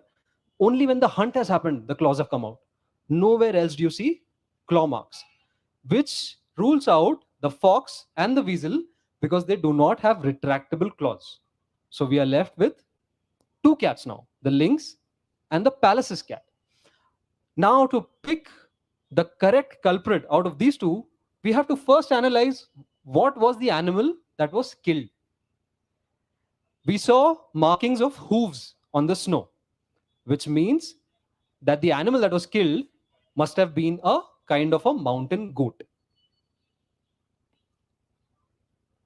Now, these are the mountain goats that occur in the Himalayas. The ibex, which is about this big, the Himalayan tar, which is about this big, the sero, about the same height, the goral, about up till here, a tiny mountain goat, the bharal, about the size of my hip, and the Tibetan gazelle, also around the same size. So, going by the size of the tracks, who do you think was killed? The goral, very good. Now, if you compare the sizes of these two cats with the goral, the Pallas's cat is about the size of your house cat. The lynx is about the size of my knee. Which one do you think has killed the goral? Very good. If you're ever in Ladakh or the Tibetan plateau, please look out for the Eurasian lynx. It's a handsome looking cat, characterized by those lovely ear tufts on the top of its ears. And it's a ferocious hunter. It won't do anything to you. It's scared of humans as much as you are of wildlife. But yeah, it's a very ferocious hunter. It takes prey as big as pheasants, as big as goral. Even the young ones of big mountain goats are fair game for this cat. So yeah, before I leave you to ask me questions, what if Naturalist Reddy came to Meghalaya, stole a camera trap from a scientist working here, and came across this strange pattern?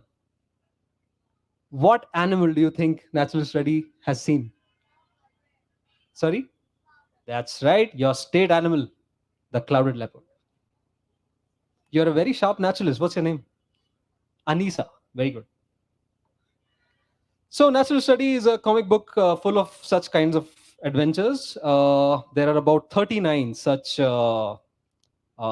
crime scenes or cases in nature that you are required to solve alongside Reddy. And when you go about solving these cases with him, when you go about discovering how nature works with him, I will hope that you get more interested in the inner workings of the natural world. How many of you write letters still or postcards? Oh, I'm surprised to see young hands rising up. Wonderful. So Naturalist Study comes with 2 free postcards at the end of the book, both of which pay tribute to crime classics. One is Vertigo by Alfred Hitchcock, and one is Chinatown by Roman Polanski. Both of these are classic detective films. I'm sure none of you have heard about them because they are from the 60s, but I love those films, and these are tributes to both these films. And you can cut these postcards out and write postcards to your friends. A little bit about how Naturalist Study was created. As a child, I always feared mathematics. I drew comics in my textbooks, in my rough notebooks, and the plots of these comics would involve aliens coming to my school and abducting my teachers. And obviously, I was the hero because I am drawing the comics. So I would come and rescue all my teachers and leave the maths teacher out. So yeah, that's how much I feared math. But when I became a cartoonist, I realized that math is everywhere. Even as a cartoonist, I cannot escape mathematics. So to get the proportions of my characters right, I have to rely on the X and Y axis and various rules of symmetry. Because in comics, these characters have to be reproduced over and over again. So you have to have a sense of formula. So that's how Natural Study is broken down into simple shapes and created over and over again. And to be a cartoonist, you also have to be a good actor and a little crazy in the head, because when I'm drawing these expressions, I always have these expressions on my face actually. And when people see me at work, they are very inclined to ring up the mental hospital. How I became a cartoonist, I have to thank this tigress. She was the first tigress I ever saw in the wild, and she sparked the idea of a series of wildlife-related cartoons in my mind. And I saw this tigress at Nagzira. Nagzira is a tiger reserve in Maharashtra. And the rest of my work is actually cartoons on wildlife conservation, some of which look like these. It's called Green Humor, and you'll find it in a national newspaper paper called The Hindu, and in two of my books, Green Humor for a Graying Planet and Pug Marks and Carbon Footprints, both of which you'll find at the bookstore. Thanks, everyone. I hope you enjoyed joining me and Ruddy on this ride. And if you have any questions about my work or any suggestions for me to be a better artist, I'd be very happy to take them from you now. Thank you. Thank you so much, Rohan. Does anyone have any questions before we carry on with the next section of the same session? Does anyone have any questions for Rohan? You're making this really easy for me. Come on.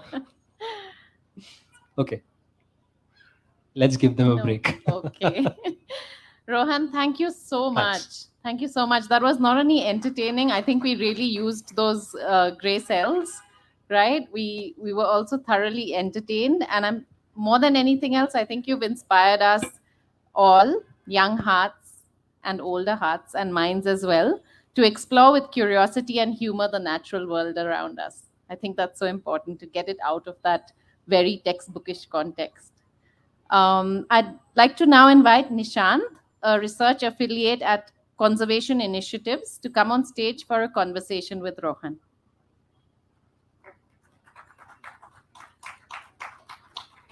Please have a seat, yes.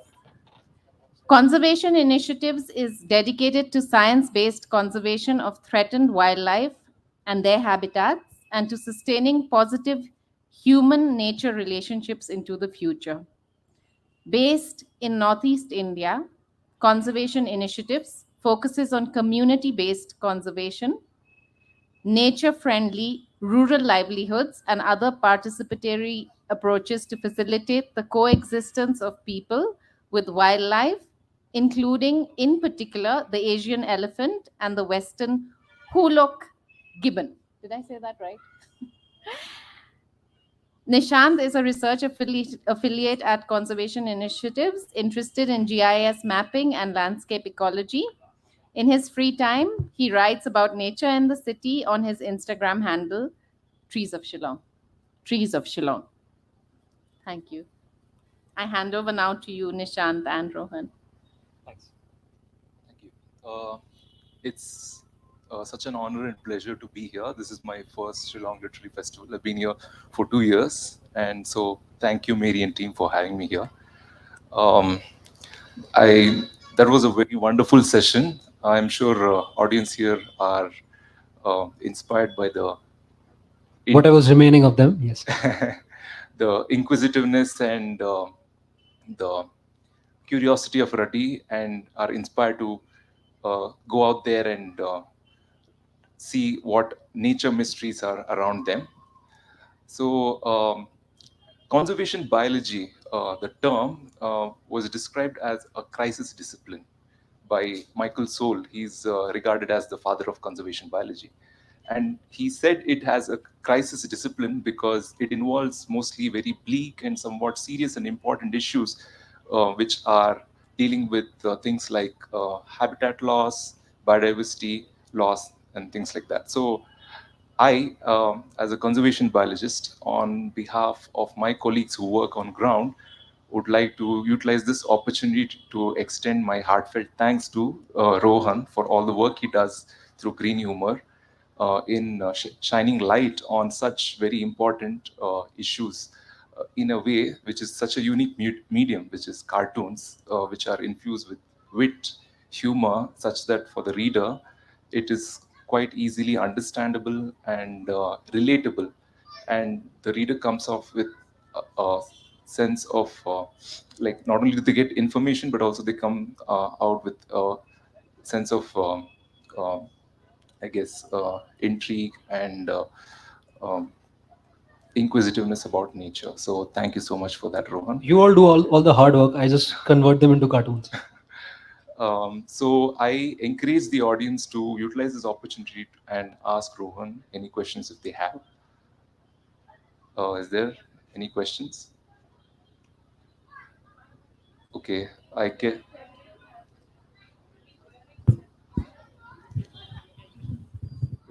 So we should have guessed, but I guess we were not clued in enough. Did you hear what I said? I said you're already wearing that little picture of the lynx. It's a red panda, Oh. actually. Yeah. Sorry. No, no, that's fine. Uh, I guess if Rohan, thank you so much for being here. You know, I'm a Thank you, fan of Mary. your work. Thank I you. I'm know honored. quite a few children who are a fan of your work. I was just wondering, you know, because it was just so fun and educative. Um, have you taken this, or have schools invited you to be part of their curriculum? Recently, NCRT has picked, I think, 9 of my cartoons for inclusion in NCRT textbooks. I don't know how soon that will happen, but I've received a confirmation. So I hope you get to see my cartoons in the NCRT textbooks. That's wonderful to hear, because I think that one, you know, like the 30 minutes with you was like, I don't know, for me, I felt like I learned so much about the environment, and I'm sure many people will also agree. Thank you. So yeah, I hope that we see you actually in as part of the school curriculum. I hope so too. Yeah. May I ask, sorry if there's no other questions? There are no other hands, don't worry. Okay. How did you start, and why comics? I'm an introvert. I'm a caveman by instinct. I don't like direct interaction with human beings and the outside world. So naturally, a drawn method of communication comes as second nature to me. I've always drawn cartoons, but never really in my youth or in my childhood, never really found any found my feet as you know as an artist, because I tried various things. Like I told you about the aliens and my teachers. I tried several other storylines. I used to copy a lot from artists who I grew up admiring, and that's how one thing leading to another helped me develop my own style. But it was after that tiger sighting that the idea to merge two of my primary interests, cartooning and wildlife, came to my mind. And it was only after that I found a sense of direction for my art.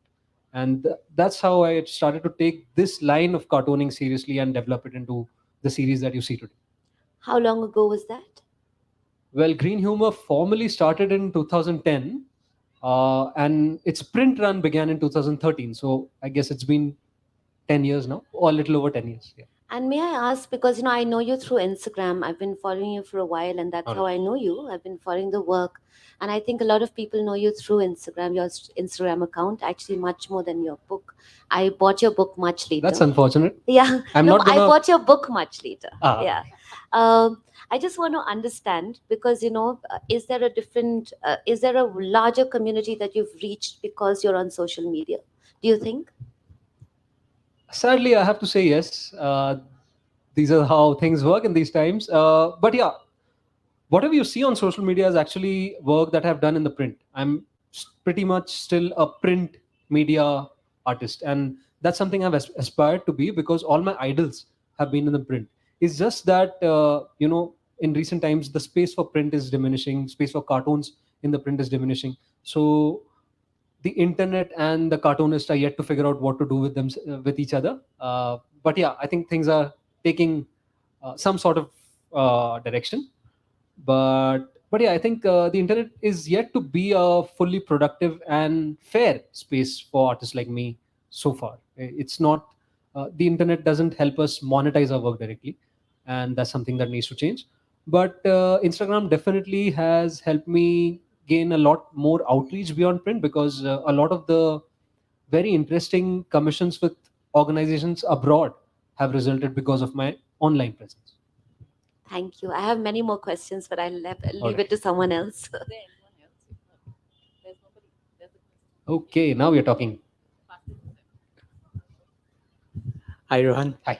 Similarly, like Kong, I have also been following you on Instagram for quite a while. Thank so you. good to meet you in person. Same here. So just two questions to be specific. First one, who is your biggest audience? Because like she was correctly mentioning, do you have a bigger community who your content reaches out to? And secondly, because the kind of content you create, it's quite vocal. It's against pollution. It's against environment. It's against creating awareness like to the larger folks. So who receives your content well and who doesn't? Because some government, they won't be happy. Like, right. So So, first question, I think the audience that I interact with most is, or at least have meaningful interactions with, are my newspaper column readers. Because they, even when they are critical of my work, which they quite often are, the feedback is very constructive. I think people who read my work in the newspapers actually analyze the details and write back to me, about things they liked, about things they disliked in a particular comic. And I kind of prefer that interaction to social media trolling, where any entitled person with a smartphone comes and proclaims me stupid or an idiot. So that happens a lot in a country like ours, with very polarized opinions about politics, and therefore about environmental issues as well. So, and that brings us to your second question. Yes, a lot of backlash happens, a lot of um, I'd say criticism that is not constructive happens on social media, and over a period of time you grow a thick skin like the pangolin, uh, and you learn to ignore you know anything that is not constructive. Yeah.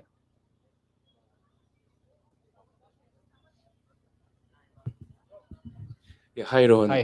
I wanted to ask you, how do you break down such complex climate issues into a fun, understandable series of comics? Right. Because sometimes it's so complex, there are so many things involved.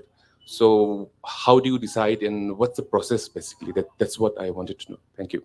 So when I deal with climate change or heavy science in my comics, I usually do a lot of reading. Thankfully, there's really good science communication happening in India these days. Lots of new journalists are doing groundbreaking work in communicating science creatively. But still, there are a lot of articles. I think the ones that appeal to me the most, the issues that appeal to me the most to draw comics about, are the ones that put me to sleep.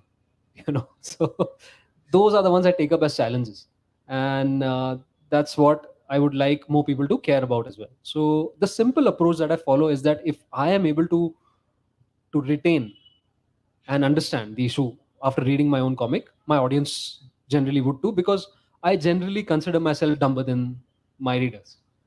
So, and I think that approach has worked so far, because I've never had people telling me that a particular comic has been too complex to understand.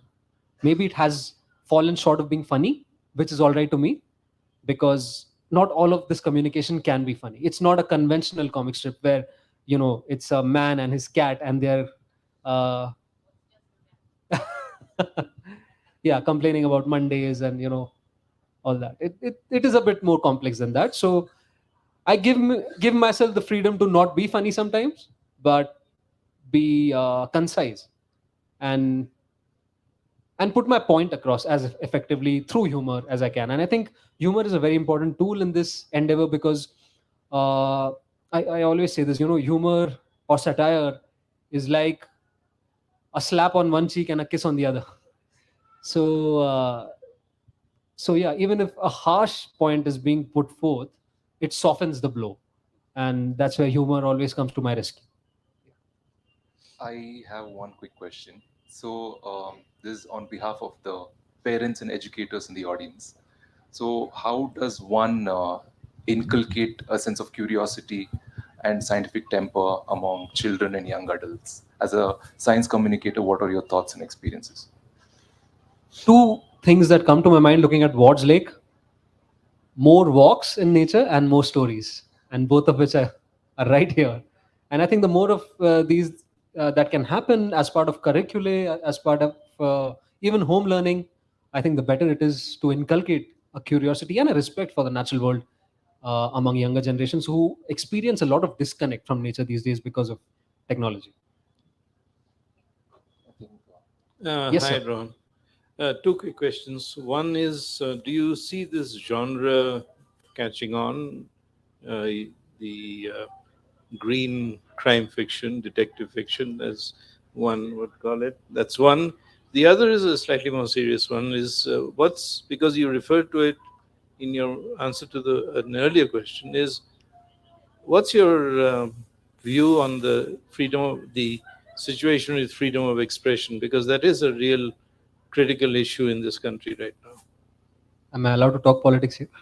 It's not politics. No, no, It's I'm kidding. everything. I'll answer your question. You're speaking. Yeah. That's part of the freedom of expression. Absolutely. Yeah. So I won't consider this as a genre as such. It's cartooning, and it's just you know another theme or another topic that cartoons address. But yeah, I think there is some good work happening on this front where a lot of cartoonists are tackling environmental issues in otherwise political columns or political spaces. So the discourse about politics has grown to include conservation and the politics of conservation more increasingly these days. Although I would like to see more of it coming from contemporary cartoonists and even writers for that matter. Uh, as for the freedom of expression that an artist has in this country today, it is certainly diminishing, and there is a lot of pressure even from editors of platforms on the artist to be politically correct, and that goes against the ethos, the very founding ethos of cartooning. Political cartooning especially, was founded on the principle of questioning whoever has authority unquestioningly. And I think that has a lot of pressure is being put on cartoonists to be diplomatic, which really doesn't go eye to eye with the principles of cartooning. So I think if we go back to a slightly more tolerant generation of readers that we used to be, I think we would see better cartoons coming out. Yeah.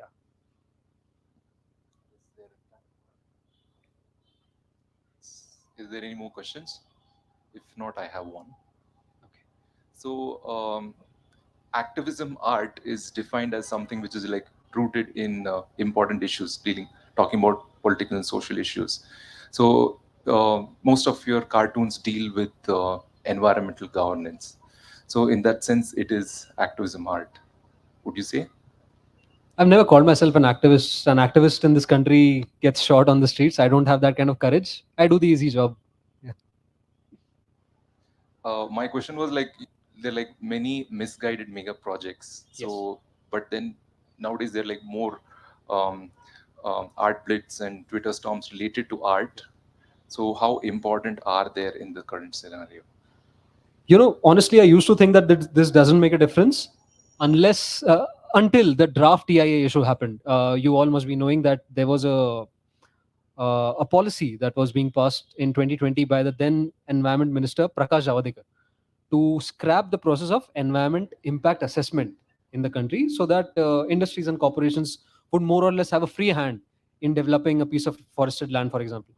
So this happened around the time when the first COVID lockdown was in place, and a lot of the protests could not be held on streets. So people resorted to online protests.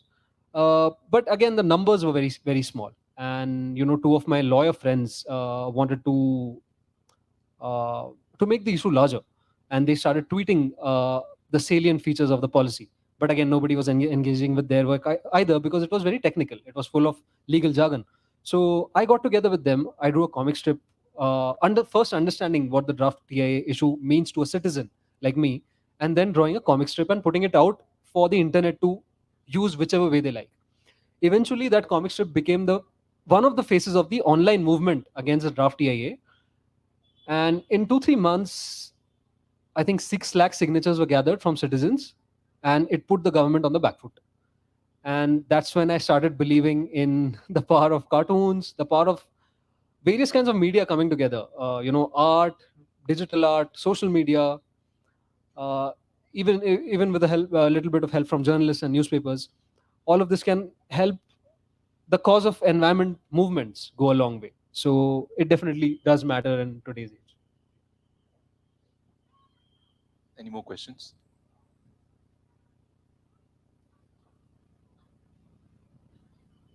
Okay, I'll be at the author's lounge, and you know where to find me after a coffee, which hopefully sparks more questions in your mind.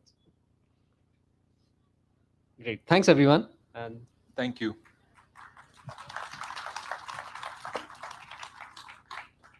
Thank you, Rohan and Nishan, and also our audience for those very thought out questions.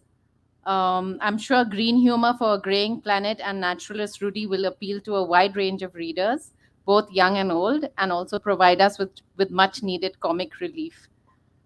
I would now like to present the speakers with a small remembrance of the literary festival.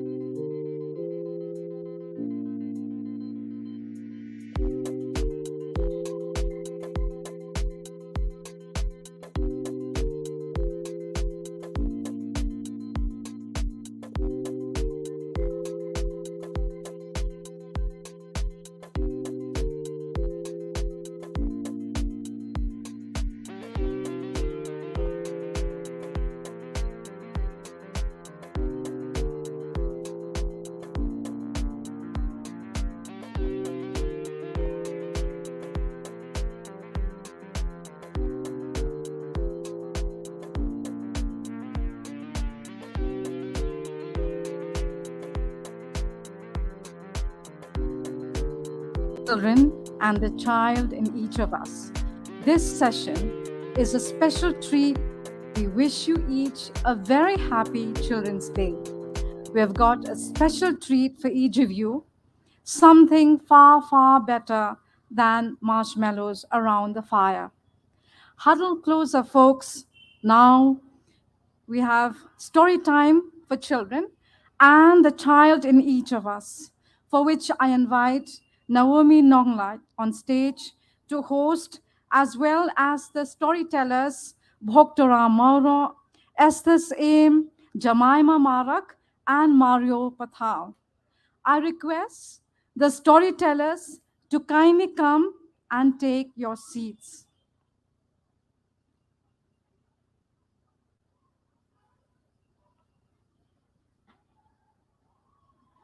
Naomi Carey Nonglight is an associate professor from the Department of English, St. Mary's College, Shillong. Her research and writing not only focuses on children's literature, but also on Khasi folk narratives, culture, and tradition. She is a recipient of the Zuban Publishers Research Grants for Young Researchers from the Northeast 2022-2023. And under this platform, her current research is on Khasi traditional musicians, unsung women. She's been actively involved in the Rangers Group, which is part of the Bharat Scouts and Guides movement. Her research and literary writings have been featured in journals and books ranging on a variety of topics from liminal zones of tradition and culture to Khasi women, environmental ethics to folk narratives, children's narratives, and also on the Harry Potter series. I now hand over the session to you, Kong Naomi.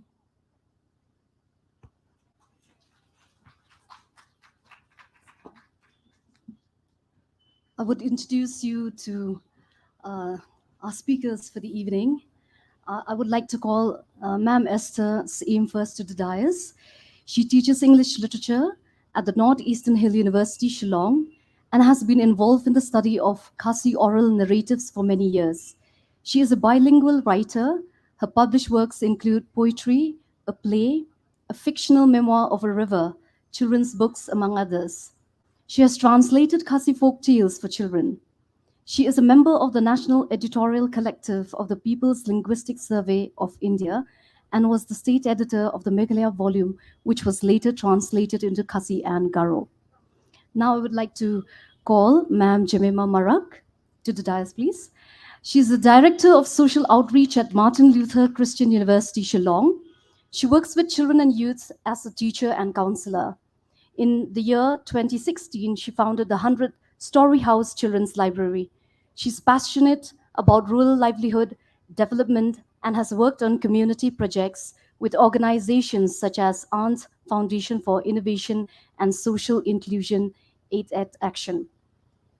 Now I would like to call upon Sir Bhaktaram Mauro. He works at NESPAS as the International Indigenous Peoples Food Issues Coordinator, connecting indigenous groups from Asia, Africa, and Central America. His areas of interest include agrobiodiversity, agroecology, food sovereignty, and indigenous peoples' rights. Mauro is a regular contributor to local and regional publications writing on issues of public importance. He also does comic strips and narratives and illustrates folk tales. Earlier this year, along with two others, he adapted The Little Prince by Anton de Saint-Exupéry. Contextualized to the Khasi Hills, the book is titled Ukhon's Aim Hari Hinyutrep. Now I would like to call the youngest member here, Mario Pathau. He's a PhD scholar in the Department of Design, IIT Guwahati. He completed his Master of Design from IDC School of Design, IIT Bombay, and his Bachelor of Architecture from LPU Punjab. His areas of expertise are communication design, architecture, UI UX design, illustrations, comics, and graphic design.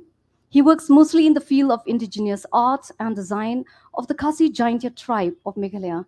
Among others, His works include the Meghalaya State Emblem, Meghalaya Farmers Empowerment Commission logo, Tindrai, a graphic novel on the Living Root Bridge. So kindly give a round of applause for all our members here. Thank you. So we'll start off the session. I would go with Ma'am Esther, as we've discussed. So Ma'am Esther, kindly take.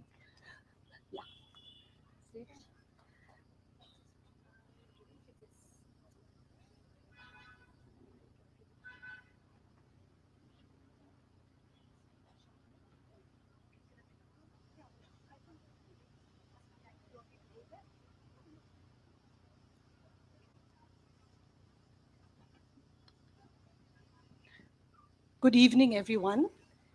It's wonderful to be here and to know that all of us are here. The reason why I say this is because I know Mario Pathao as a friend of my son, and he's very young. He's like a son to me. And Bhakturam is someone who's a very good friend of my children. And Naomi was my student. And we're all connected together. So the stories that we make and the stories that we tell. And this is something that really sort of connects us all together. I haven't really come with any kind of a presentation because I was under the impression that we had to share our experiences with all of you.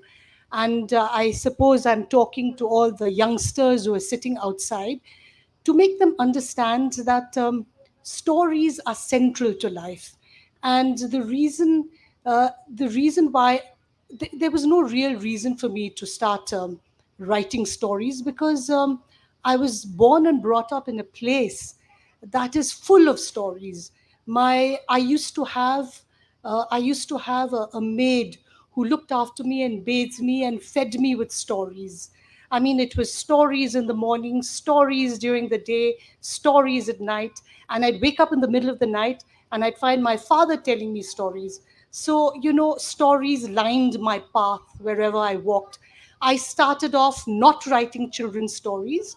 I came to children's stories much, much later because I felt that I was not able to write children's stories. And then I realized that someone approached me from Tulika Publishers and said, you can do it. So I started a retelling of this folk tale. And I retold it in English and I translated it into Khasi. And if you want to know what I've done in terms of children's stories, it's very less. I am involved with the Sora Mandala project, which is the Story Weaver online project that tells stories to children. And most of it I translate from English into Khasi. And the reason why I do translation in children's stories is because I think we have to share stories. One of the children's stories that I had translated is a story from Arunachal Pradesh. It's about Hambril Mai's loom, and this whole, what should I say? This whole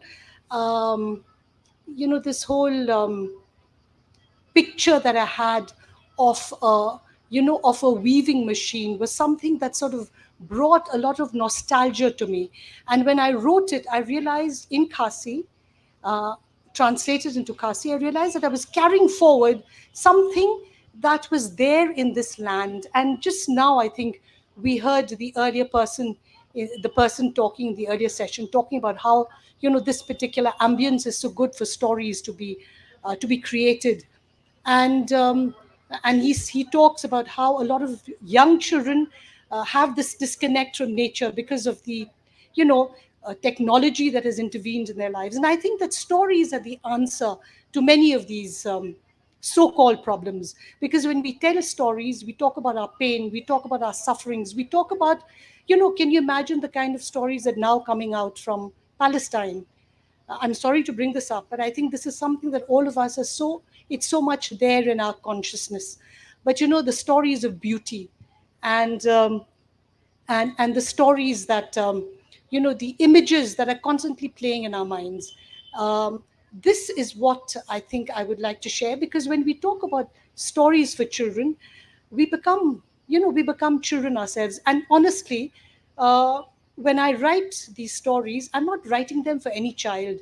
I'm writing them for myself because I relive those experiences. I go through, and the earlier book that I had written about the race of the rivers, when I wrote that story and I was working with Benedict, Benedict is a very good artist, Benedict Hignota. I was constantly in touch with him, and he was telling me about how he was illustrating the river, and I was actually, racing with the rivers, actually becoming the river myself. And the best part is that I now have a grandson, and I've started telling him stories. So I hope the storytelling continues. Thank you.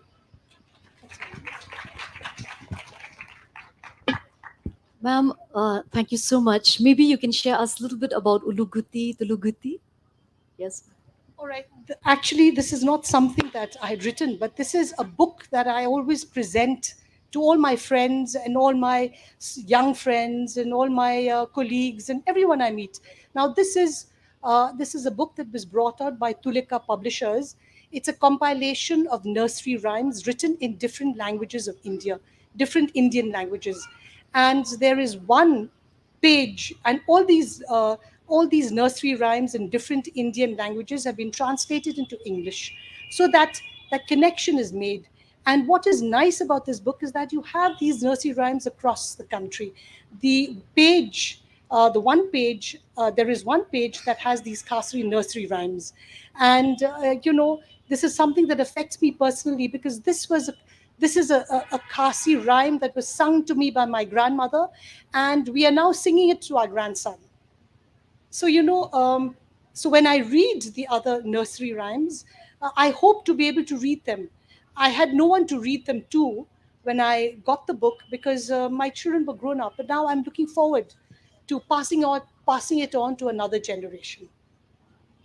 Thank you.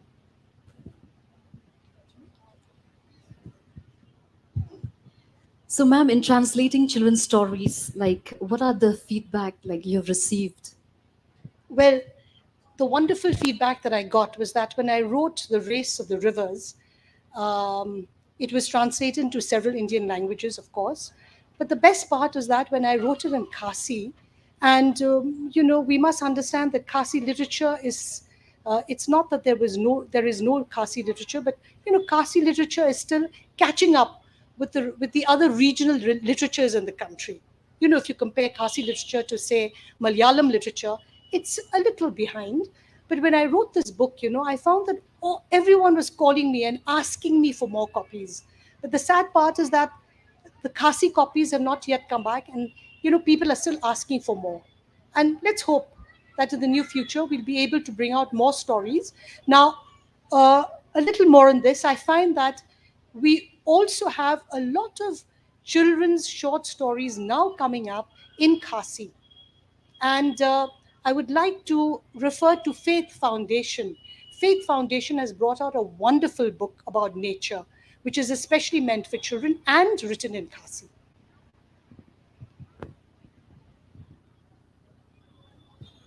Thank you, ma'am.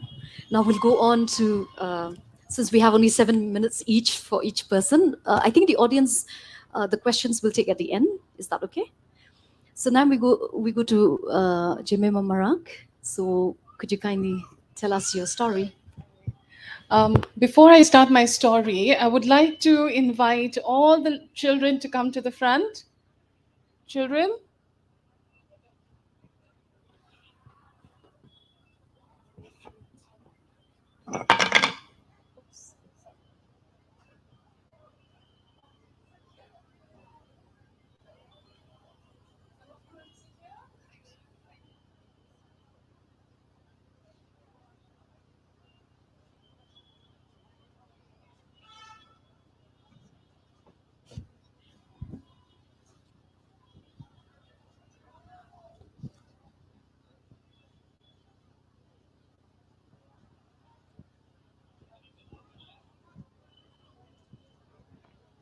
Hi.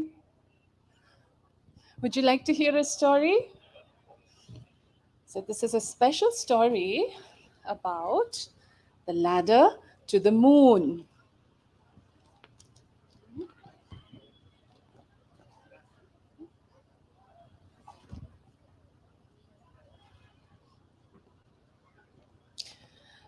So once upon a time, in the heart of Chotipara, which is a tiny Garo village in the enchanting landscapes of Gwalpara, Assam, a beautiful, captivating tale unfolds. In this hamlet, there was a husband and a wife called Jarang and Remy. Again, they lived in a beautiful home with a large courtyard where their only son, Kotek, would spend hours playing. Come, you want to come here?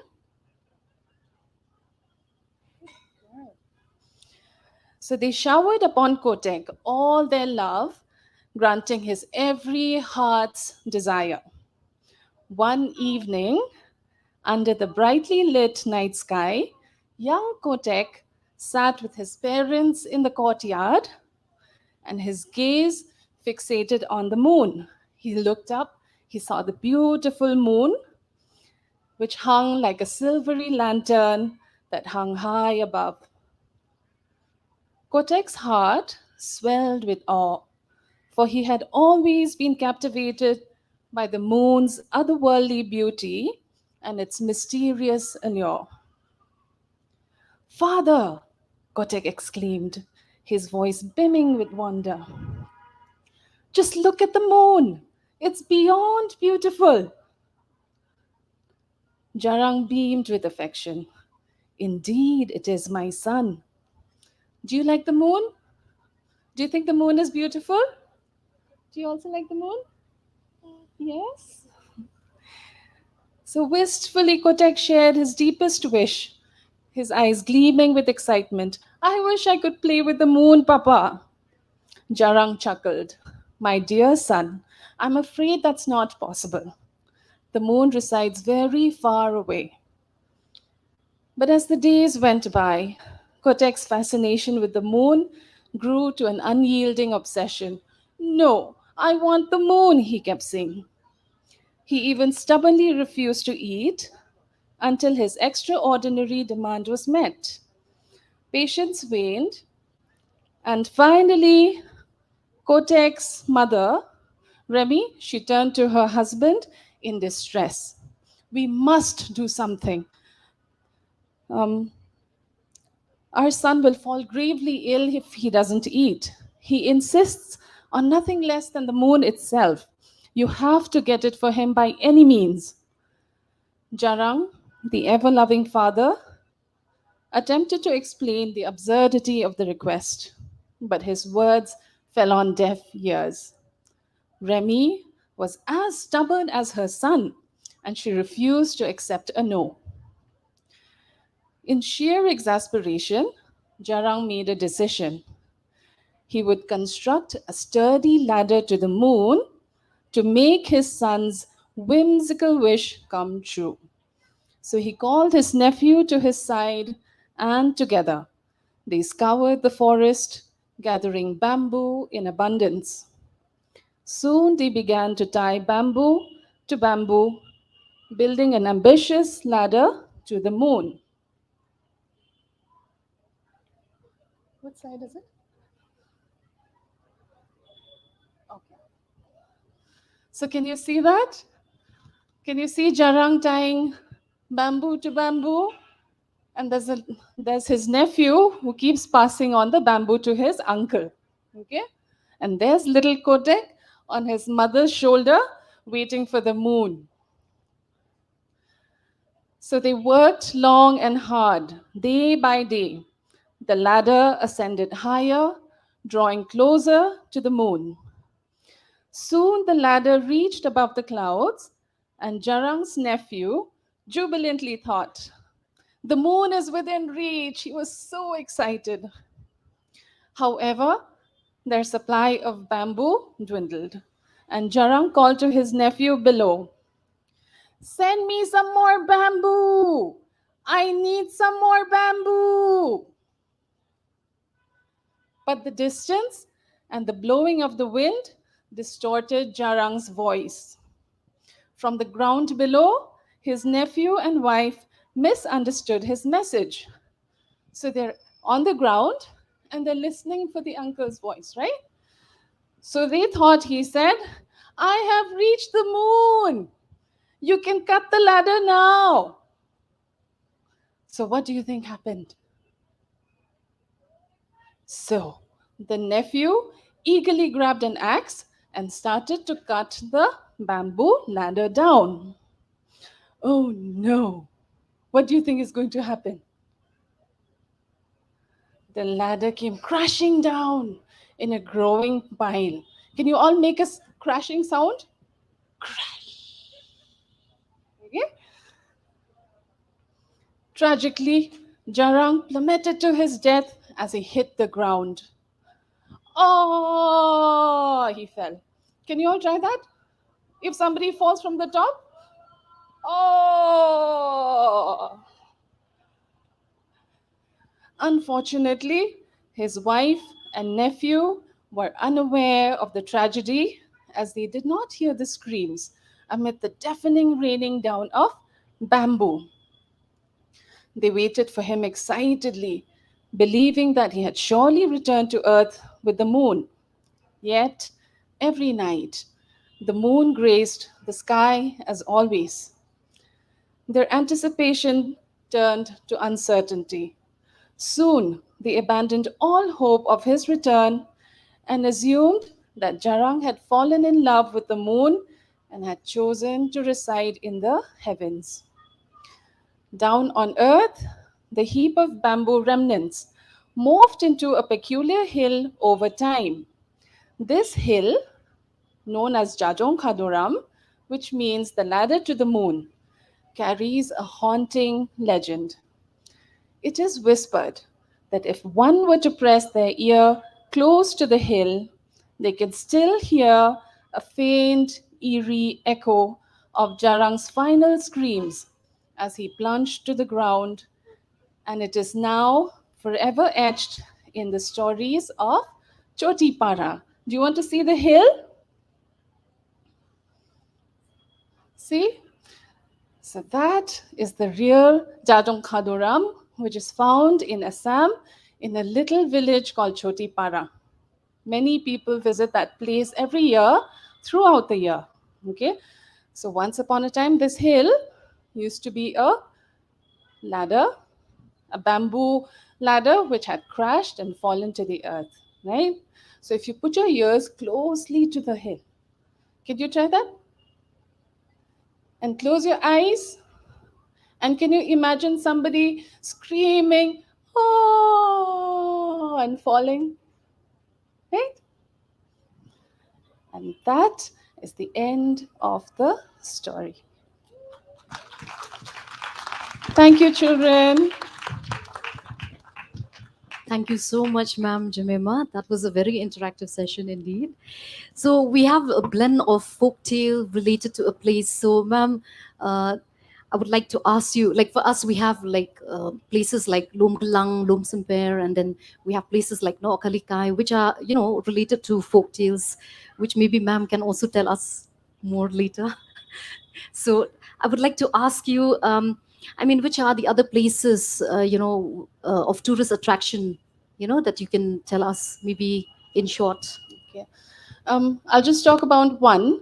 I think our state is very rich that way. A lot of the places have stories. A lot of the places have stories. And one such story that I heard in the South Karo Hills is in a place called the Balpakram, which is also known as the land of souls. So the Garos believe that when a person dies, his soul goes to reside in that hill. And in that hill, they say there is I haven't been there, it's a long trek. And but those who have visited that place have talked about a patch of blank space in the middle of the forest where you would find hooves of different animals, paw prints of different animals. And they say that there is a ghost market that takes place there. I think we have a similar folk tale in Khasi as well. Yes. So, Isn't it, ma'am? Yes. Honestly, I haven't heard about a ghost market. No, not ghost but I market. think this is something which is so About the interesting. footprints. Yes, footprints we do have. Kayau Luri Lura. Yes, yes, of course we do have. Yeah, market. So yes, Kayau Luri Lura. Of course, I'll not tell the story because it's very long. You can always read Second Palm's book. Okay. So maybe now we'll move on to the next speaker, please. Um, so I'd like to call Sir Bhaktaram Moro.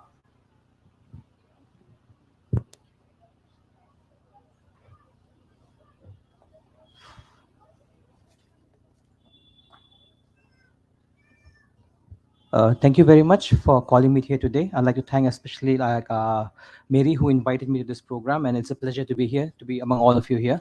And this work that I'm going to share today is actually basically an adaptation of the classic children's story, The Little Prince, which I came across first in form of a film, and then I read the book and it was really, really interesting. And I think that's why I decided that maybe if it's possible, I'll try to adapt it.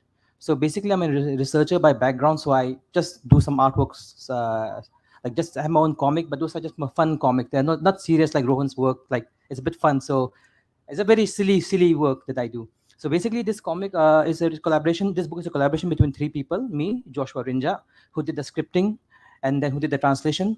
Because this book is actually in Khasi, and then you have Benjamin's Ames, who I believe is a fantastic artist, and he did the coloring actually. I did the line work, he did the coloring. So basically, he made the book look good. So now, what I'm going to do is that I'm going to read excerpt from the book. I mean, like there are some panels out here, around 9 panels. So I'm going to read from here, from my book, the book which out there actually out there. So I'll read and then I'll change the panels and I'll read the narration also together with it. Some of the details have been changed because I need to make it concise. I cannot have extra detail then. But I think if you really want, I would very much want people to go and read the book.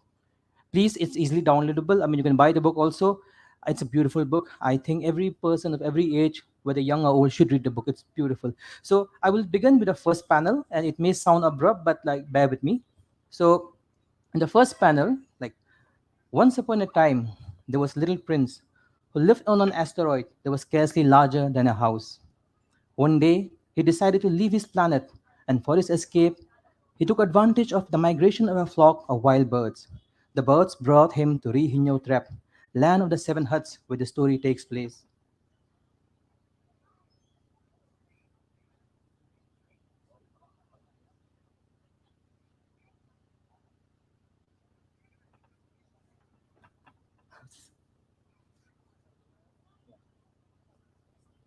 Okay, so I'll just ask one.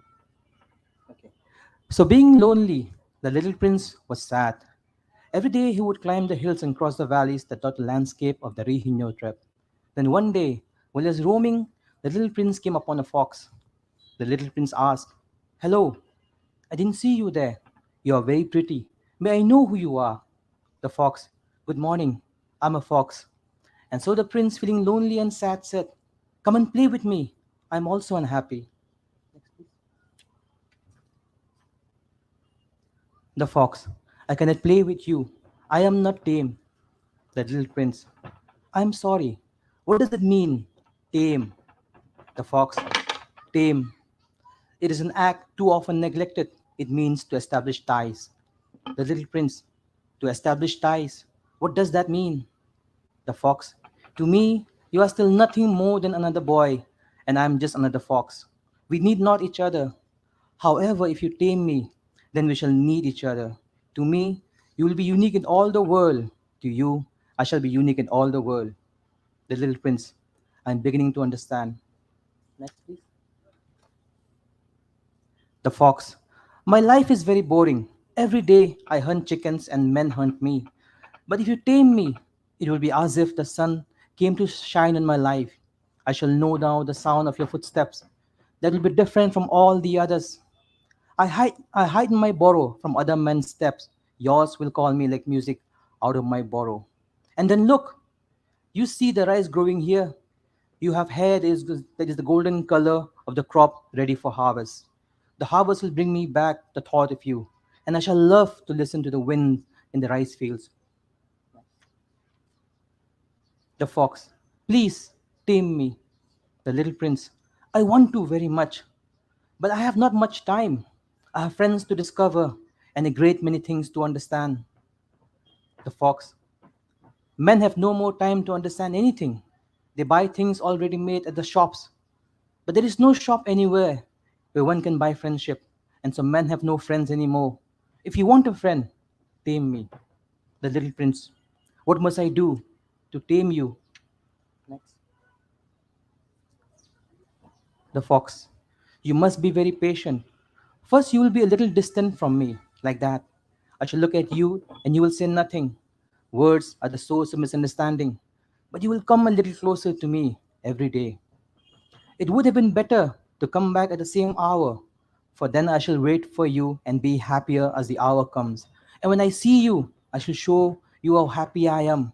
But if you come at just any time, I shall never know at what hour my heart is to be ready to greet you. One must observe the proper rites. The little prince. Tell me more about these rites. Next. Oh, sorry.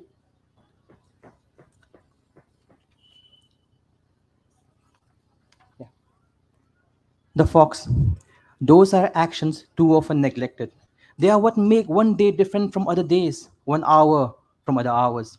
There is a rite, for example, among my hunters. Every Friday, they dance and sing in the village market. So on Friday, I can take a wonderful walk as far as the rice fields. But if the hunters sang and danced at just any time, and I would not know when to go for my wonderful walks. And so the little prince tamed the fox. And each day the prince sat closer and closer to the fox. They spoke very little because words create misunderstanding. And the prince came to see the fox every day at the same time. And the fox's heart filled with joy, and he jumped and danced around the prince to show it. Next. But the little prince had to go, and the hour of his departure drew near. The fox, ah, I shall cry. You're leaving, the little prince. I never wished to make you sad, but you wanted me to tame you, and now that has done us no good at all. The fox, it has done me good because of the color of the fields of rice. Now that you are leaving, I will make you a present of a secret, and here is my secret. It is only with the heart that one can see rightly. It is only with the heart that one can see what is invisible to the eye. It is the time you have wasted on something that makes it important to you. The fox. The men have forgotten this truth, but you must not forget it. You become responsible forever for what you have tamed. Next. Next. Next. Next. Oh, sorry. And so the little prince left the tame fox, their eyes full of tears, but their hearts filled with happiness in the memory of the joyful time they had together. The little prince walked away carrying the memory of the fox and returned home. So, thank you very much. So actually, you have to read the whole book to actually get the book, but then I've just taken 2 chapters out of it, and I try to adapt in terms of the aesthetics. So basically, you can have see the monoliths out here, which you won't see in the original book. So, and it is in Khasi. And if you want to buy, because this book also is a coloring book, you can read the book, and in behind you can color the line work. So this, so children especially can do that. So in Rikhasi Book Agency, the book is there. You can go and buy in Khasi. If the book does well, we'll bring an English edition. But for now, there's a Khasi edition. Thank you very much.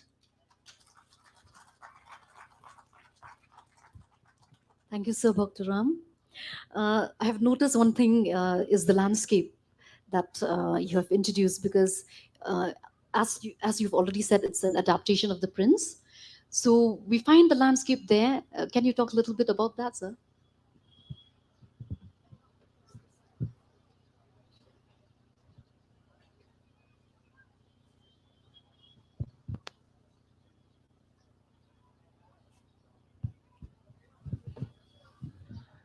Hello. Yeah, thank you. See, the landscape basically I'm trying to bring into the element of the Khasi Jaintia Hills. So you have the clouded leopard out there, which is in our state animal.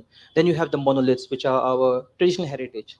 Then you also have, for example, out there, the paddy fields, which is the Bhoi area or the Jaintia area, the Suntung Valley and all those. So because in the Little Prince, you have the picture of the wheat, but here we don't grow wheat, we grow rice. So I'm trying to make some changes here and there. So in fact, there are more panels to the book where you can see like the Khasi family welcoming the prince.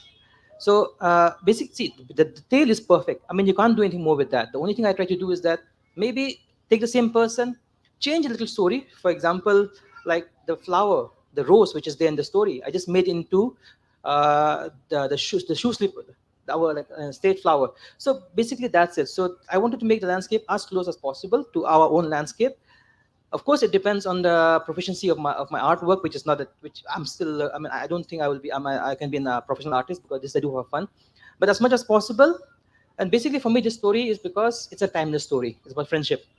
Doesn't matter your caste, your creed, wherever you are from. It's just about that. And I felt very close to that, and therefore, and I felt very close to my land out here, Khasi Hills. That's so my homeland. So I want to bring Little Prince to this area. So that's the landscape I was trying to go for. Great, thank you, sir. One just last question, something about friendship, if you can just elaborate. Because there, the prince was saying that he was feeling lonely, and then he became friends with a fox, and a fox is supposed to be cunning. So, Yeah, see, the friendship element basically here is this, because if you want to make someone a friend with someone, you have to give it time. It takes a lot of investment, a lot of effort, and also there need to be a lot of regularity, consistency, because you can't be someone who's unreliable. If I'm your friend, I expect something from you. I mean, it's a reciprocal relationship. There is nothing called, I would say, how should I say? So let's say, for example, if I'm good to you, I expect you to be good to me. So that is the part of it when you talk about in terms of investment you're making. It's the time you have spent, you're wasted on something that makes it precious to you. I've spent so much time on you as a friend, and that's what makes you special to me. That's why I spend my time to you. So I wanted to bring this element into there, and the relationship between the fox and the boy. Now I think in Khasi society, animals people could talk in the past. That's our folk tale, right? Because we saw them at the same plane like ours. In fact, if you look in terms of how Khasis would go for hunting also, I mean, if you go and talk to the villagers, before you go and hunt an animal, you have to ask the shaman or the holy man to come and, give me the sign, give me the permission so I can go and hunt the animal. There has to be a permission, otherwise you cannot go and hunt the animal. So, you think that that animal is the same level like me. So, in fact, the friendship between the fox, an animal, and a human being is not uncommon in our culture.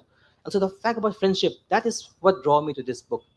You have to the thing you spend time, the thing you wasted your whole life, that is what is precious to you. That means the things that you do or the friendship. And here, friendship, that is what I was aiming for. thank you so much, sir, for this lovely session. Now we will move on to the next speaker. Mario, please.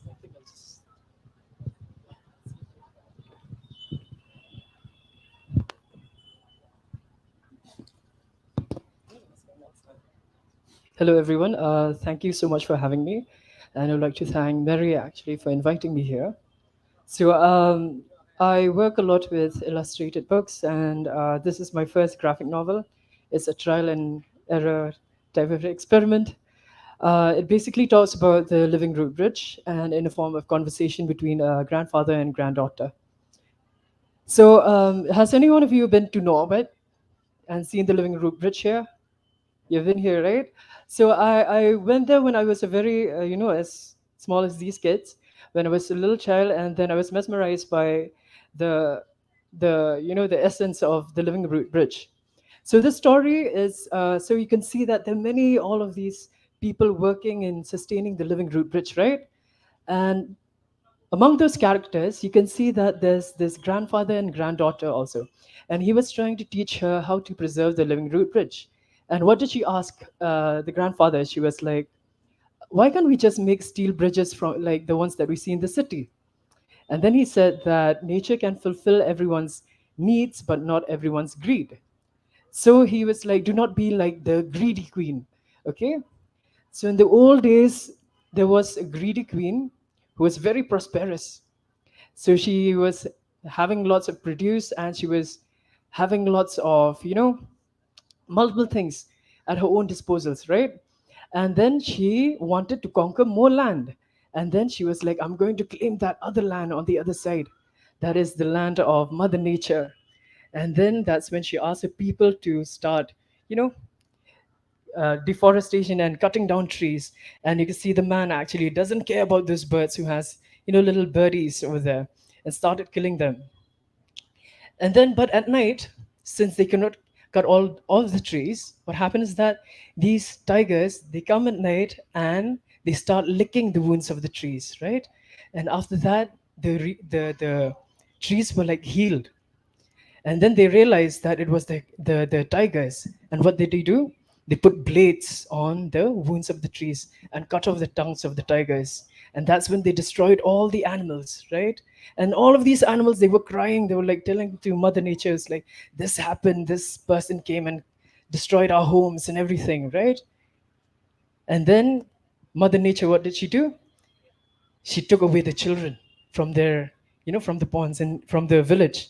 And all of these men, they were like, they started cursing the queen, like, it's because of you that our children are, like, are taken away from us. And what happened is, like, the queen was like, okay, I'll send these warriors. And these warriors, they went to hunt and they went to search for the children. But sadly, in that cave that they were in, there was this nymph, and it started grabbing all of these warriors. One of them survived, and then they were like, the queen was like, I'll send my only son to actually find those children again. And but her son was a very kind person. So as he's going and searching for those children, what happened is, like, he saw this butterfly that was drowning, and he saved the butterfly. And he's like, you're so tiny, but yet you're so important to the world, because why butterflies, they bring flowers, right? They help in making flowers, right? And then that's when the butterfly started blessing this young man with, and anyone who set their eyes on this man, they will be filled with love and with no reach at all. And then when the nymph wanted to take revenge on this man, she fell in love with him.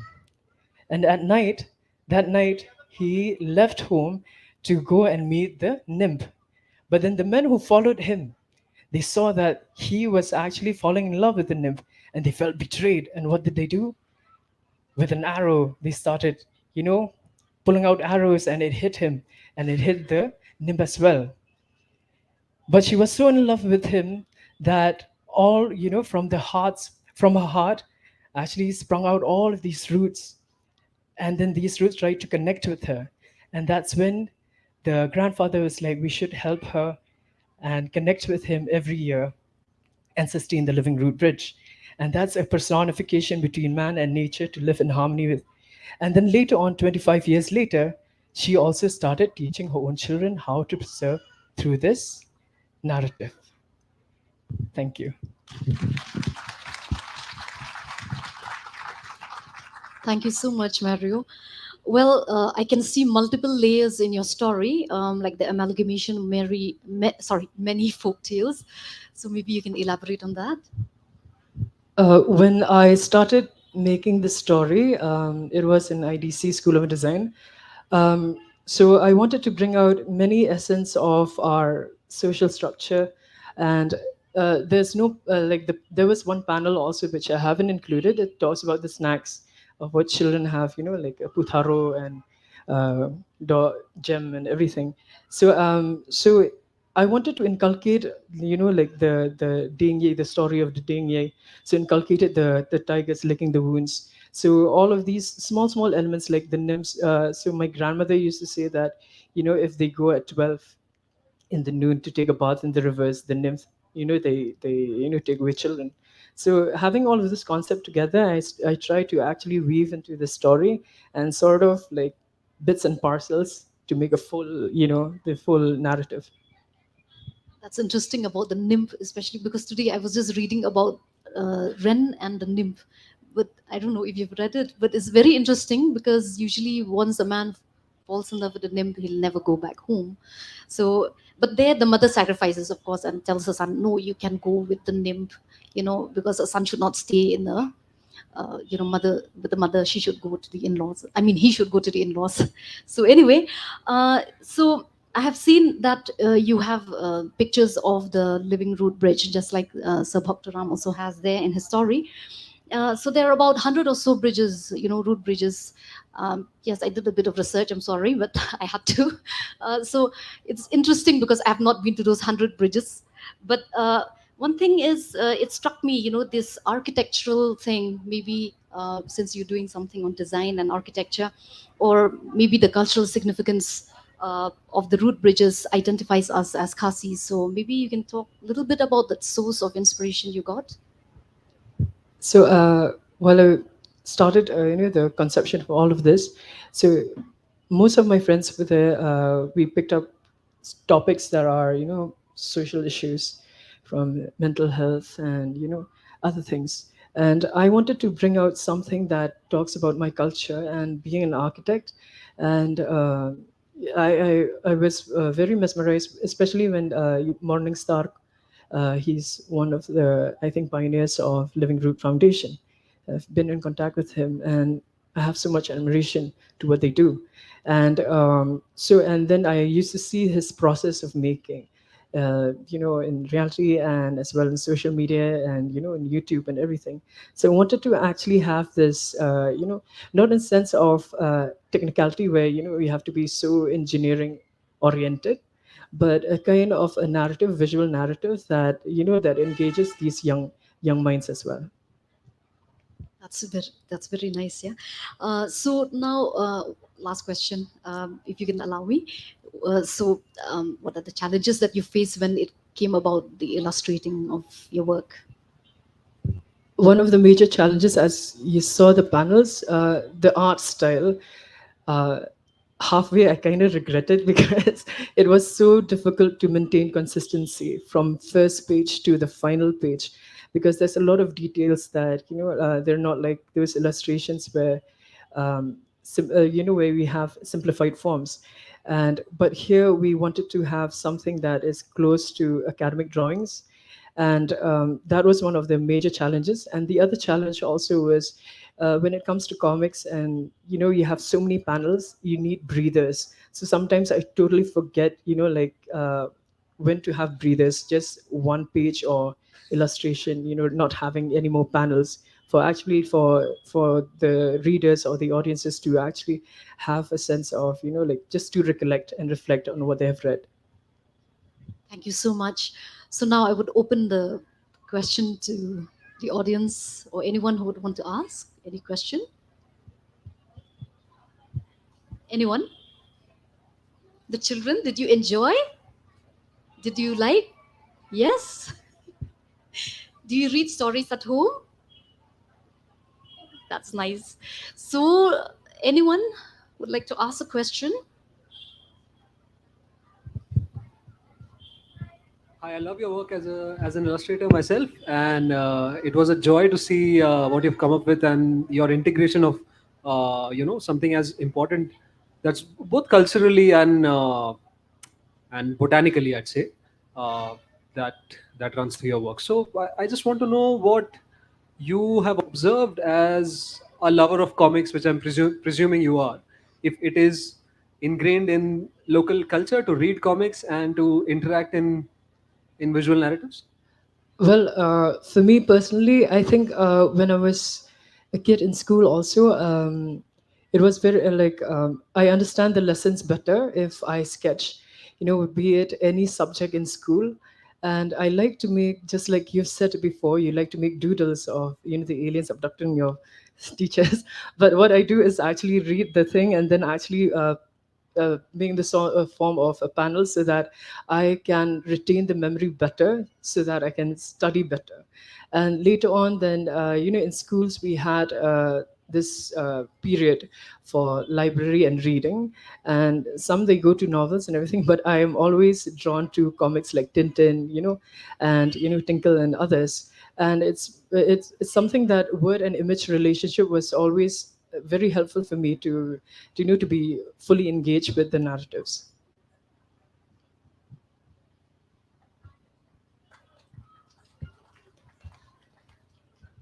Thank you so much. Anyone else would like to ask a question to any of the other members here, other speakers? No? Okay. Yes. Yes. Yes, ma'am.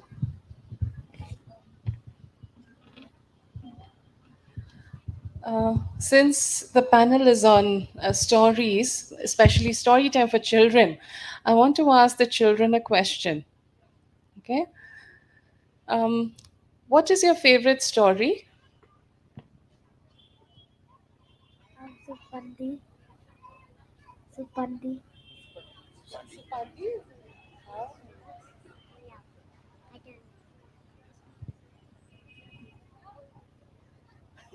The same one.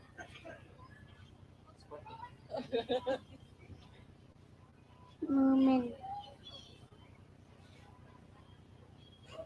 the ladder on the ladder to the moon. Nice, thank you. I'm so happy. Oh, so nice. I like Spider-Man.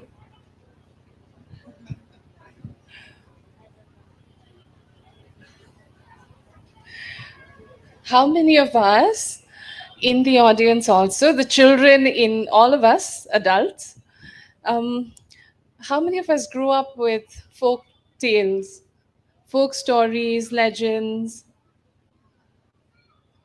Thank you. It's so nice. It would be so nice to have some of these stories passed down to our next generation. Thank you all for participating and listening.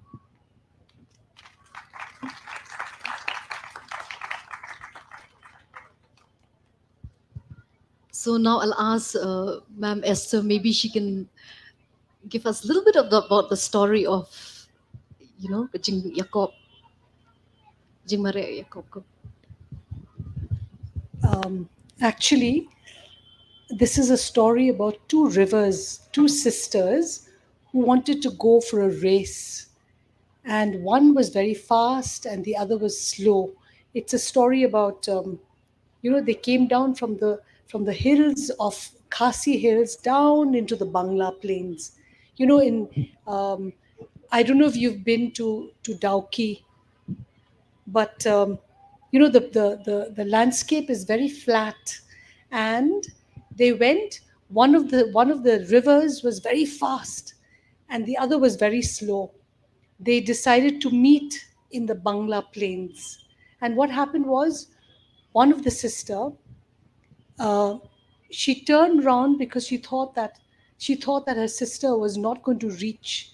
And then when she turned round, she met her sister, and that's where they meet in the Surma Valley, in the plains of Bangla. That's a race about the rivers. Ma'am, because ma'am didn't really share the story that time. So that's why I asked. Yes, ma'am. So anyway, we've come to the end of the session. If there are no more questions, maybe I could ask Ma'am Mary.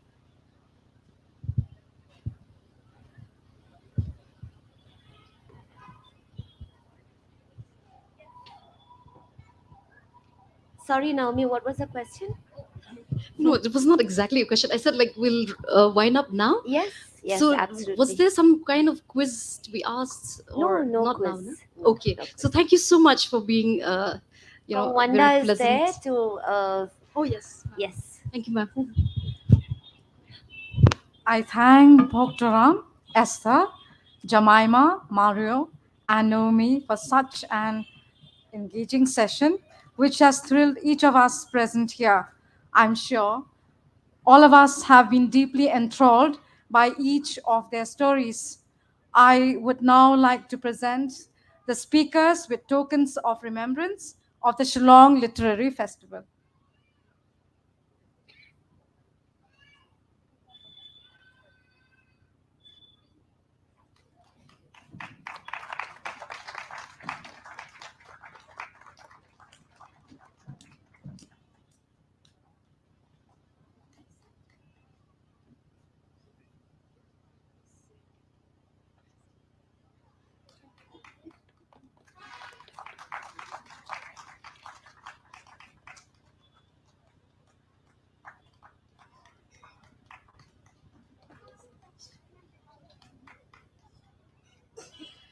I request everyone to remain seated. We will immediately begin the next session.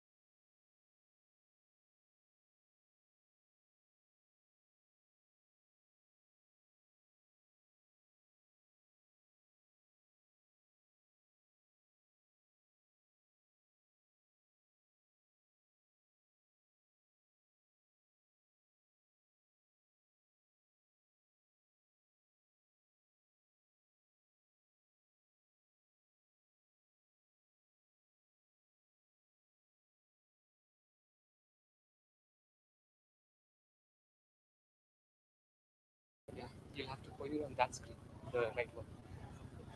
You have to do there, not that. No, no. And where will the time that 5 Ready?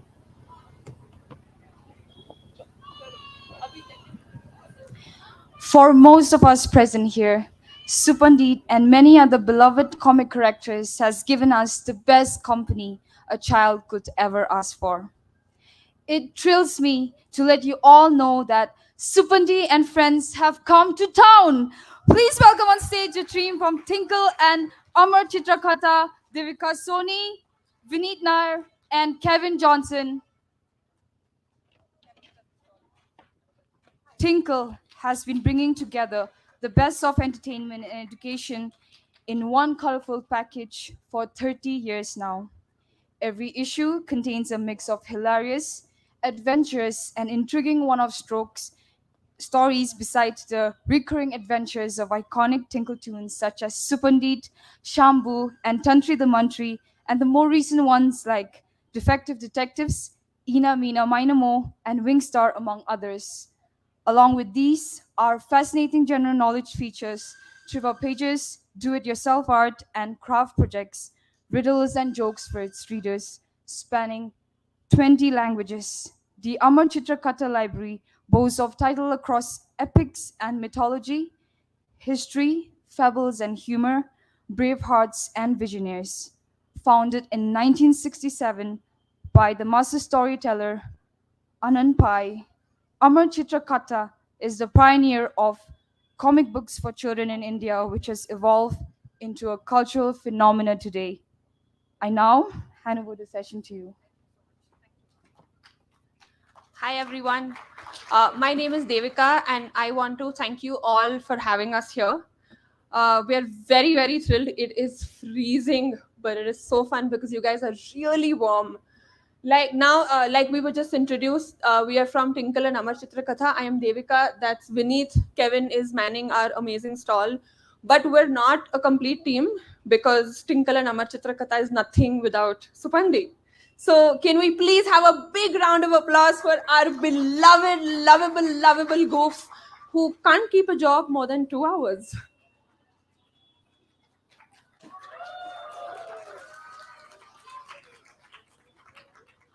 How many of you guys know Supandi, have grown up reading Supandi? Wow, that's a lot of fans. See, that's one job he kept. He keeps people entertained, makes them laugh, makes you forget about all your worries. So before we start our session, I want to send Supandi back so he can finish reading his comics. Supandi, we'll come find you later. Thank you so much for stopping by. So we are here to play some really fun games with you. We've got one Tinkle quiz memory game. So we've got our iconic covers that we will show you for 15 seconds and then we'll ask you some really tricky questions. We need you to remember all the possible details on the cover because if you win, you stand to get really interesting prizes. And then we have an Amar Chitra Katha quiz where we'll ask you questions based on mythology and history and let's see who knows most. So I think before we begin, there are only 2 rules. One is please raise your hand if you have to answer so that our volunteer can spot you and then we can figure out if your answer is correct or not. And don't forget to have fun because if we're all sad and mopey and being a little nervous about answering, none of us are going to have fun. Are we good? Can I have one loud cheer? Little louder than that? Yes! Okay, before we begin, let's watch some really fun animated shots starring our iconic Supandi and Shambhu. Can we have the videos, please?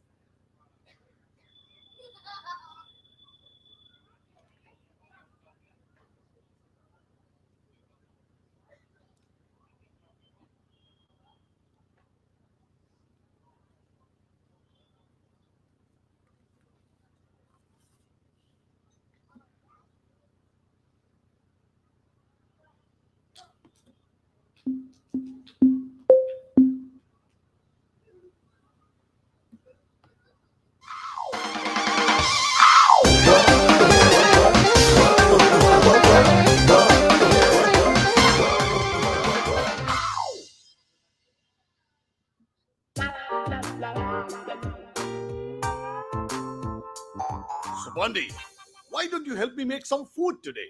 Sure, sir. Just give me the instructions and I will follow. Great. Let us make boneless chili chicken.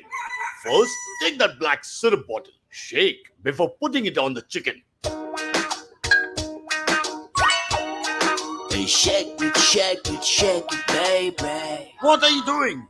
Sir, you wanted me to shake before putting it in the pan. Forget it. You just beat 2 eggs in this bowl in the meanwhile. Sir, Gandhiji asked us not to resort to violence. I won't beat anyone. I will get the salt and beat the eggs. Will you just add the marinated chicken?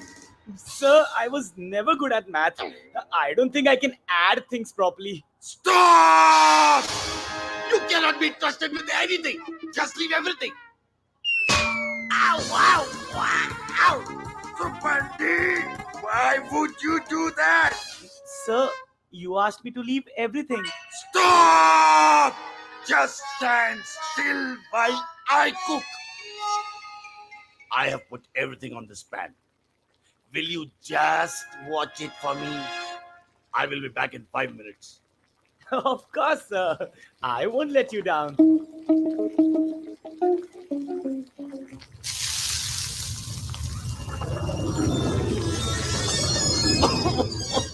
Supandi, where are you? Sir, I'm right here. Supandi, you fool! The chicken is completely burnt. Didn't I ask you to watch it for me? But sir, that is what I'm doing. I am watching it. Supandi!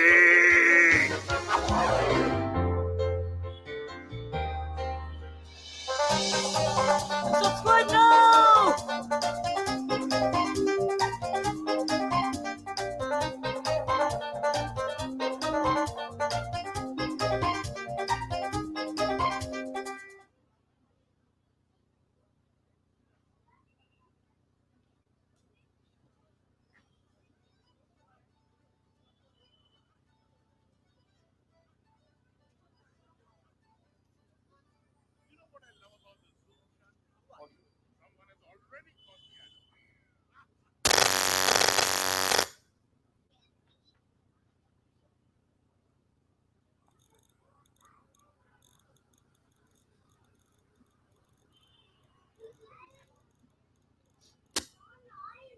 Should we skip this and start the game?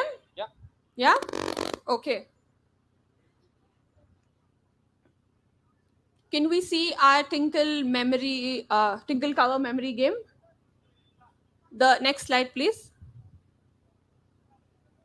And the next. Okay, you have 15 seconds. Your time starts now. Try to memorize everything. Look at all the colors. Look at all the characters. Look at all the small details. What are the Puneet, characters what else? wearing? What is written on the cover? What are they saying? Time's up. So we have, this is our first trial question, just so you can understand the game. The first question is, how many tunes were there on the cover? Just raise your hand. Our volunteer will reach there. 5. Yes, that's the right answer. So he will be getting a small gift from Tinkle. Yeah. So let's go to your second questions. What color was the fish?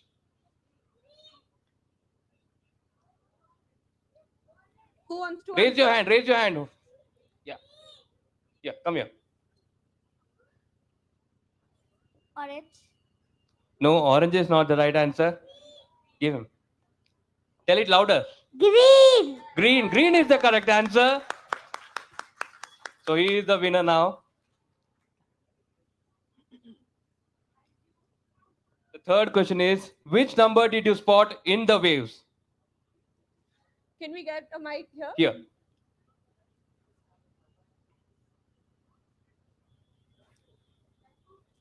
That's fine. Just take a wild guess. 43. Yes. Yeah, 43 is the correct answer. That's how old Tinkle is. Today is Tinkle's birthday actually. Yep. 43rd. Okay. Next. We are going for the next cover. Your time starts now. Remember everything, all the characters, count as many details as you can, spot all the little things, Every element's on the cover. What are they wearing? What are they doing? and your time is up.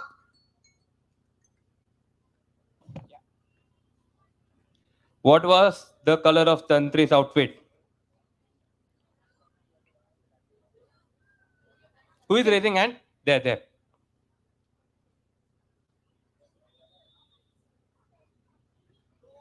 Blue.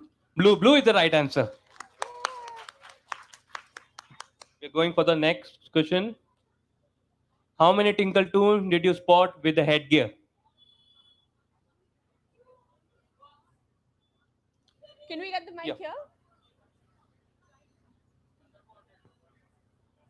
3.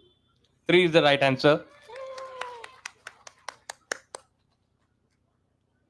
How many tinkle toons had glasses? Raise your hand. There, you can go there. Say it on the mic. I can't hear. 1. 1 is the right answer. Ready for the next cover? So the time starts now.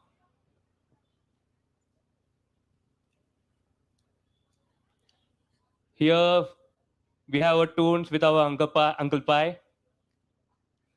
Look at all the elements on the cover. What are they wearing? What are they doing? Where are they standing? What are they saying? Your time is up. Okay. What color cape was Uncle Pi wearing? Here. No, don't relax. Answer. Red. Red is the right answer. How many male and female toons did you spot on the cover? Not Uncle Pi, don't count Uncle Pi. Yeah. Only the toons. Can we get the mic at the back there?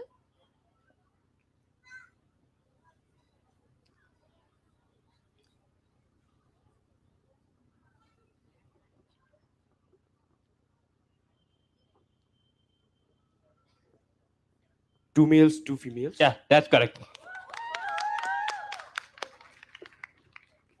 What color grass did you see on the cover?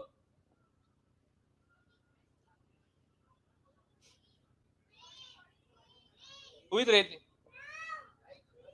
Bring here. All are raising. Okay, give them. Yellow. Yellow is the right answer. It's not green.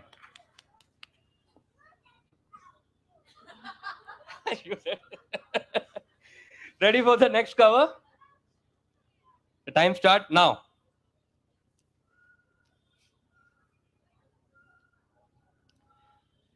What are there on the cover? What are they doing? Just look at all the elements there on the cover. Time's up. Okay. Name 3 colors. Any 3 colors you spot on the cover.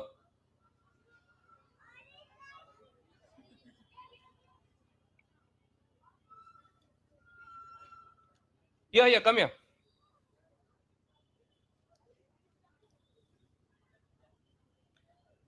Okay. Blue. Three colors. Yeah. We need 3 colors. Orange.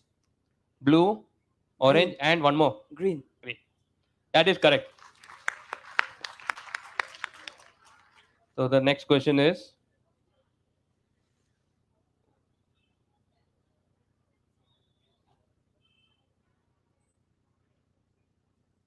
it's not working.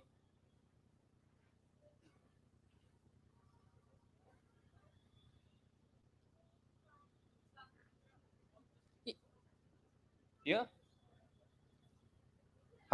Name one creature you spotted on the cover.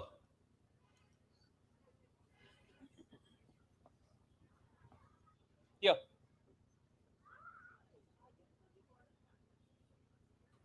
There. Raise your hand.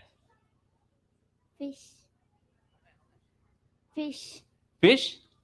What fish? What was it? No, fish is not there. Horse. Horse is close.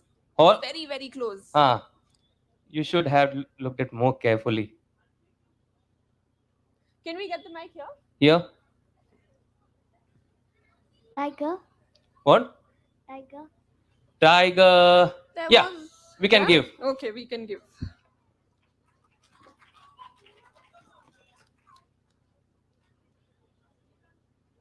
Next slide. What color outfit were Tinkle Toons, Beer and Bala wearing? The characters, what were they wearing?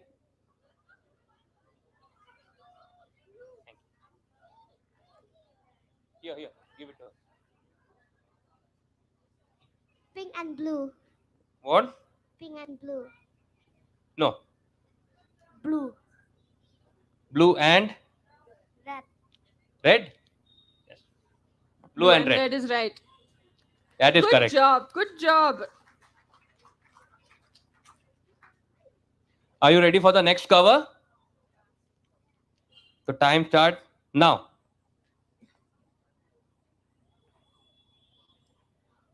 Look, who are they on the cover? What are they doing? What are they saying? Are they celebrating anything? Time's up. Time's up. Which celestial object did you spot behind Wingstar and Ina? Where? Here. She. Give it to her. The moon. Moon. It's moon. Moon is the right answer.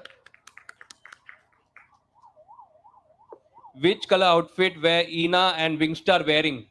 Can we The back.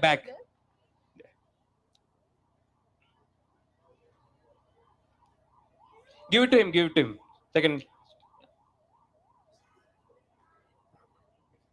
Green and blue. Green. Blue. And ठीक है.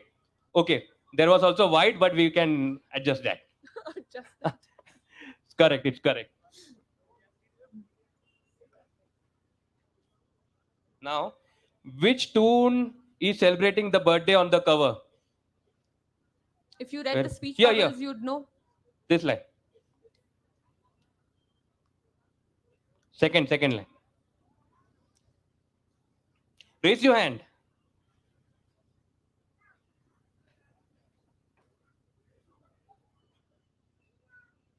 Ina. Ina is the right answer. Now let's go for the next cover. The time start now. There are a lot of elements here, lot of things here. Look carefully. Count carefully.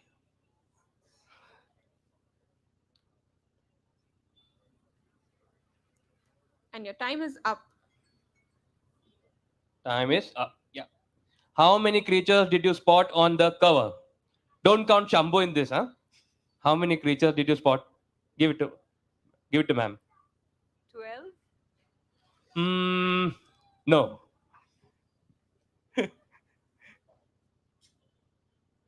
Close. 13. 13 is the right answer.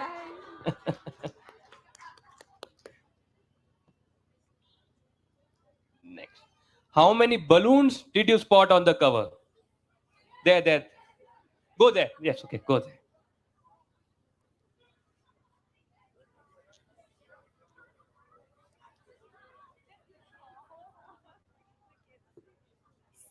Six. Six is the correct answer. Now, how many bowls or basket of food did you spot on the cover?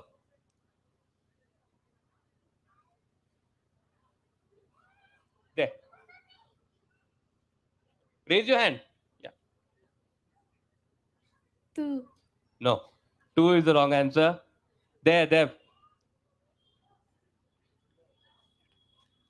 Is it 3? 3 is correct answer. Correct. Now, let's go for the next cover. The time start now. There are many characters here. Look at all the elements. What are there? Count them. And your time is up. Okay. Which big number in pink did you spot on the cover? That's Let's go also back. the number Go of back. this iconic We are always twinkly doing shoe. here. We can go back also. Last. I will come. I will come to you. There. Last. My God.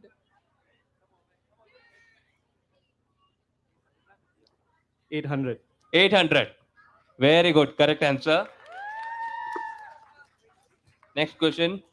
Name 3 tinkle tunes that you saw on the cover. Okay.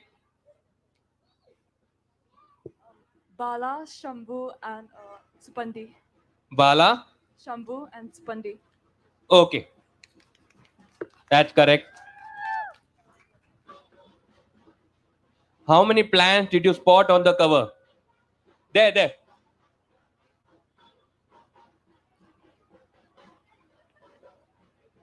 2. 2. 2 is the right answer. Now we are going for the next cover. Time start now. See what Shupandi is doing. Who all are there? What is happening on the cover? What are the elements on the cover? What are they wearing? What colors are they wearing? Time's up. Okay. How many humans did you see on the cover? 3. How many? 3. Yeah, no. It's not 3. Give it here. Bring it here. Give her a chance. She's raising hand. I didn't raise my up. No answer? Okay, then give him. 6. 6 is the correct answer.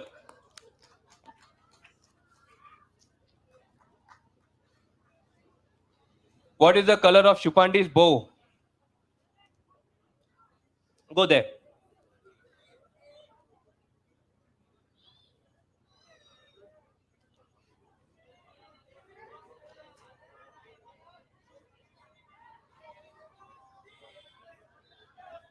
Pink.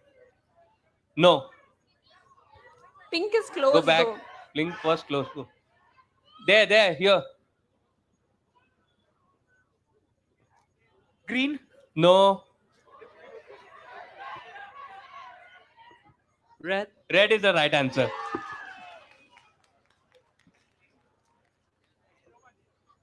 What is the color of merry-go-round's pole?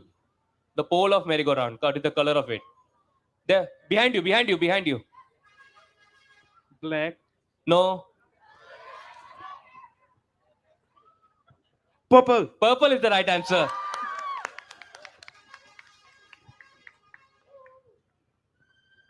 So here comes the next cover.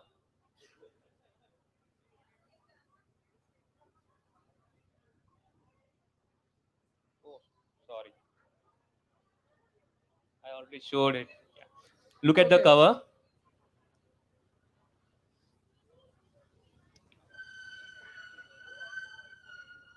What are the characters there? What are they doing? What are they celebrating? What is happening on the cover? Time's up. Time's up. Which festival? Now back.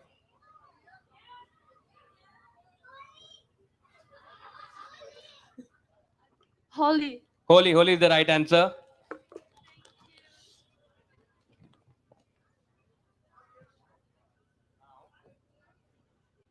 How many tinkle tunes did you spot on the cover? Bring there, go there. Yeah. 6. 6 is the correct answer. Yeah. Name the color raining down from the plane.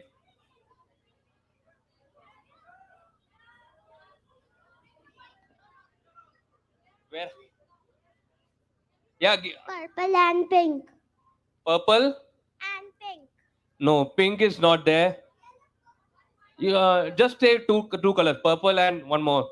Purple and green. Purple and green, yeah.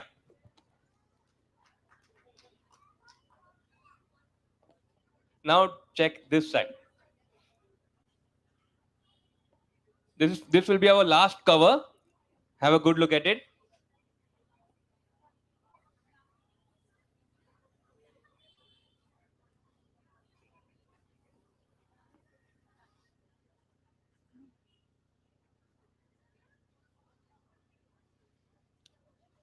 Time. Time's up. Okay.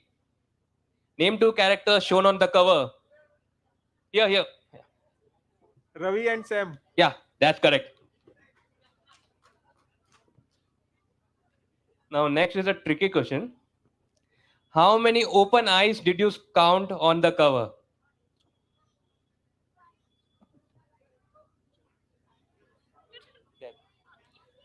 Can we get the mic here? Here. There. 3. How much? No, Three. not No, 3 is not not. 3. Can we get the mic here, Mic please? mic here. 2. No, He's really busy. That's 6. not 6.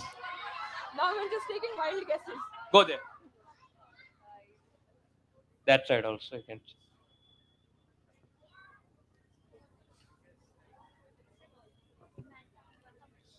5. 5 is the correct answer.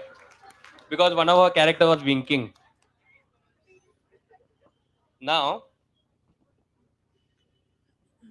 what was the color of the halo on top of Tinkle Toons, Ravi and Sam? Go there. Back. Yeah, something. We can select all are raising the hands and randomly. Yellow. Yellow is the right answer. And with that, we come to an end to this really fun game. I hope you guys had fun. Unfortunately, we're running a bit short on time, so we're going to have to skip the Amar Chitra Katha quiz. You guys can still come and collect badges at our stall, and we have lots of bookmarks. We have fun books. What we can do, though, is play 2 more of our really fun videos for you guys. Would you like that? Can we have our 2 videos, please?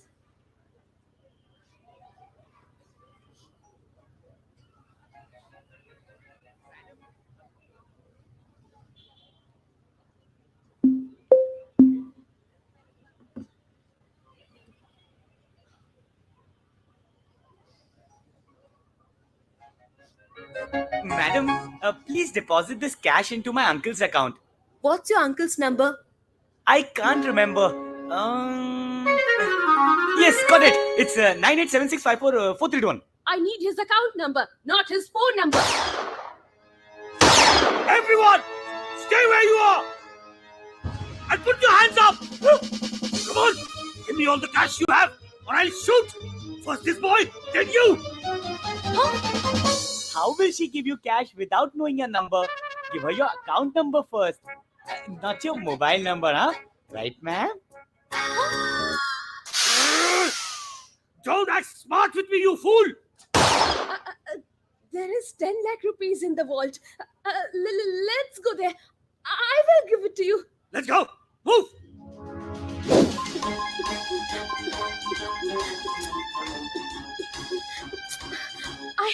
I can't remember the code number. See? Even you don't remember any numbers. And you were shouting at me? Do you have the vault code number? Tell me, and I'll let you go.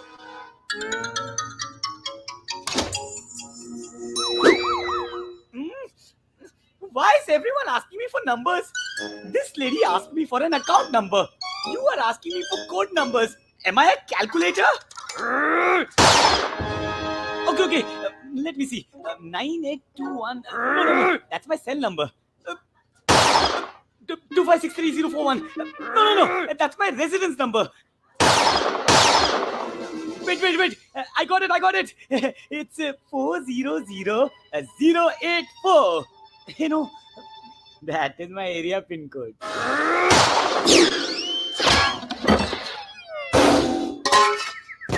Haha! Wow, Supandi!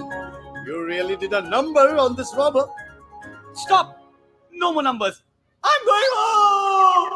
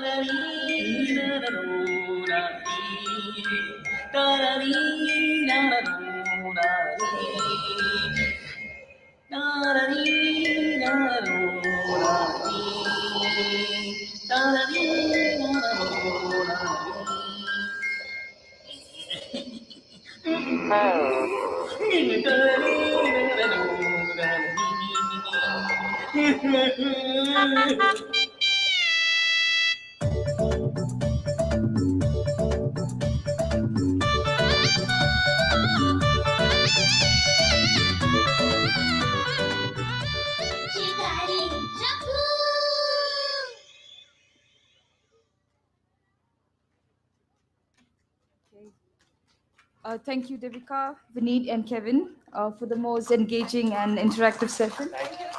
I'm sure that some of us here, including me, will surely want to grab the nearest Tinkle comic later at home and rekindle the friendship we shared with Supandit, Shambu, and Tantri.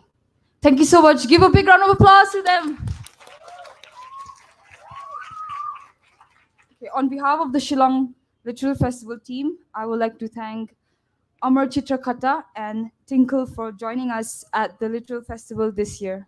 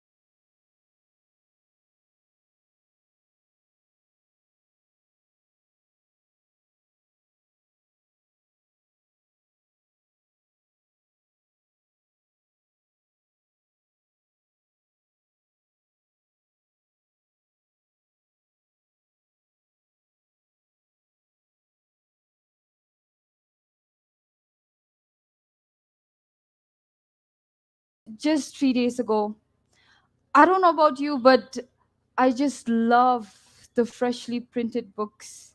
So, my advice, don't just read it, but also smell it too. On Children's Day, the book, this book is so very special in both Kasi and English. A beautiful story, a rich translation, and the most evocative illustration we present.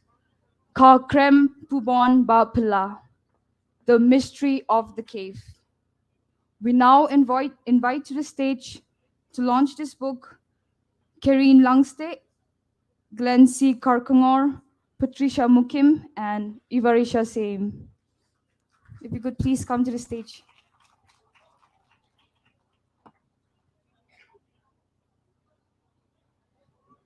Karine Jopling Langste is an artist and illustrator. Most of her work are women-centric and depict the Khasi community. She has documented stories and narrative, particularly during the pandemic, which allowed her to understand the importance of storytelling and the role of women in society. Illustrating books for children is her other area of focus, inspired by her own children who enjoy storytelling, especially when they include colorful images. Glenn Carcamore is fascinated by tribal culture, especially traditional knowledge and folklore. He retired from a career as a professor of pediatrics is deeply interested in child development and loves to carry babies. He likes writing on many topics, social issues, birding, book reviews, and even a bit of academic stuff. His motto is life is to stay close to your inner child. Patricia Mukim is currently the editor of the Shillong Times and has authored the book Waiting for an Equal World, published by Martin Luther Christian University. She contributes articles to different newspapers and online portals and has been a gender activist who critically look at the paradox in Kasi matrilineal society. She was conferred the Padma Shri in 2000 beside other awards for journalism. Dr. Ibarisha Singh is the principal of All Saints School Shillong. I now request the author, translator, and illustrator of the book to say a few words.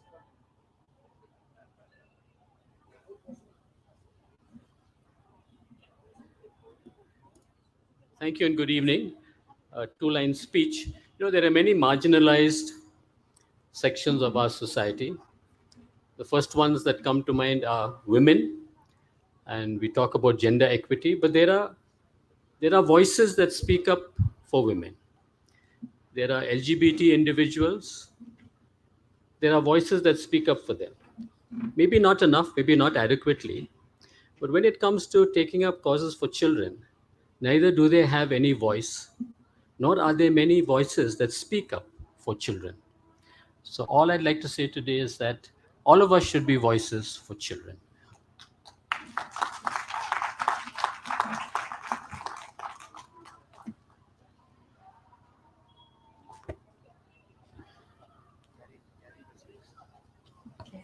Yeah. And now, to unwrap the book, we invite Chosen, Kareen's 6-year-old son.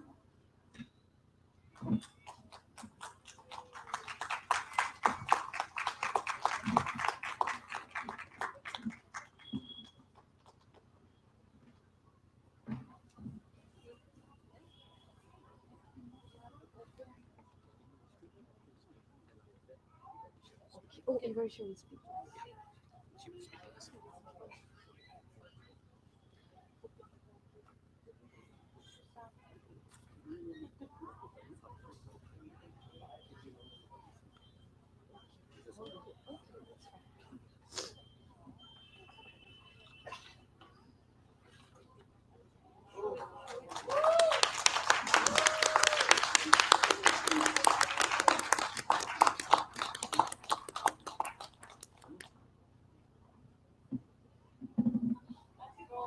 Okay, if you could please come.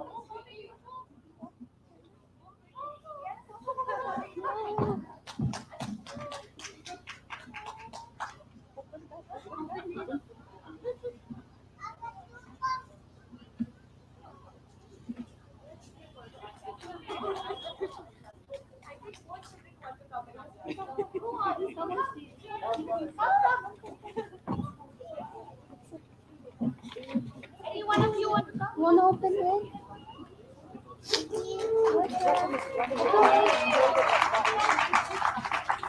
Sonia? One more child to unwrap. They all want to unwrap.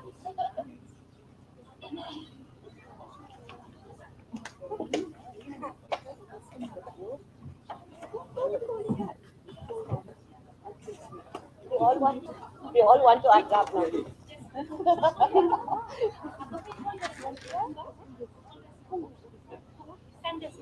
Come help here. Riya, come.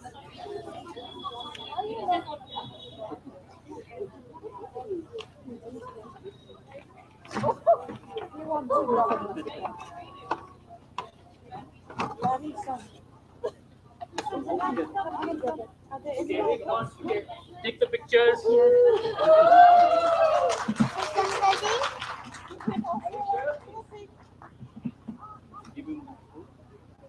Stand together. Stand together.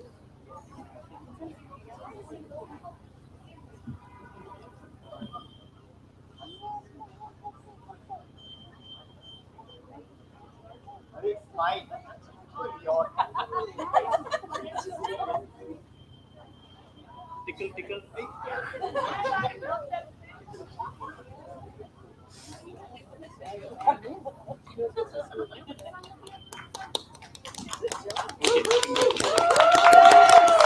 thank you, Chosen, and the cute little babies. Thank you so much.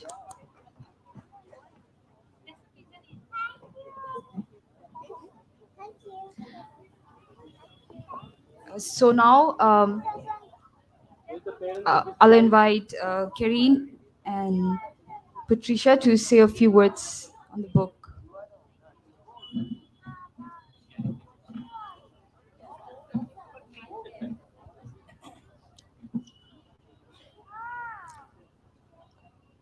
Good evening, everyone. It's such a privilege to be here and be doing this on launching this book on this auspicious day for children. Taking a cue from Dr. Glenn, I would just like to say that I would just like to question how do children voice out their feelings? I think through my observation, I think they do that through laughing, crying, and drawing. I've seen that children loves to draw to express how they feel. I've seen that in schools, I've seen that through my children, and I know that it's one tool that they feel most comfortable, and I think we should encourage that. Over the years, I've seen most parents would like to send their kids to art schools very early on in their lives. But I realize that the first 10 years of their lives, they tend to lose their sense of observation, the reasoning and thinking, because immediately if you send a child to school, to an art school, to be guided by a teacher, they tend to get influenced by the teacher very easily. And I feel that the first 10 years should be just left, we should just left the children to express on their own. I mean, be free to have the freedom to do whatever they want. And that's one reason why, while executing this book, I have employed a very loose way of coloring, because I felt that it will allow children to feel free to color outside the lines, outside demarcated lines, because that's how they should be. I mean, children should be allowed to be free. Another important thing is that we grew up with storybooks, and whether we can learn, whether we can read the lines or not, but we remember the images very well. I remember all the images that were there in the books that I've read, more than the lines that were there in the books. And it's one important educational tool where images play a very important role in allowing a child to understand better rather than with words. I'm not downplaying words, but then in the early stages of a child, I think images are very important. So with that in mind, I would say thank you, and I will call upon Kongpat to say a few words.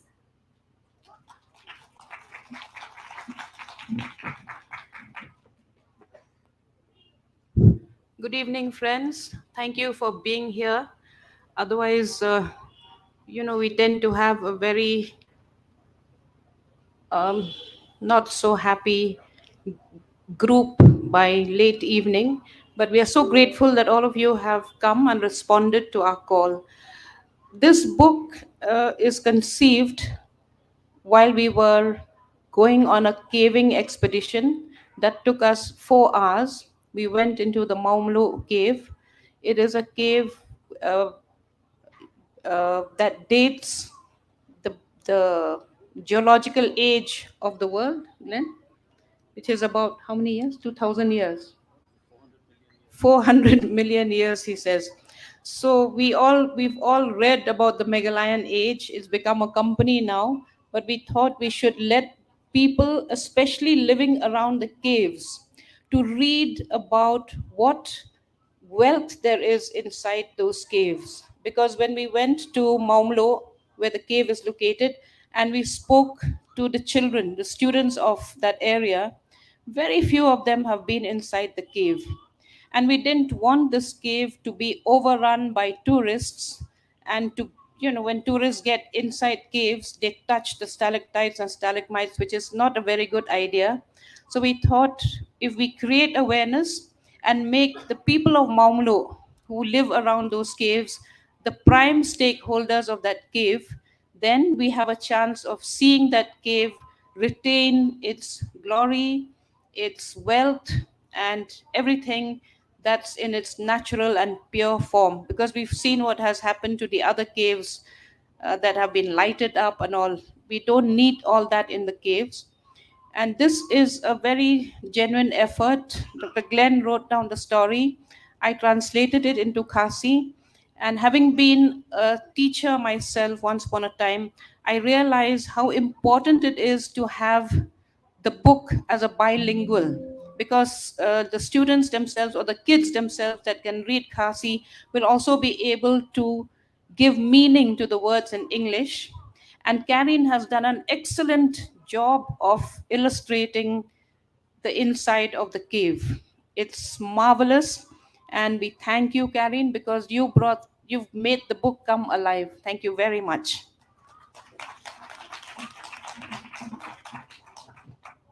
Thank you, Patricia. Now I would like to invite Dr. Ivarisha Sim to say a few words on children's book.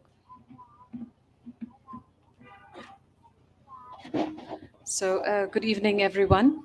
The esteemed guests here, and the children especially, and fellow book enthusiasts. I'm honored to stand here this evening to be part of this wonderful event that celebrates a treasure trove of imagination and wonder, the beauty of children's books. And I'm very grateful for this opportunity. Children's books are not mere words and illustrations. For those of us who grew up reading or have read to our children, we know that books are portals to magical realms. They are architects of dreams that transport children into places they've never been before.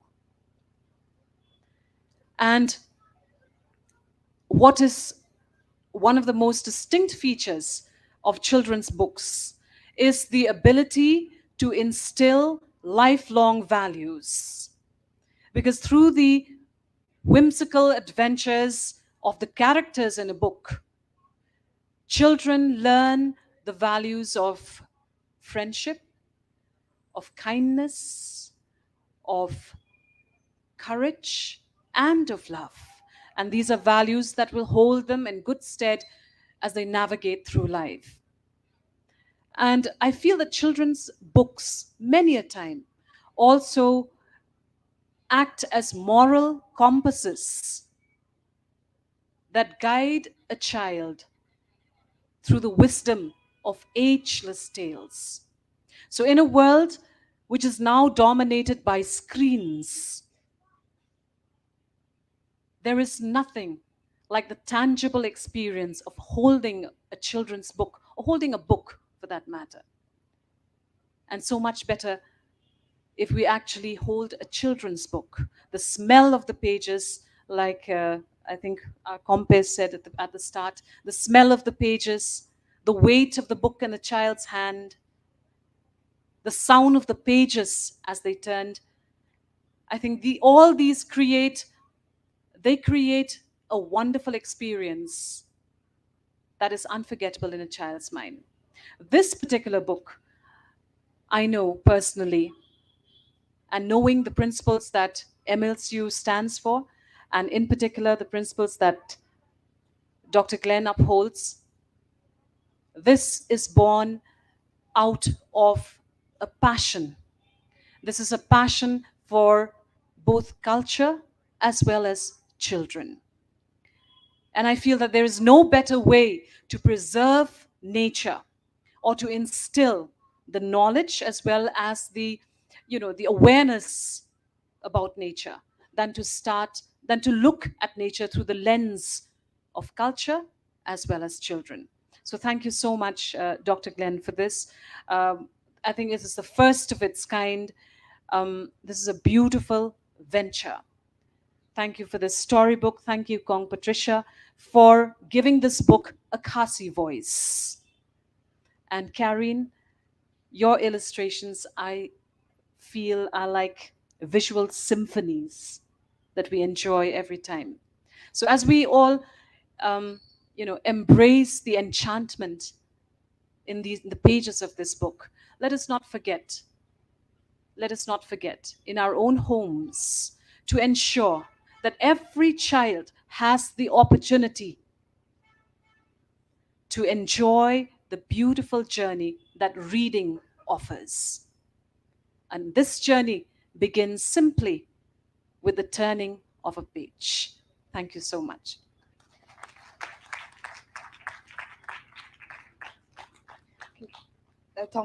Thank you, Dr. Sim. I think we're all tingling with curiosity to know what mystery lies in the cave. So now I will hand over to the storytellers to lead us into the story.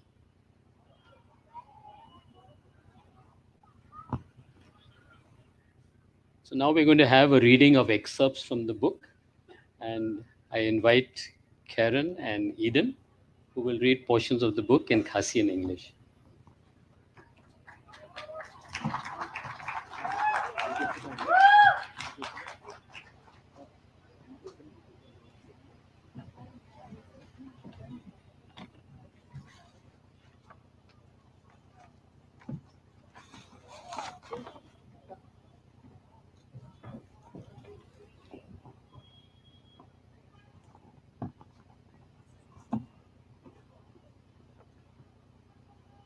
Hello, everyone. Can we have all the children in the front of the stage, please? Do we have children here? Can you please come? Please come. Your son. Come. Sit here.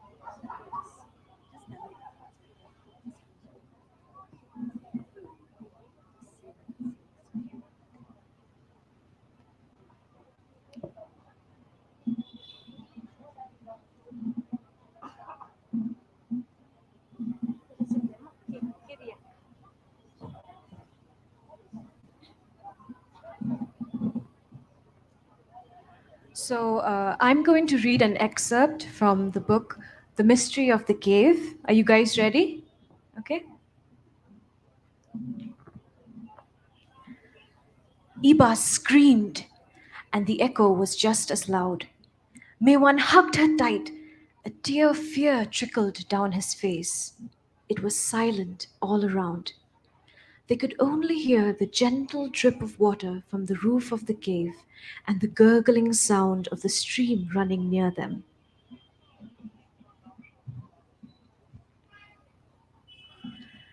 As they sat in the dark, feeling scared and lost, a soft blue light appeared at the end of the tunnel, and a gentle voice of a woman spoke.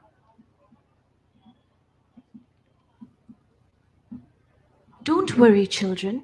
It's me, the cave spirit. I'll take care of you. Just follow the light. The blue light became brighter, and they could see a path in front of them. Maywan took a step forward into the light, and then a few steps more. The light moved in front, leading the way. Clutching Maywan's shirt, Iba followed.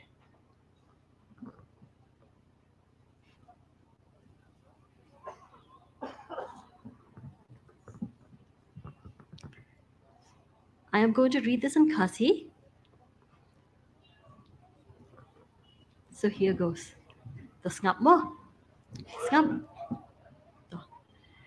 Kaiba kalak angshla. Berkata kajing kaang jong ka. Kalasawa kala hangta hapo krem. Umewan. Kudup kop ya ka. Padla ka jauh umat hakata ka jingting. Hangta hapo krem kalakinja jal. Kita ki arngot ki askau tang ka jing hap jako nakatenom jang ka krem.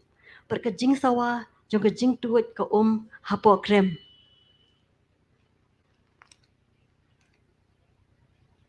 Hamar bakita ki arngot ki dang ya shang hangta. Per ka jing diao man sim. Yo isn't that ya kenja jing shy ka ba meet na ka way pat ka liang jang ka krem ka ba. But ki yos no ru ya ka sur jang ka way ka brio ka ba kren jai jai.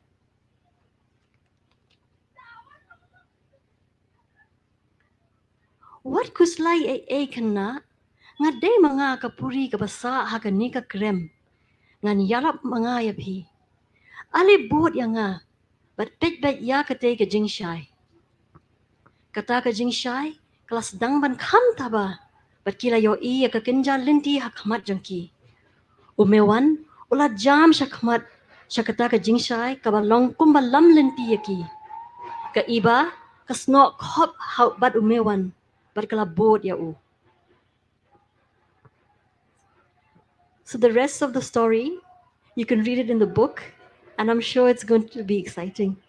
So thank you so much for being here.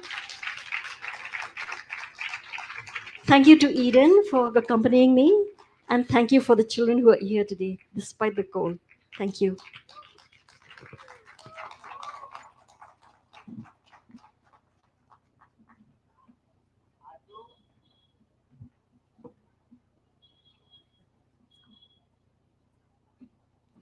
Okay, thank you so much, Chosen, Aiden, and all the babies here, and also Karine and Aiden for the wonderful session.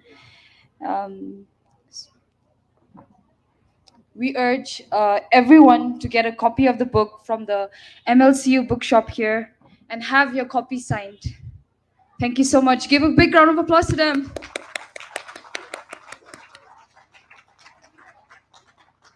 I request everyone to remain seated. We will begin the next session shortly.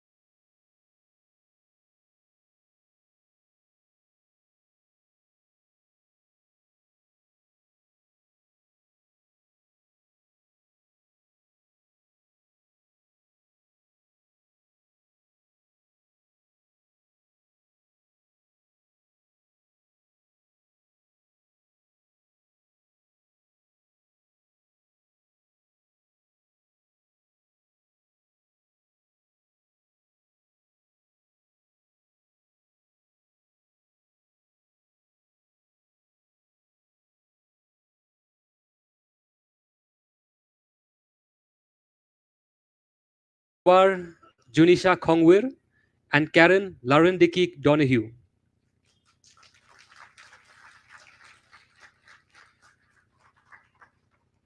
Tucked away in the southeastern part of Shillong city, Happy Valley is a small locality, especially known for the Mizo population that has settled there from the 1960s onwards, earning the place monikers like Lushai Valley and Mini Mizoram. Stories from the valley threads together a community history of the diasporic Mizos of Happy Valley through a captivating blend of evocative images, personal narratives, and cherished family photographs. This book takes you on a compelling journey into the heart and soul and spirit of heart and soul of Happy Valley, uncovering the trials and triumphs, the customs and traditions, and the resilience and spirit of a community whose history has often remained hidden. Join us in exploring the living history of Happy Valley and the remarkable Mizo community that has, against all odds, transformed this locality into a living testament of unity, strength, and enduring human spirit. We now invite Mr. Laram Zwava Silo, one of the narrators from the book, to say a few words.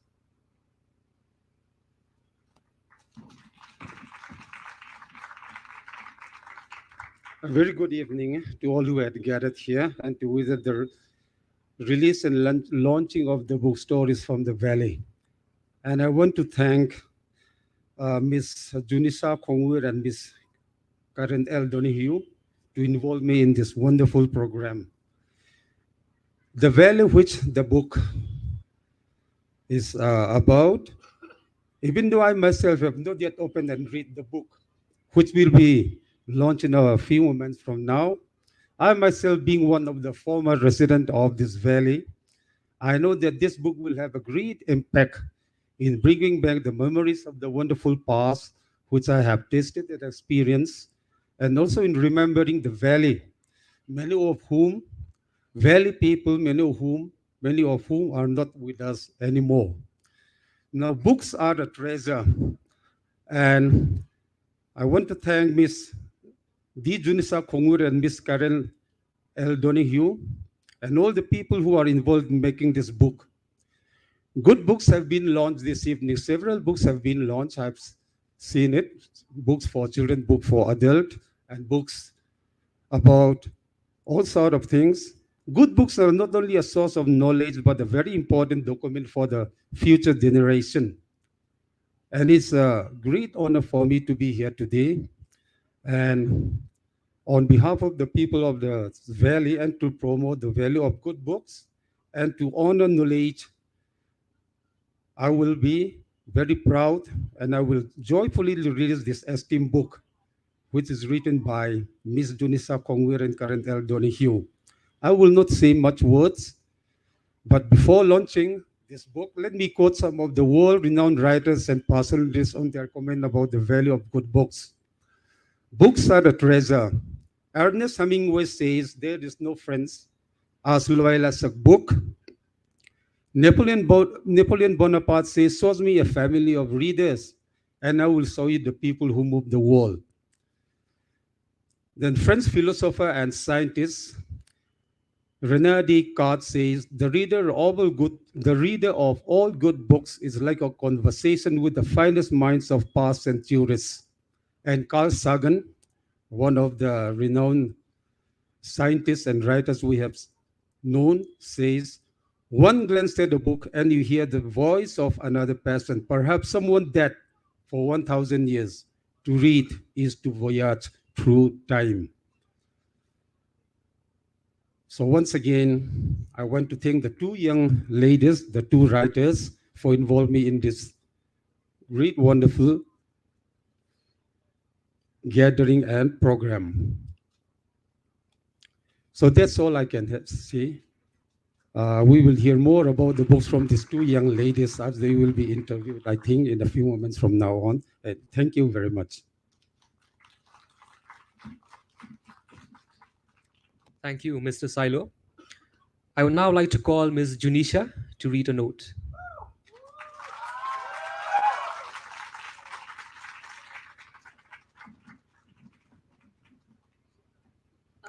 Good evening, everyone. This is truly overwhelming. Thank you so much for being here and supporting us. Before we launch the book, I would like to read a note that was sent to us from our friends from Japan, who are producers of the book. That is Nobuyuki Kunishi-san, who is the director of Asia and Middle East program, the Sasakawa Peace Foundation.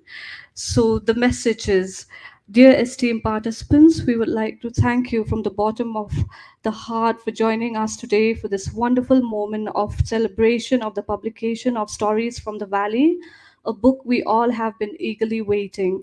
First of all, we would like to express my deepest gratitude to all the Mizo people involved in the lengthy interviews that form the basis of this book.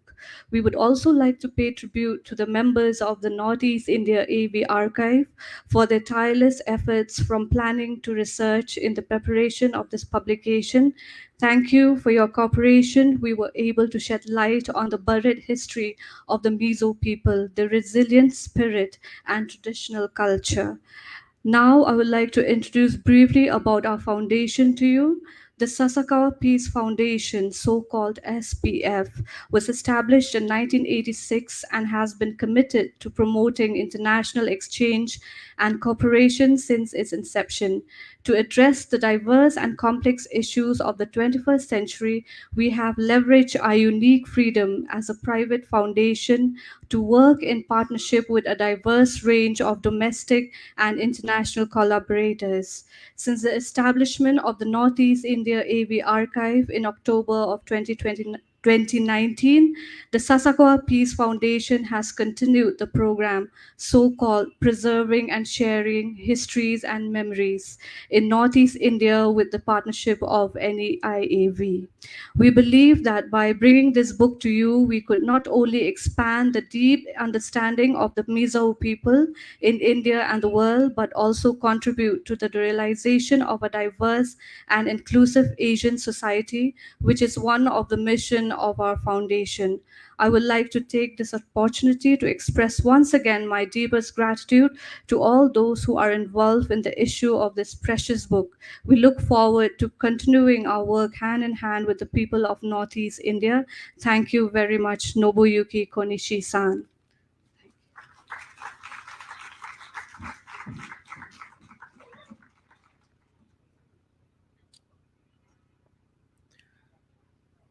To launch this very special book, we invite on stage Don Scobar, Junisha Kongwir, and Karen Larindiki Donahue.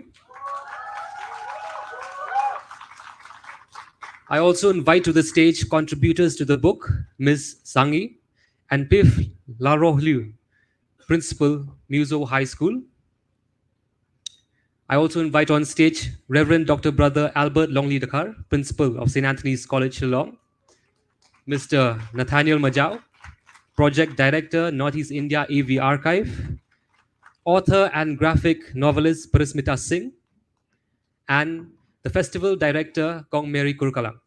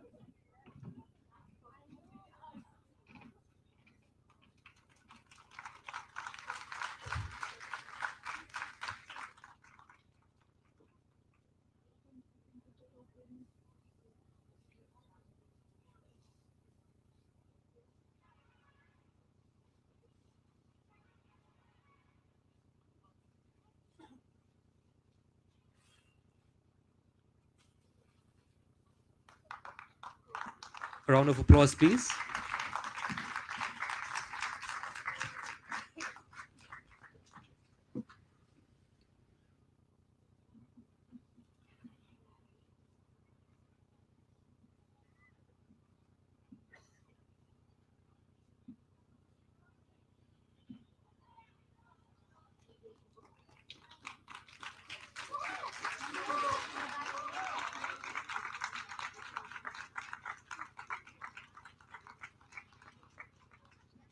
Thank you. In fact, may I request all on stage, perhaps you can get down, hold the book in your hand, and the photographers can come on stage. You can take a picture of everyone in the frame, if that would be all right.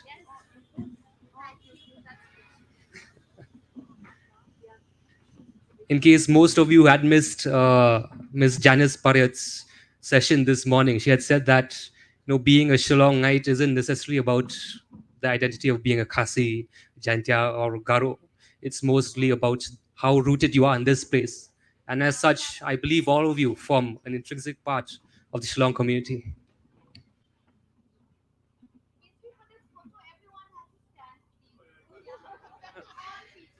Kindly stand up, everyone.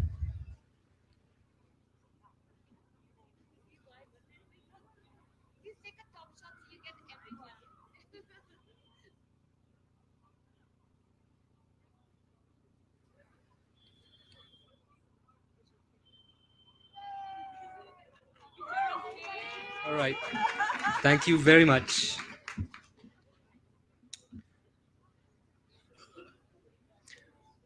I would now request Don Scobar, Junisha Kongwir, Karen Lariniki Donahue, and Prismita Singh to kindly come up on stage. We will now have a conversation between the authors. Don Scobar Junisha Kongwir is a Khasi woman born in 1986 and brought up in Lalingkot, Meghalaya. She is an educator and a visual artist. Junisha graduated from AJK Jamia Millia Islamia University. She's an assistant professor at the Department of Mass Media, St. Anthony's College, Shillong. She is also the curator at the Northeast India AV Archive. Karen Larindiki Donahue teaches in the Department of Journalism and Mass Communication, Nehu, Shillong. Her PhD is focused on media representation of Northeast India, on mainstream Indian media, and her research interests include media representation, media and gender, and oral history. She enjoys reading, playing the guitar, and listening to music, loves long walks with her dogs, and writes poetry occasionally. Prismita Singh is a writer, graphic novelist, and educationist. Her publications include the graphic novels The Hotel at the End of the World, Mara and the Clay Cows, Crab Chronicles, and a collection of short stories, Peace Has Come.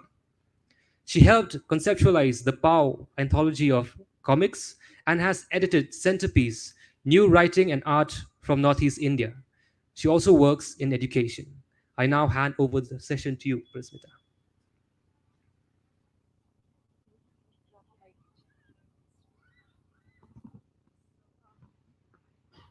So thank you everyone for having me here, because it's truly been a privilege to have it. I received an advance copy of the book.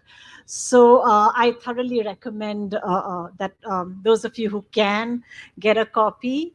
And it's really been a privilege to read this book and also to be asked to come in and be a part of this conversation, because I think increasingly I feel that to be able to make a book is a privilege, because it is such a labor of love, as well as everything that labor entails, all the work and the tears and the sweat and everything. And I think the book really is a testament to not just the labor of your putting it together and your photography and your writing, but also of the people of the worlds that the book documents and reflects upon, and the looking into the past as well as into the future. Um, so I'm going to begin a conversation around some of the themes that have interested me in the book. And then maybe we open it up for questions after that, yeah? And then we open it up for questions. So to begin with, of course, this is a wonderful book because it looks at several things.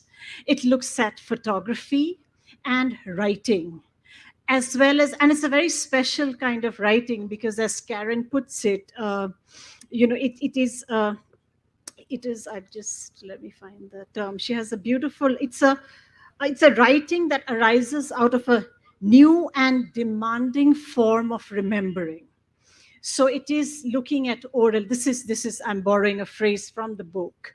So it is a form of telling, documentation, oral history, and as well as and at the same time it's also an interplay of June's photographs and Karen's writing. So there are just so many wonderful things happening in this book, that my first question to both of you is, of course, like, how did this what was the origin, how did you come up with this wonderful idea and of photos and oral history? So yes. Uh, Thank you so much, Parismita. So from the Northeast India AV Archive, we have a project, which is an oral history project, which we've started 2 years ago in 2020, almost 3 years now.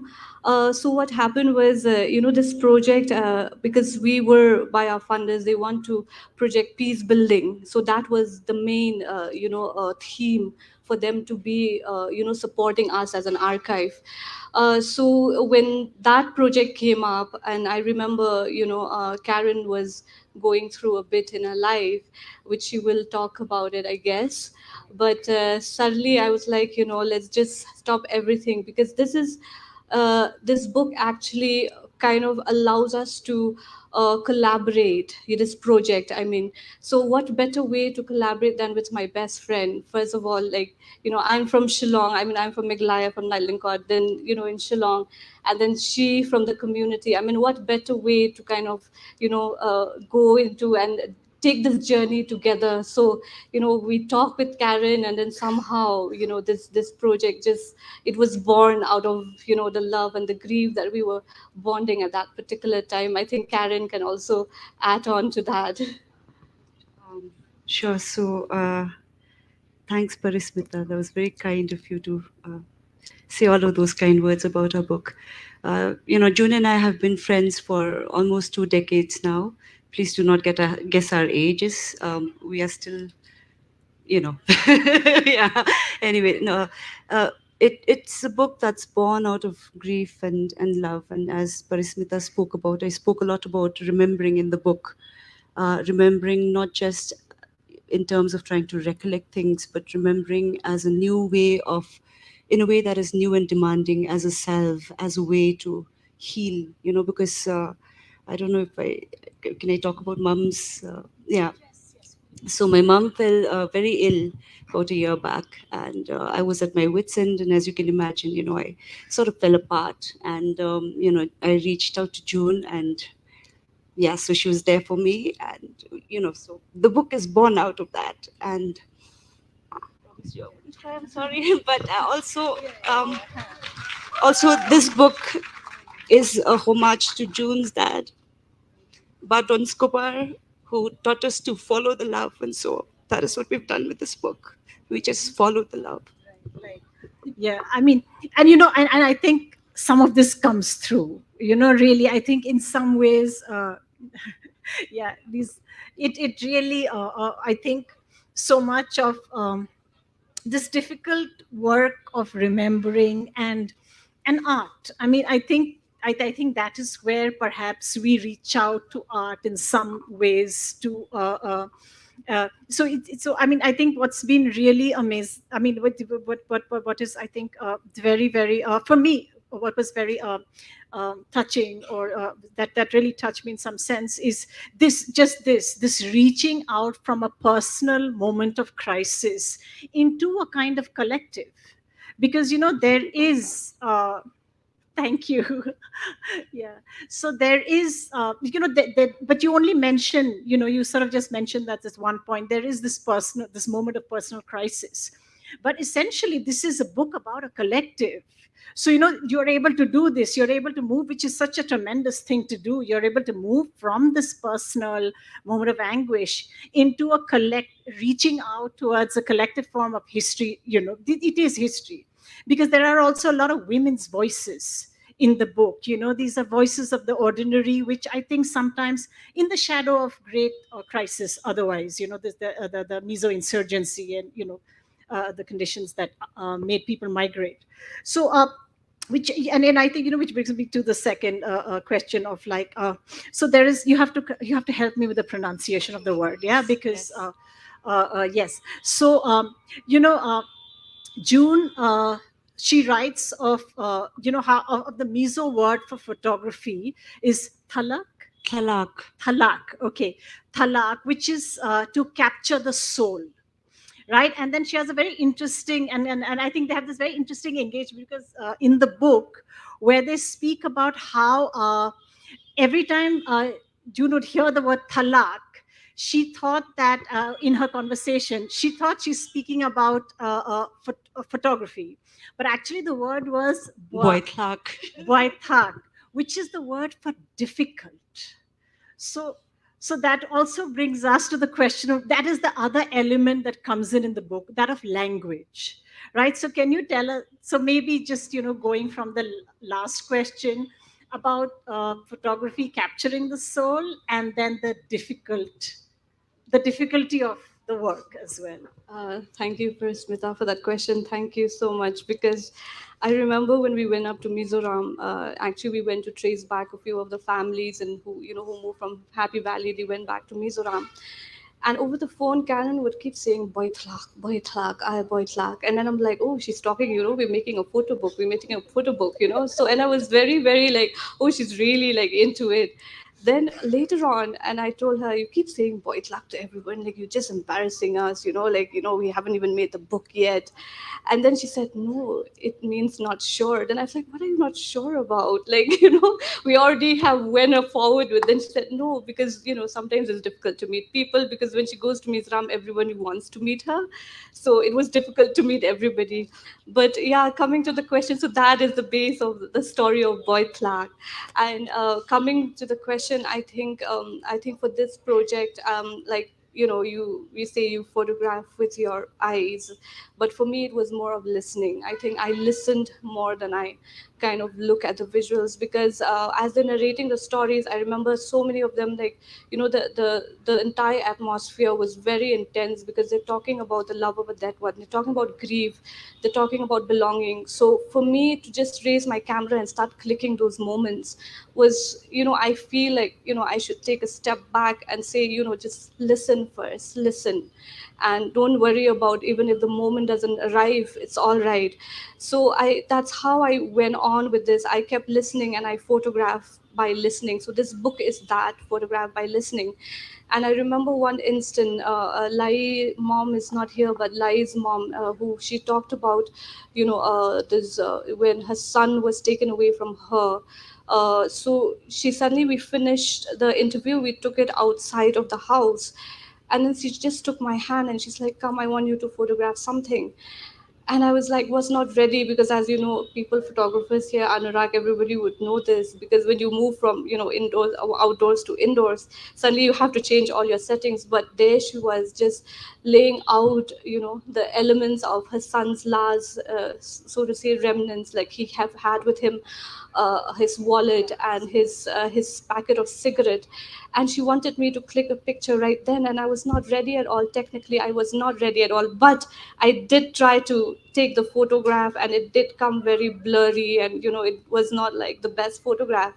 But when I went back to the edit, and then I looked at it, and I said, this moment is important, and it need not be perfect, it need not be the best well exposed photograph, but that moment is captured. So I just decided that with our editor, our layout editor, he was like, oh, this is not right. But I'm like, no, we have to keep it. Like, what will they say about your photography? I said, who cares about it? But it's the story that matters, So we just decided to just keep that photograph, which is towards the end of the story, because that moment for me was very, very important as a photographer. I really don't call myself a photographer, but rather a storyteller.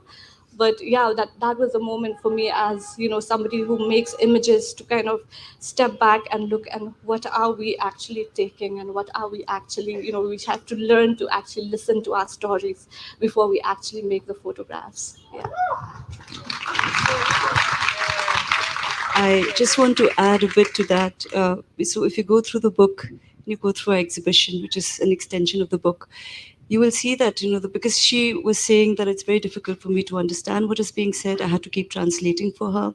But I think that translated so beautifully in the book, because we went on a journey together, but it was, we were like tangential journeys, so the images are not literal interpretations of what is being written, which I love so much. And so that's given to me a depth and an abstractness to the book that adds to, the richness of the narrative that we're trying to present. So I just wanted to add that.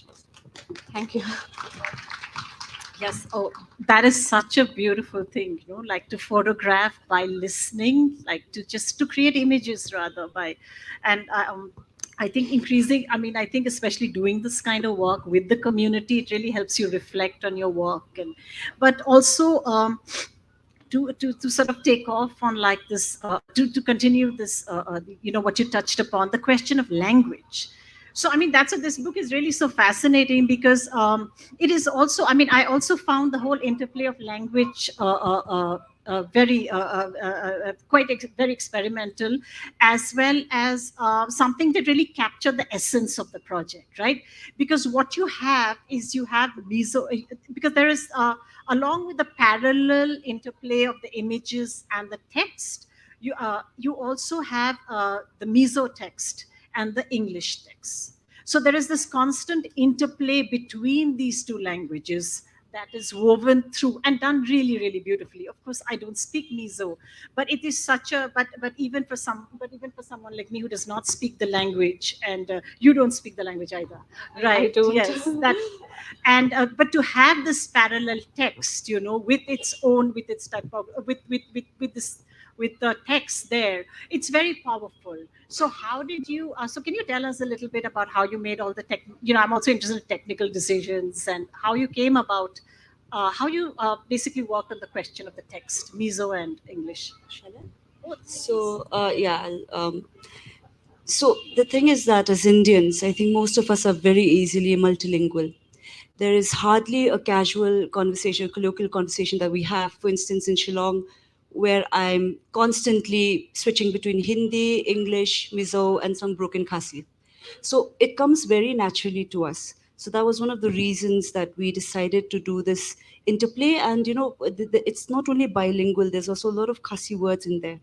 And so, and it flowed from a natural, this desire to kind of capture how we actually converse in real life. So that was one of the thoughts there. The second and more important thing, I'll touch upon it and then June can elaborate, is that we decided very early on that this book, we intend to write academic papers from it, oral history papers, but we decided very early on that the book is meant for the people of the community. We went wherever we went, and maybe because I was so familiar to them that they dared, pardon my language, but they could ask me the question of when can we read it. And when you see such tangible such expressions of excitement, palpable expressions of excitement, we said we have to write this book, and it has to be written, it has to be read by the people of the community, it has to be accessible to them. But we also wanted to keep in mind that there would be a general audience who read this book as well. And so we made that decision to make it in both Mizo and English, with a smattering of Khasi words, because it is Shillong after all, very, very early on in the book. And I think that interplay, it was a risk that we took, but when we see the look of just joy on people's faces when they realize that they can read the Mizo, or our friends here who can read the English, has just been rewarding and really worth it. So June, would you like to add to that?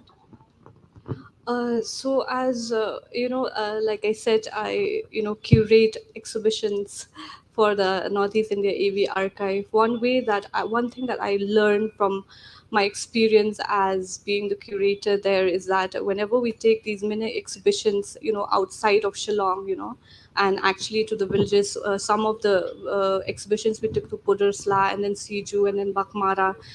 So these are the collection of photographs that actually were unknown, but when we took it back then, back in those places, people could actually see themselves in photograph for the first time. And that made me think, like, what are we doing? Most of us as researchers, as academicians, we often take from them, we go to villages for our research, for this, for that, but how many times do they get to actually see themselves or read about themselves in the language that is easy and accessible for them? So I think that was one of the main thing, that when I spoken with Karen, I said this book is not for, maybe for the academic circle, but it's more for the people, because they need to know, for the community, because they need to see themselves in these photographs. That's why giving back to community and making them see and would able to read. That's why I think in the book, if you see, especially the conversations, we kept it as it is. We did not change, we did not rephrase. We kept that same essence. Like you will find, like reading the book, like, oh my god, the grammar, this, that, but please don't mind all that. That's how we all speak. We are all not perfect in our tenses, we all not perfect in grammar. Just be, just let it be, just let it be. And Karen, this beautiful thing of writing the poems that stitch the from one sequence to the other, and that's what led the book to be what it is, because it is through her writings, and also how she beautifully introduces each chapter, so that people could actually get a sense of what this chapter is all about. And that is what, that is what made me feel when we both look at the edit. I think, I don't know if our layout designer is here, how many times you've changed the book. I mean, like 100, I don't know how many times have we changed the book, and making these decisions. But that was one of the main thing, to kind of allow the community to kind of read what they have given us, and that is very important for us. And I think, but even at the level of stylistic, it's working really well. It's sort of, I think, which must have been tough to do for the designer. But I mean, you can really see all the work and so much, and also the care. I think it's at the level of whether it's your engagement with the community, with the dialogue, the photographs, the editing, the bilingual, and the play of languages. I think what's really what comes through very strongly is the care that's gone into the book. It's just really a beautifully produced book as well. Mary, how are we doing for time? So one last question. One last question. Yes. Yeah. So then. Is there something you? Yeah. I mean, so I mean, if there's something you wish to speak about, you also. Yeah. So yes. So the other question was about about the stories, right? The stories that you document, and you write about how it's the stories are a testament of how diasporic communities form, sustain, and endure. I think they're Karen's words, and to create a home elsewhere, because this is all, most of it is in the 70s and 80s, right? 60s onwards, with a large number of people coming in the 80s with the insurgency in Mizoram. 60s onwards, right till the 80s. It's till so there are these waves and waves of migration coming on for a variety of reasons, and often because of fairly horrific things that are happening in Mizoram, and having to really sort of flee, and then later, and so there are these different stories of migration that come in, and at the yeah. So could you tell us a little bit about that, because at the heart of a lot of the migration stories is loss and grief and a remembering of the homes they left behind, and as well as the looking into the future, the aspiration for education. So yes. So, uh, so my mother, this is my personal involvement in the book. My mother is from that community. My father is not. But I spent a lot of time in Happy Valley. Happy Valley, and now having read the book, you will understand the history of where, my family came down with the clothes on their backs to escape the violence in Mizoram. That was called Ramboy, or the period of insurgency. And Happy Valley in Shillong has been discursively ghettoized, in the sense that it has been on the fringes of talks of development or socio-political, sort of discourse. So this is an attempt to sort of humanize, the stories behind these. That's the first thing. And it's also been presented in a very fragmentary way, because that is how memories work. We are so conditioned to getting our narratives with beginnings, middles, and ends. And there's this professor from London School of Economics who puts it beautifully, and she says, we need more broken ways to imagine the world. And I agree with that, because life is a series of continuous fragments. It's not, it's not something that is so neat and tied up, which is why a lot of the narratives, and because they bring out memories of grief, of loss, and so it tends to be really, really fragmentary, which is what we were going for.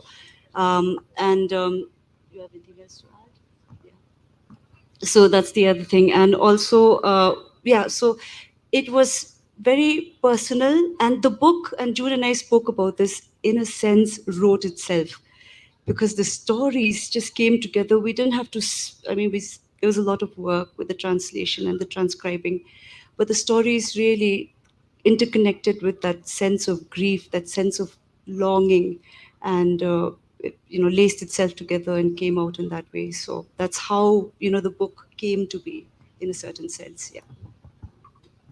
Yeah, I mean, like, while we were doing this book, because as you know, I don't really understand the language. Karen would translate to me, during the interviews a little bit, but, not so much. So I would wait for the translation, the transcripts, and the translation to come back. And whenever they come back, I remember, I think Karen was there. I would go through it and I actually cried. So that was what, like, I could feel the We intensity. cried a lot. I could feel the intensity as they were, talking, but to actually read it and actually, sense what they were going through, I think that was something, like, for me, living in Shillong, like, Shillong is like a melting pot of so many different communities, and we usually have, all kinds of communal rights and all that. And then this book, I mean, this project make me look at, the other communities in a different light and with a different perspective, because this is what I think we need to do at this point. I think, the inter-community relationship, we need to kind of build that is so important, because I think we both very, kind of intense about that. But yeah, I mean, I feel that this is where we should start, with our friends and our families, and our colleagues at work, or and just have that kind of bonding and talk about it. Wherever there's a problem or anything, just talk about it, have conversations. I think that's the best way we can, get each other. Yeah. I just want to add, Parismita, with your permission, just 2 minutes. It's such a privilege to sit here and be, in this really nice place when there's so much of suffering everywhere, right? We all know what is happening in Israel, Palestine. We know what is happening in Manipur. Not a day goes by that we don't talk about these things. And so, it's also, I feel the book is an expression of a preemptive inter-community dialogue. And if you read the book, you will see a lot of, the history of how such beautiful stories came out, where, these kasikongs who were vendors of shops would just invite these mizo ladies who are out foraging for mushrooms. So we need to, this is what I mean when I say remembering in a new way. We need to remember that in order to be able to imagine a future, that we want. We need to remember what was in order to imagine what can be and what will be. And so, it's very close to my heart. And I see so many students here. I just want to address all of you and tell you that you do not have to be, assistant professors. You do not have to be academics. We all need to do this work of capturing and, these stories and telling them how we can all do it. The purpose of this book is to inspire everybody else, hopefully to tell stories of your communities. It is only by talking to each other that we will bring about healing. So I just wanted to add that little.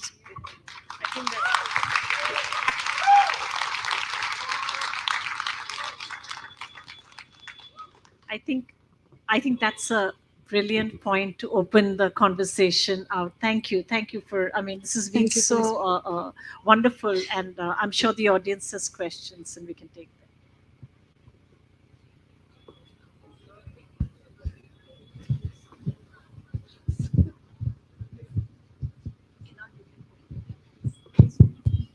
Thank you so much. As you know, you had sent me a copy to read, and I felt so honored to have been given that opportunity. So thank you, and congratulations to both of you. I think you've spoken a lot about grief in this session. It's a slightly long-winded question, and you ended on that note, Karen, about encouraging people to tell stories. I feel that this book is actually an act of deep listening, and I really respect that you have listened. And this question about grief, there's a lot of that. In fact, the images for me, when I first looked at them, there was this quietness about them that I felt that you captured from spaces of grief. And I think that I got that answer now in terms of how you came together. Do you think that you would have heard differently, photographed differently, if you yourselves were not in a space of grief? And that's one question. The other is, this space, the irony of this community that comes to this place called Happy Valley. Uh, can you talk about that a little bit? Thank you so much for that question, Kong Mary. I think, yeah, I mean, like, as somebody who loves a camera and who make images, I think for me, it's always the moment. For me, it's always, what is in front of me, rather than going with a standard framework of, I'm going to pick up my camera today and I'm going to, make these pictures. But yeah, I mean, as, like we do prepare a bit, but then when you get there, it doesn't go the way you ought it to be. So I think, for me, like, I will say that again, I think listening is important. How you'd want to photograph, how would you want to write. So yeah, I mean, if, like, for me, I think, grief, the struggle is always there. When I lost my father, I struggle a lot with grief, and it's actually photography that kind of helped me to come back.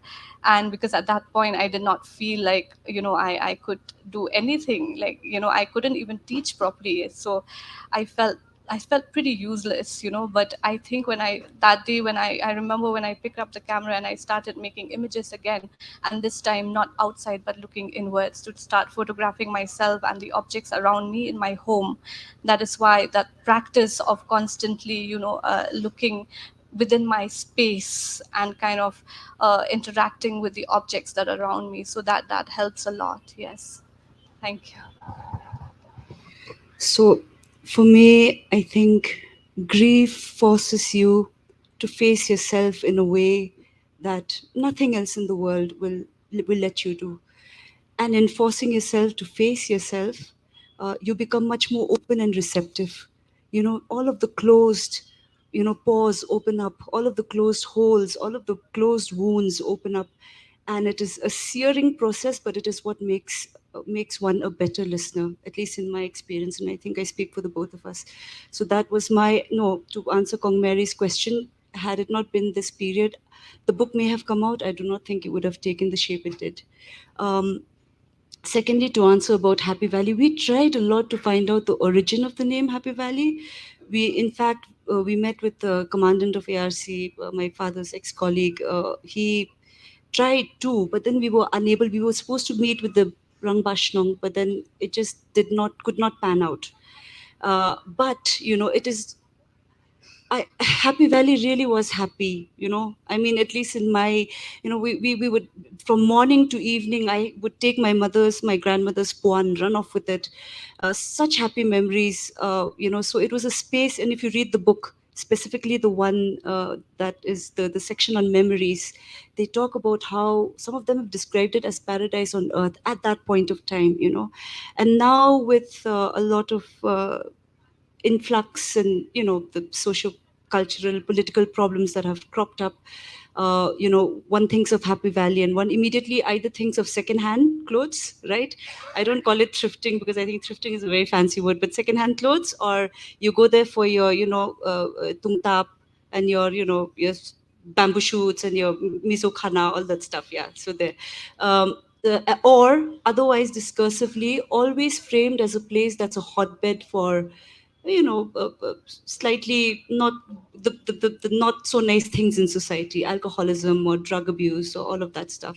So we wanted to remind through stories of the valley that Happy Valley was actually and still is in bits and in parts, a happy valley, Kongberi.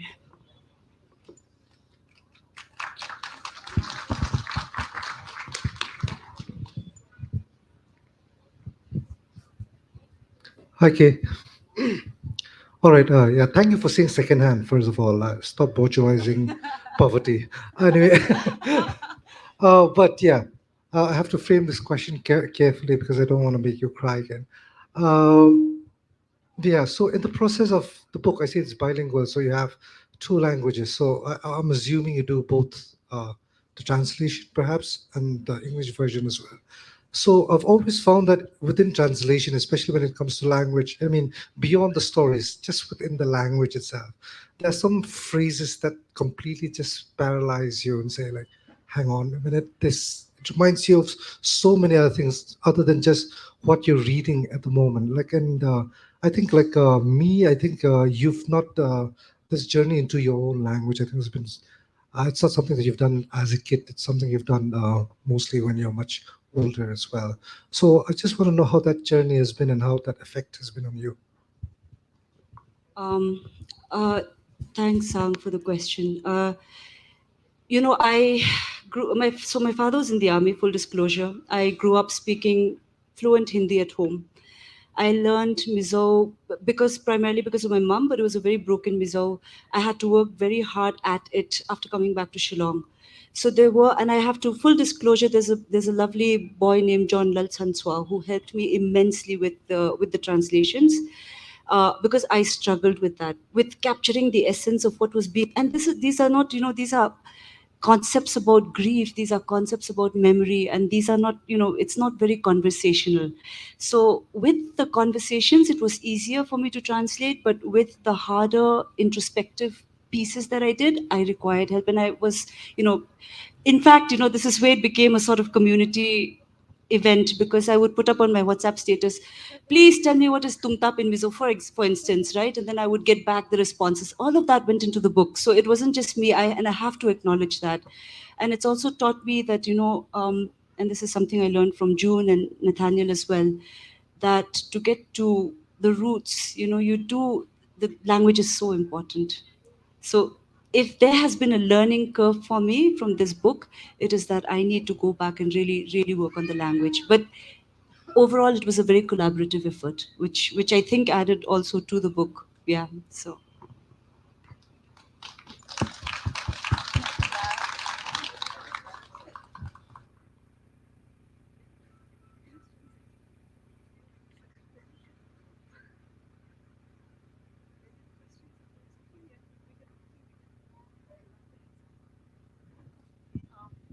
Yes. Are there any other questions? Yes, there's one.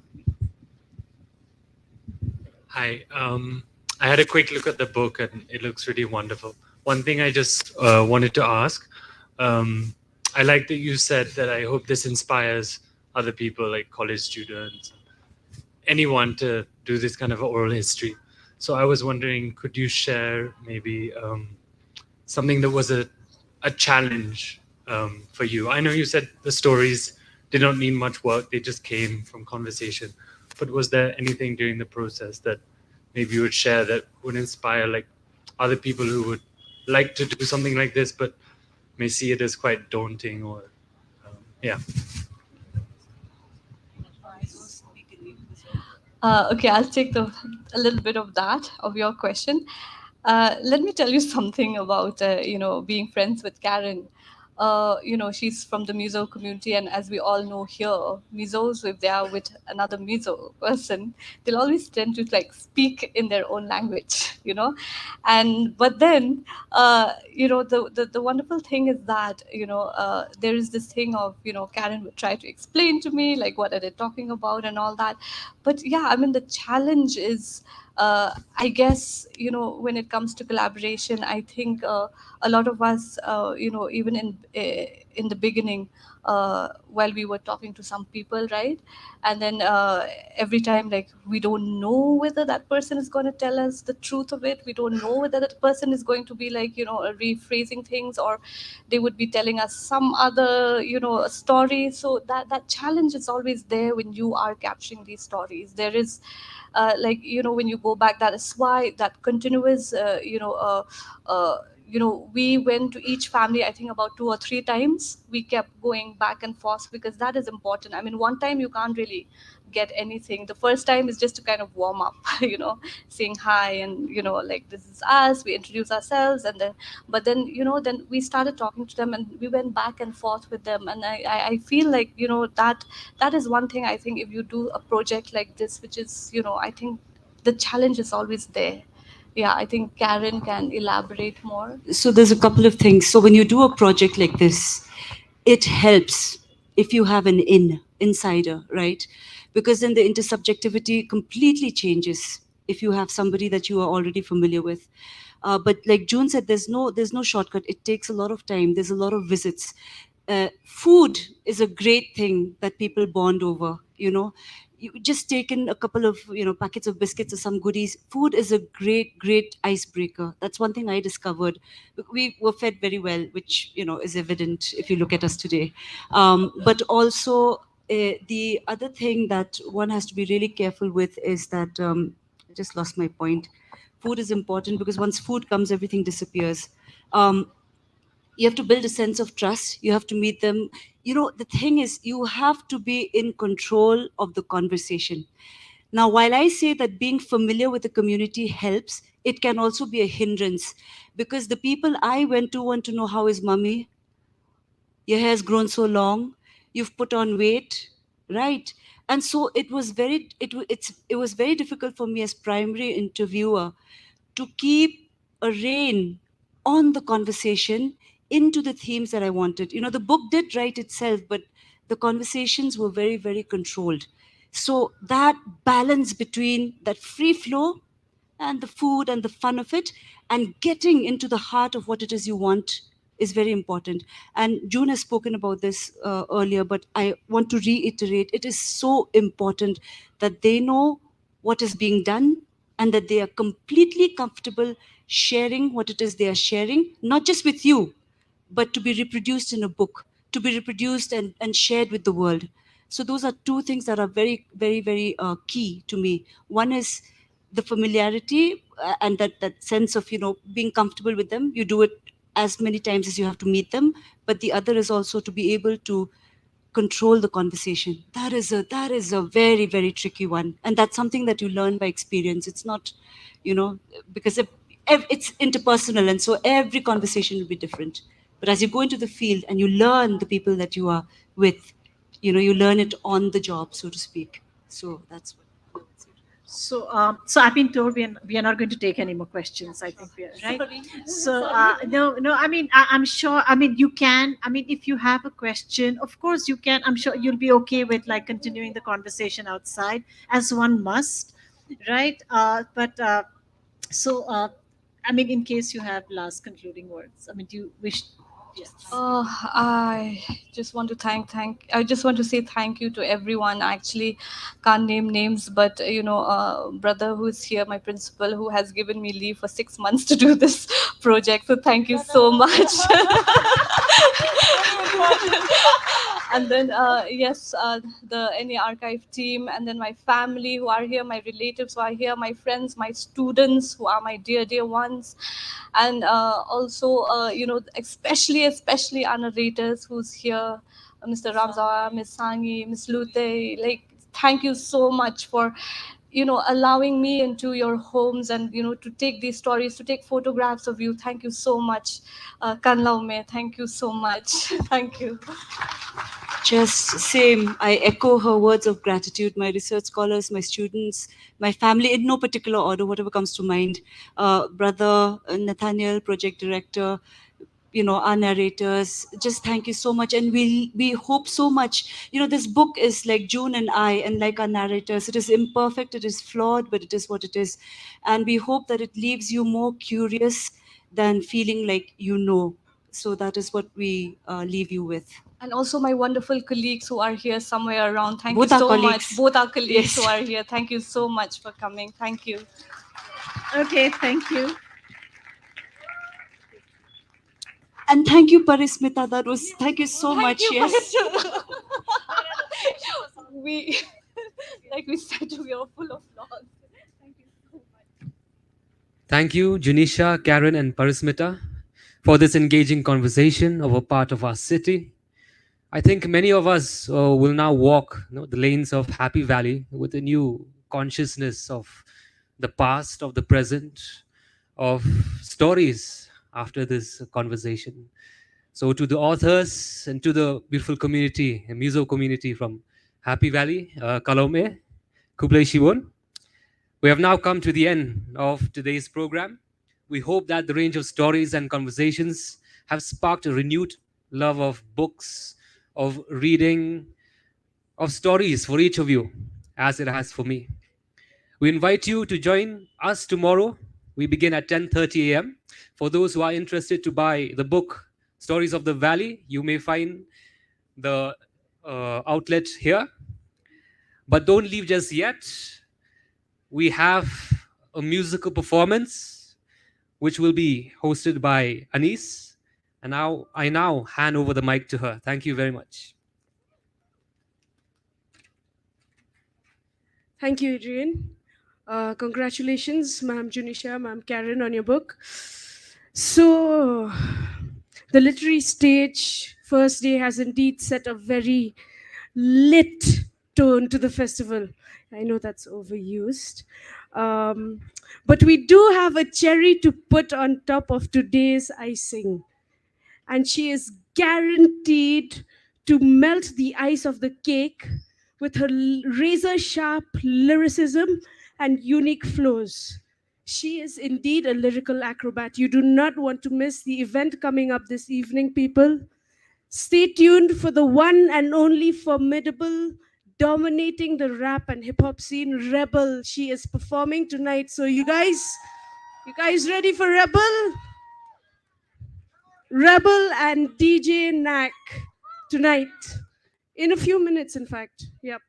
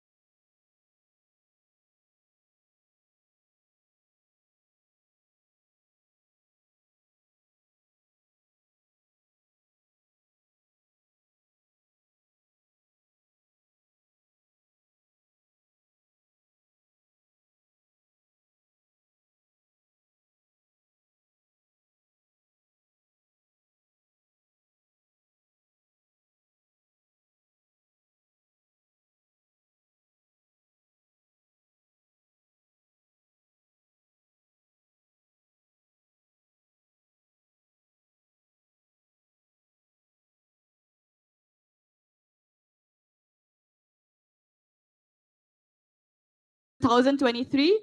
And for those who are sitting outside everywhere, and also for those who are eating and doing whatever. I go by the name Rebel, and I am very grateful to be performing tonight. And I'm very sorry that I took some time because there was no sound check yesterday. Anyways, I'm gonna be starting my set with my DJ Nak, and we are both from Shillong. So we are very happy to be presenting this set to you guys. So I hope you like it. This one is called Manifest, and it was produced by Demond from Mix and Flow Productions. So I hope you like this one.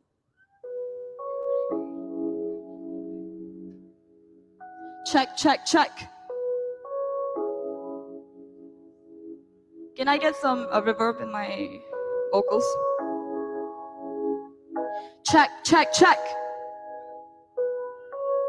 You guys ready? Hey! Woo! Let's go! Hey! I might not make sense cause I see past the nonsense. When I see you for preaching lies, but I'm like, cut the nonsense. I ain't changed, I'm not like her. You disappointed teacher. I don't wanna be another clerk to solve the slaver. Give me what is mine, bitch. That is liberty. Talk about the amount of children you turn into liberty. You don't really wanna see me thrive with it. Now I want the best for me. No, you just hope I sink with it. I'm sick of that bluffer. Cut the bullshit, manifest the clown figure. Look, I'm still slick. I need not be pretender. I know where I stand. And fuck a fabler, I'm a realist. But do I fall or do I speak? People judging in their sleep. Wish I was so great with more walls in my set. Wish I got more bras for these rats in the trap. But do I need the money or should I speak facts? All I ever knew was the realness of my just when they thought my time's up on turntables. You ain't competition, boy, you're still in your cradle. You ain't fun to me, they hit my philosophy. But if I am not the bluffer, I will sugarcoat you. They do it for the clicks, but we live against our life. Damn, people make excuses for this shit, but wait, it's right, fam. This is for the hustlers, we do it for the on-time. Won't be giving no fucks, it's like the jackers. Dream bigger, do it like you big papa. Don't give no shit, gotta play a hater. You wanna make it through the trolls, when you get sick. You don't wanna be an average, you gotta push. You gotta. Sometimes I see what this life is to me. But do I fall or do I speak? People judging in their sleep. Wish I was a brother with more balls in my stack. Wish I got more bars for these rats in the trap. But do I need the money or should I speak facts? All I ever knew was the realness of my past. Shout out to Dappers on the vocals. That was Manifest.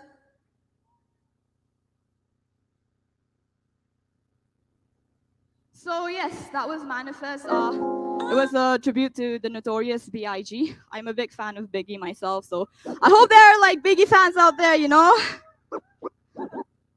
Next one is called Believe, a very old song. Dates back like, you know, to 2018 or 19. So yeah, this one's also produced by my producer, Mon. So yeah, shout out to Mix and Flow Productions. This one's Believe.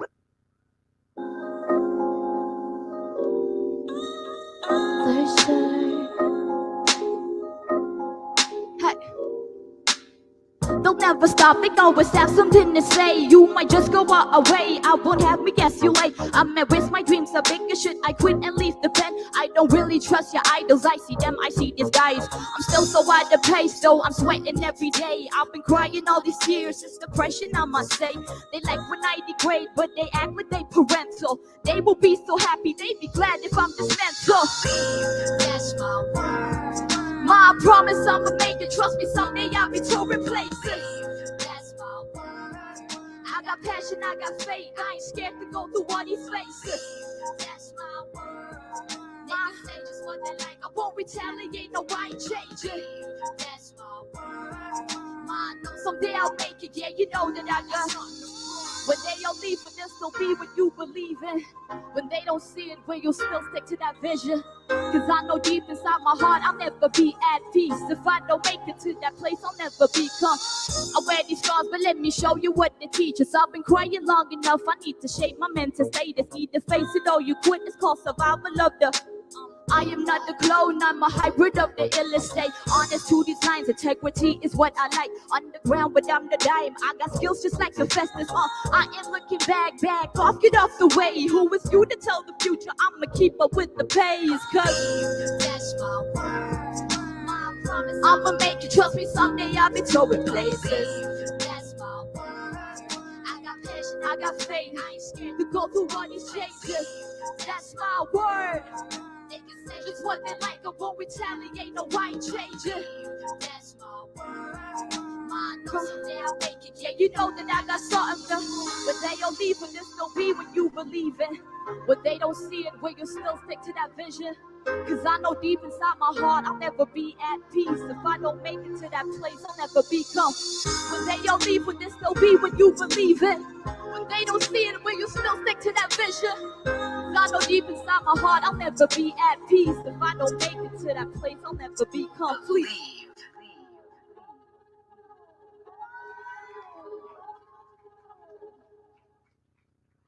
You guys should be standing. Just kidding. You can sit, you can do whatever you want. Next one is so yeah, those are like those are all my past projects. Up next is it's a track called Opening Act, a very recent song. It's one of my favorite songs. It's produced by my producer Trey's Music, all the way from Mumbai. Shout out to Trey out there in Mumbai. He's one of the dopest producers I've ever met. So this one's Opening Act. Ha!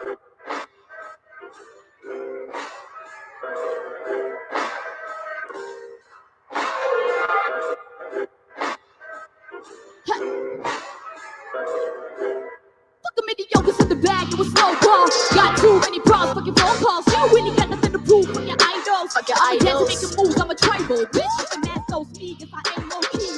Everybody man, I'm on a high note team. Believe when I under preach, they don't understand. Do the rap for me, I'm a prodigy. I ain't giving no fucks. Look at this track, so what is this bag? If I got it from a pussy like you, with no drop, and they got the white division. Listen, you ain't really got the rear view. You ain't got the rear view. With every season ice cold. When I'm speaking, I don't want none of you bitches up close. Fuck. You thought I was just a sideshow. Well, I think the critics might know. I do it best. I not the crest. I resurrect. Please listen to east, bitch. I go. Beats on the beat, teams to retreat. We on the lead. I'm up a beware, but they better rate. Clones. The way you discover how to gravitate the mass to the gain traction. They call it attraction. Know the shit I know, consider you ain't even got an ass that is satisfaction. Nah. Bitch with a dumb break so Monday and bleak like a Monday. I put an end to the week, bloody Sunday. Can't unsay, should've known this a one way. It's all rare, I make it rain like monsoon. She like cyanide, no cartoon. You can see the end when I come through.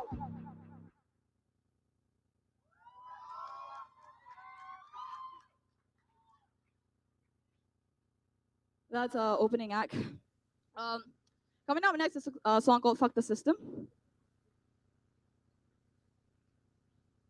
Up next is a song called Fuck the System, produced by my producer iPatch Music. So yep, this one is run the track.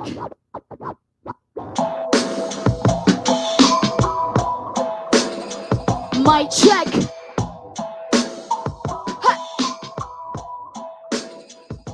You know they're on the list of crimes, but yet they want to collar us. The survival of the richest, we're anonymous. Now watch us balance power like we us. Revolution by the hour, I'm the capitalist. They respect the shooter. I'm talking about the upper class astute believers, achievers. Them that sees the price of your demise. The paragons in this.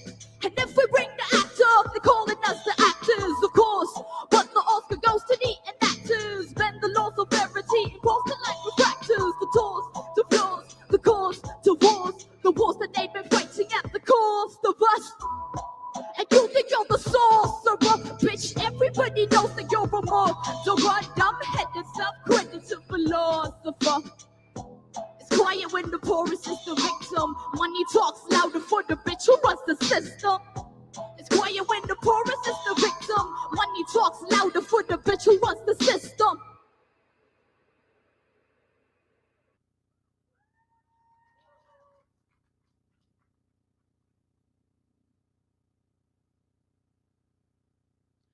Up next is a song called Muse, a very personal song of mine. So this one is from my upcoming album that I'm currently working on. So it's produced by one of my favorite producers, by Stana Beats. Shout out to Stana.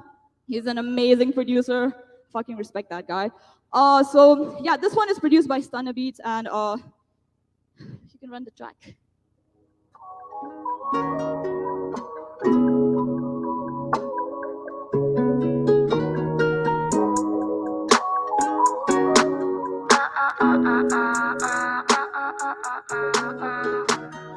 Muse, you know I'll never be, you know I'd rather be just fine. You know the expenses, losing all your senses. Don't we all pretend it's just fine? No, I never made it big from these rap rhymes. There in the bed with these sad eyes. Headed for the future, now it's past time. And you can tell me nothing for the advice. On the loose and my view still hazy. Was I all that crazy? Was it you, was it me, was it her? But the truth is I'm what you made me. I'm not in the booth to impress, rain proof. I can sweat it now, I'm used to the weather like you. No, I ain't like these, I ain't got blue checks like these. Two broken Fortnite keys. You can't see me, can't seize me. What they say that I'm way too easy, but I let that price to display don't please me. Oh, like this, I don't need spotlights. And the music shake, they gon' lose their mind. I'ma hit the road, let it all unwind. You can get what's yours, I'ma take what's mine. I get all that shit, don't make me. You could hate me, it don't make me. You gotta let loose to the glitz, give it all your time. Give it love, give it meaning to redefine. I'ma hit the road, let it all unwind. You can take what's yours and get what's mine. I get all that love, don't make me. You could hate me, it don't make me. I wanna live to the fullest on the high road. Some days off and me like a diode. If they wanna end me, keep the high hopes. I'm still better than the plenty, I ain't like those. Yeah, you got a drip so wavy. I'ma do a flip 180. You're just another muse to amuse fuse, and the fuse bruised and abused, and it's all we use. And blood gets thinner, the mud gets thicker, the view gets dimmer, and the dirt don't flicker. Now I got dreams and I ain't no sinner, but she might just put a bullet to my head if I could. Watch you I move it so I don't lose it, cause I've seen how you pursued it. They say let the stars guide you, but I swear I don't ever wanna be a muse.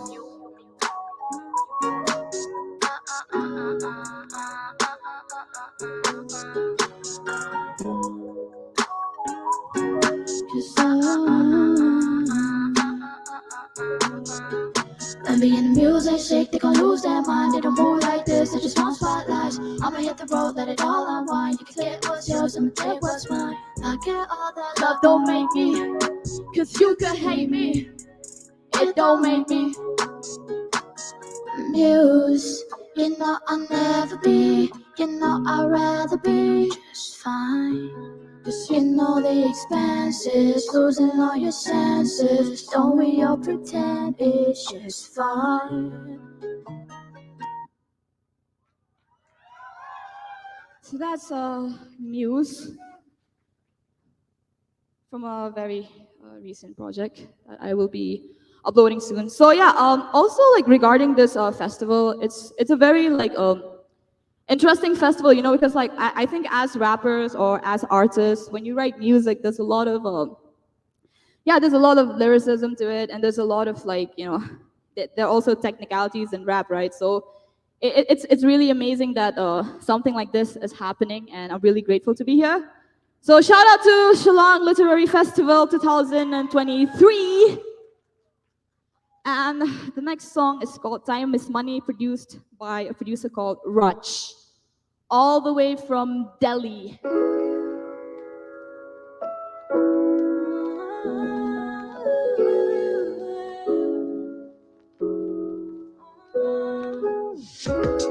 Time is money, you know I'm on it, ay, ay. Well, if they said it didn't care, then I honest, ay. Time is Monday? What time is Monday? Get your mind off the guy that don't. Get your mind off the guy that don't. Get your mind off the guy that don't. It's not impersonal, but we do have an issue. Need myself an arsenal, but I don't see that with you. Of course, I'm past the breaking stress, reinforced. Won't send it for less. No, I don't need the Trojan horse. I won't break bread with the weasel. I'm not the same person that's medieval. Bet you thought I forgot all the extortion that felt like contortion and pills. We're only coming next. I need a store for appeal. At what cost? Yeah, they gotta make the paper. If we ain't talking bills, all that labor don't matter. Big boys talk when it's called the curator. Then that mental block, all these thoughts scatter. Wonder what that rich cost. If I'll ever get ahead, that was my fifth toss. 95% of my life I was ripped off. And I think it's funny how the rest just wouldn't fund me. That's a big loss. Know the people you keep, ain't nobody really cares. It's the paper that speaks. It's a highway ride, most ain't nothing but bleak. When there ain't much on the table, but we all gotta eat. Watch the people you keep. Everybody wants a piece of whatever you reap. It's a highway ride, most ain't nothing but bleak. When there ain't much on the table, but we all gotta. Thomas Monday. Hey. What time is Monday? What time is Monday? Get your mind off the gutter door. Get your mind off the gutter door. Lie. Get your mind off the gutter door. I look around from the top view. I'm getting that rush. There ain't nothing you can't do. It's all you. Keep moving, got no rules. I let them keep talking, but I'm keeping them on mute. It's high time that we level it up. Fuck all these industry plans, show them what you got. Tell them niggas ain't gotta strip off what they got. But if it makes you feel better, then we ain't gotta. People think we're out of luck, cause we don't top charts and make them miss. But think it's more than entertainment to this shit. And we don't need them making profits of all them efforts that we put in, cause most is. So let them know that most is ours to take. Know the people you keep, ain't nobody really cares. It's the paper that speaks. It's the highway ride, most ain't nothing but bleak. When there ain't much on the table, but we all gotta eat. See, watch the people you keep. Everybody wants a piece of whatever you reap. It's a highway ride, most ain't nothing but bleak. When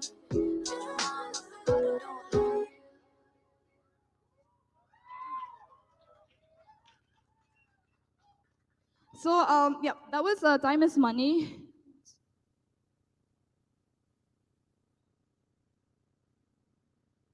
That was Time is Money. Next up is a song called Fluff, produced by Yogi Beats, all the way from Mizoram. Shout out to the Mizo people out here, if there are any. Yogi is an amazing producer. So, yeah, this one's called Fluff, produced by Yugi, and also we also have Pizzo on the same track. So, yeah, run the track. On the beat.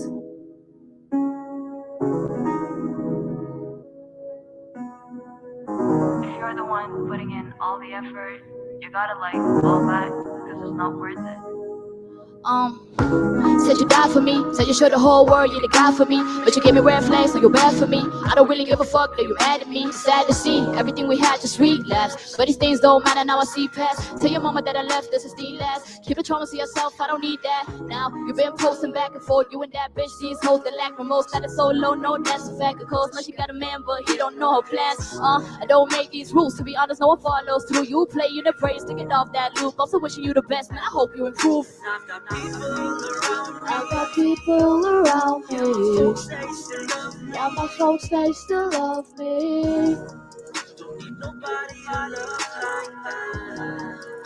need nobody to love like that. All the features surround me. But don't you think that I'm lonely? Don't need nobody to love like that. These conversations make me sick. I got off the way cause you never really gave back. No, I'm not picking up the phone. Baby, don't you know I feel better when you're not home. So give it up for Fluff. Next up is a free verse produced by my producer iPatch again. So, yep, run the track.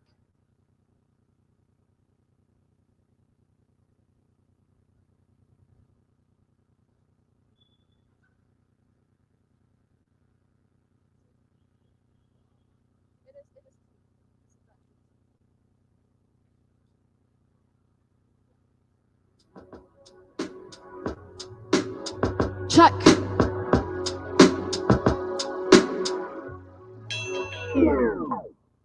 Yo, I'm asking, is that your definition of hip hop? I'm laughing, definition has been so obsessive, fakes. You know she's scarce, so you be masking. Rookies acting plastic, scared I rapper in plastic. This a candy bars, come face to face with someone better. Have a taste of when the smarties I am boss will make you bitter. If I was to rate your verses, they absolute zero. Clowns ain't got no heat, we're down the circus like Nero. All these fighters watch so they can never be so fickle. The grab is sickle and stab you till you bleed. How can I constrain with all these blood stains? This concentrated hate similar to mud rain. Coloring to enslave, altering the mind state.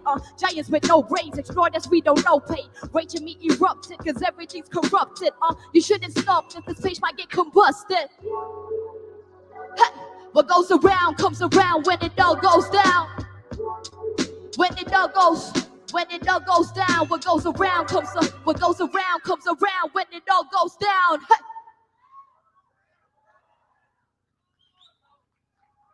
I'm assuming there are a lot of old school hip hop heads out here. I'm a big fan of boom bap. I love it. I think it's amazing.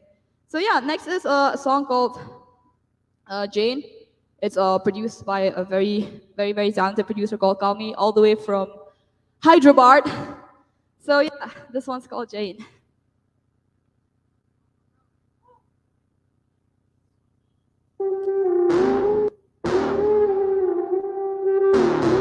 I left it off with the pages. I left it off with the pages. Walls but they don't see cages. When it all goes down and I get spellbound by the voices around and I'm nameless. I wish I knew how, 'cause we had time but it never showed up. And I can't take better ways I fucked up. I wish I knew all that I could. It could have been so simple.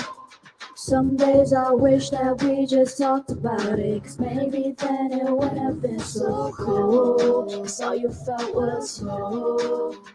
I know I was supposed to keep you safer. The worst of me just had to let you go. Had to let it go. High school girl with a dream. She was growing green, 17. Shooting for the moon like Apollo 13. But she never made it to the sea. 19, she got issues. Short issues for the crowd. Wanted to be polarist and ran down south. Quick fix was hating you, I couldn't resist. But now I start relating to the shit I dismissed. That's the price of being honest. You take advantage of the vices that I confess. When I look in the mirror, sometimes I can see a prodigy. But some days I wonder if my mother's ever proud of me. Desires for bowling, to build a tires like the Romans. Well, fuck it, I just couldn't see that the feed is between us. Hate it when I decline, be irresponsible and jaded me. A brain in my mind, I'm sick of these rhymes. Say why don't you stick to the grind and sit in our rhymes. Coach, but we still didn't shine. For the youth that had a polish, I can sit and rewind. Why? Time is the dealer and time is the gun. We are living for the money, but we die for none. Silver lining right upon me is the future and the outcomes. So make the best of your prime before we run out of breath and hit a parallel line. 'Cause when you're gone, when the days are over and you finally meet the summer and dreams take gone. Before you lose the best of you, the youth is always wasted on the young, on the young. Know I was supposed to keep you safe, but the worst of me just had to let you go. Oh, I was supposed to keep you safe, but the worst of me just had to let you go. That's for a song called Jane, a very personal track. Coming up next is a song called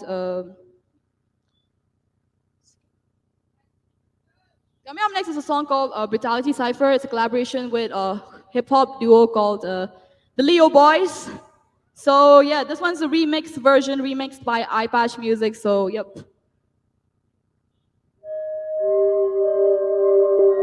Check.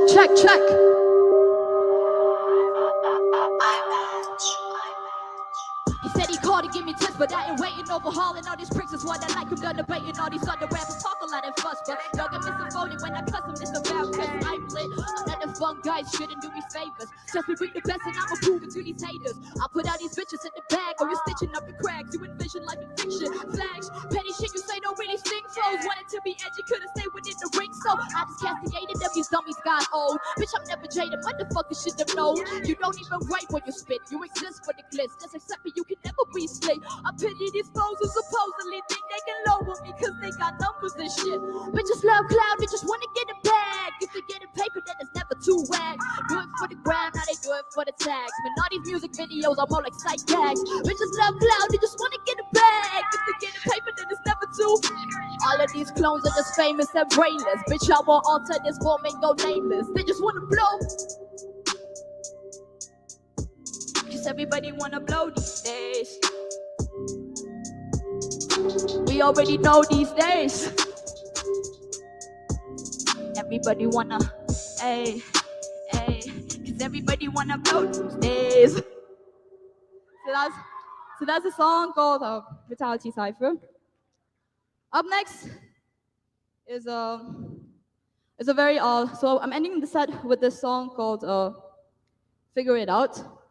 It's a song, it's a very special song. Again, all songs are special, but this one's extra special because it is produced by the one and only Karan Kanchan, one of India's best hip-hop producers. So, yep, this one's called Figure It Out. This one's the last one. Run the track. Figure it out. Talking about. Cause ain't nobody does it better, yeah, I'm taking it. Ha! Figure it out. Talking about. Taking you down. Fuck your crew, what's a bitch come through, get a shit brand new, bitch, I'm hot like summer. All I do is a new taboo, yeah, the boo was cool, and I ain't no stunner. Trouble on the beat, making own, bitch. Been a black sheep for the clone shit. Everybody talks, but I walk that wall, and it's clean, now stop with the bone, bitch. Fuck your shit, we hot like this, ain't got no drip, no hot like this. Now that every cold song, tell it that it's showtime, fuck the 50 rounds, little bob like this. I'm a rap bitch, pop like this, I'ma hop on the bitch, to the top of the list. Been a misfit, now I'm too slick for a risk, get that views and shit like you.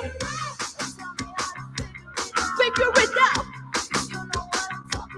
Talking about taking you down, cause ain't nobody does it better, yeah, I'm taking it down. Figure it out. Talking about taking you down, cause ain't nobody does it better, yeah, I'm taking it down.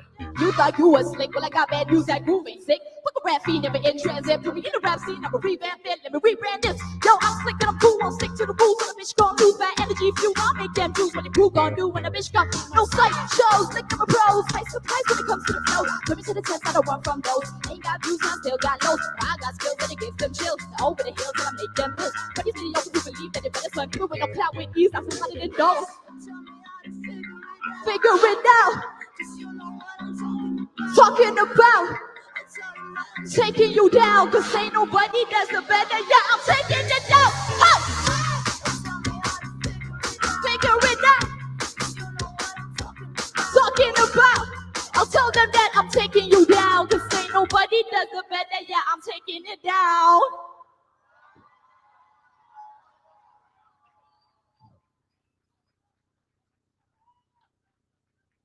So yeah, that was the end of the set. Very grateful to be here. I hope you guys had a wonderful night.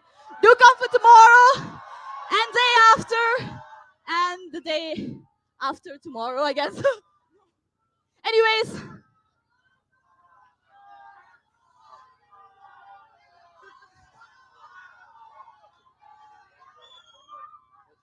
you guys want to figure it out?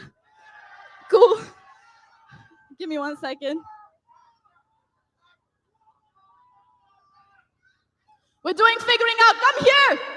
We're gonna party, bro. Fuck the. Screw the chairs. We're gonna have a good time. Last song. Come to the stage. Come to the stage. Come to the stage. You guys ready? Let's go. Let's go now. Come on.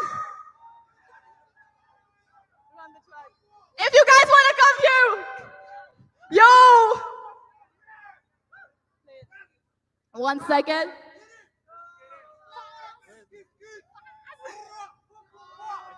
Ba-ra-ba-ba. 2 plus 2 is -1. That's 3. Quick math. Everyday math on the block. Hey.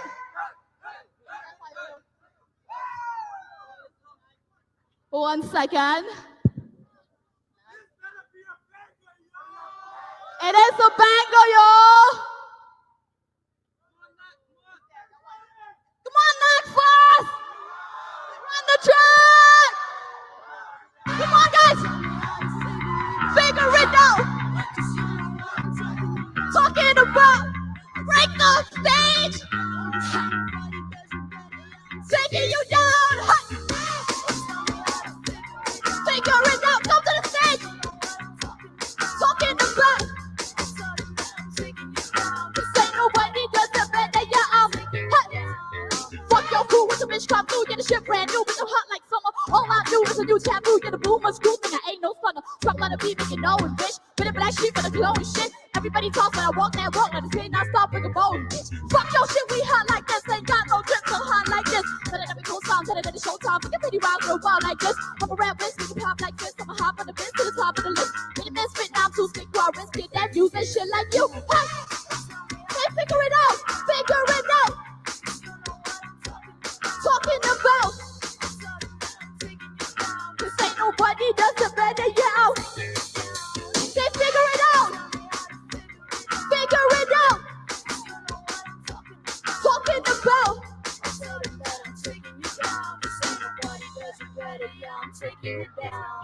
You thought you was slick, well I got bad news, I groove ain't sick. Fuck a rap fiend, never in transit. Put me in a rap scene, I'ma revamp it, let me rebrand this. Won't stick to the rules when a bitch gon' lose my energy fuel. I'll make them do what a crew gon' do when a bitch goes no sight shows. Look, I'm a pro, high supplies when it comes to the flow. Put me to the test, I'm a work from yo. Ain't got views, I still got low.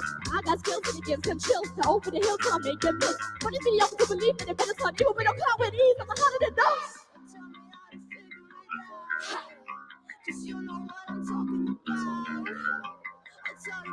Taking you down. Ready? 1, 2, 3, go! Figure it out. Talking about. Cause ain't nobody does it better, y'all. Taking it down. Thank you so much. Mad scenes, mad scenes. See you guys next time. Thank you so much. Thanks. I'm gonna see you guys again. Come for the Hills Festival. Who's coming for the Hills Festival?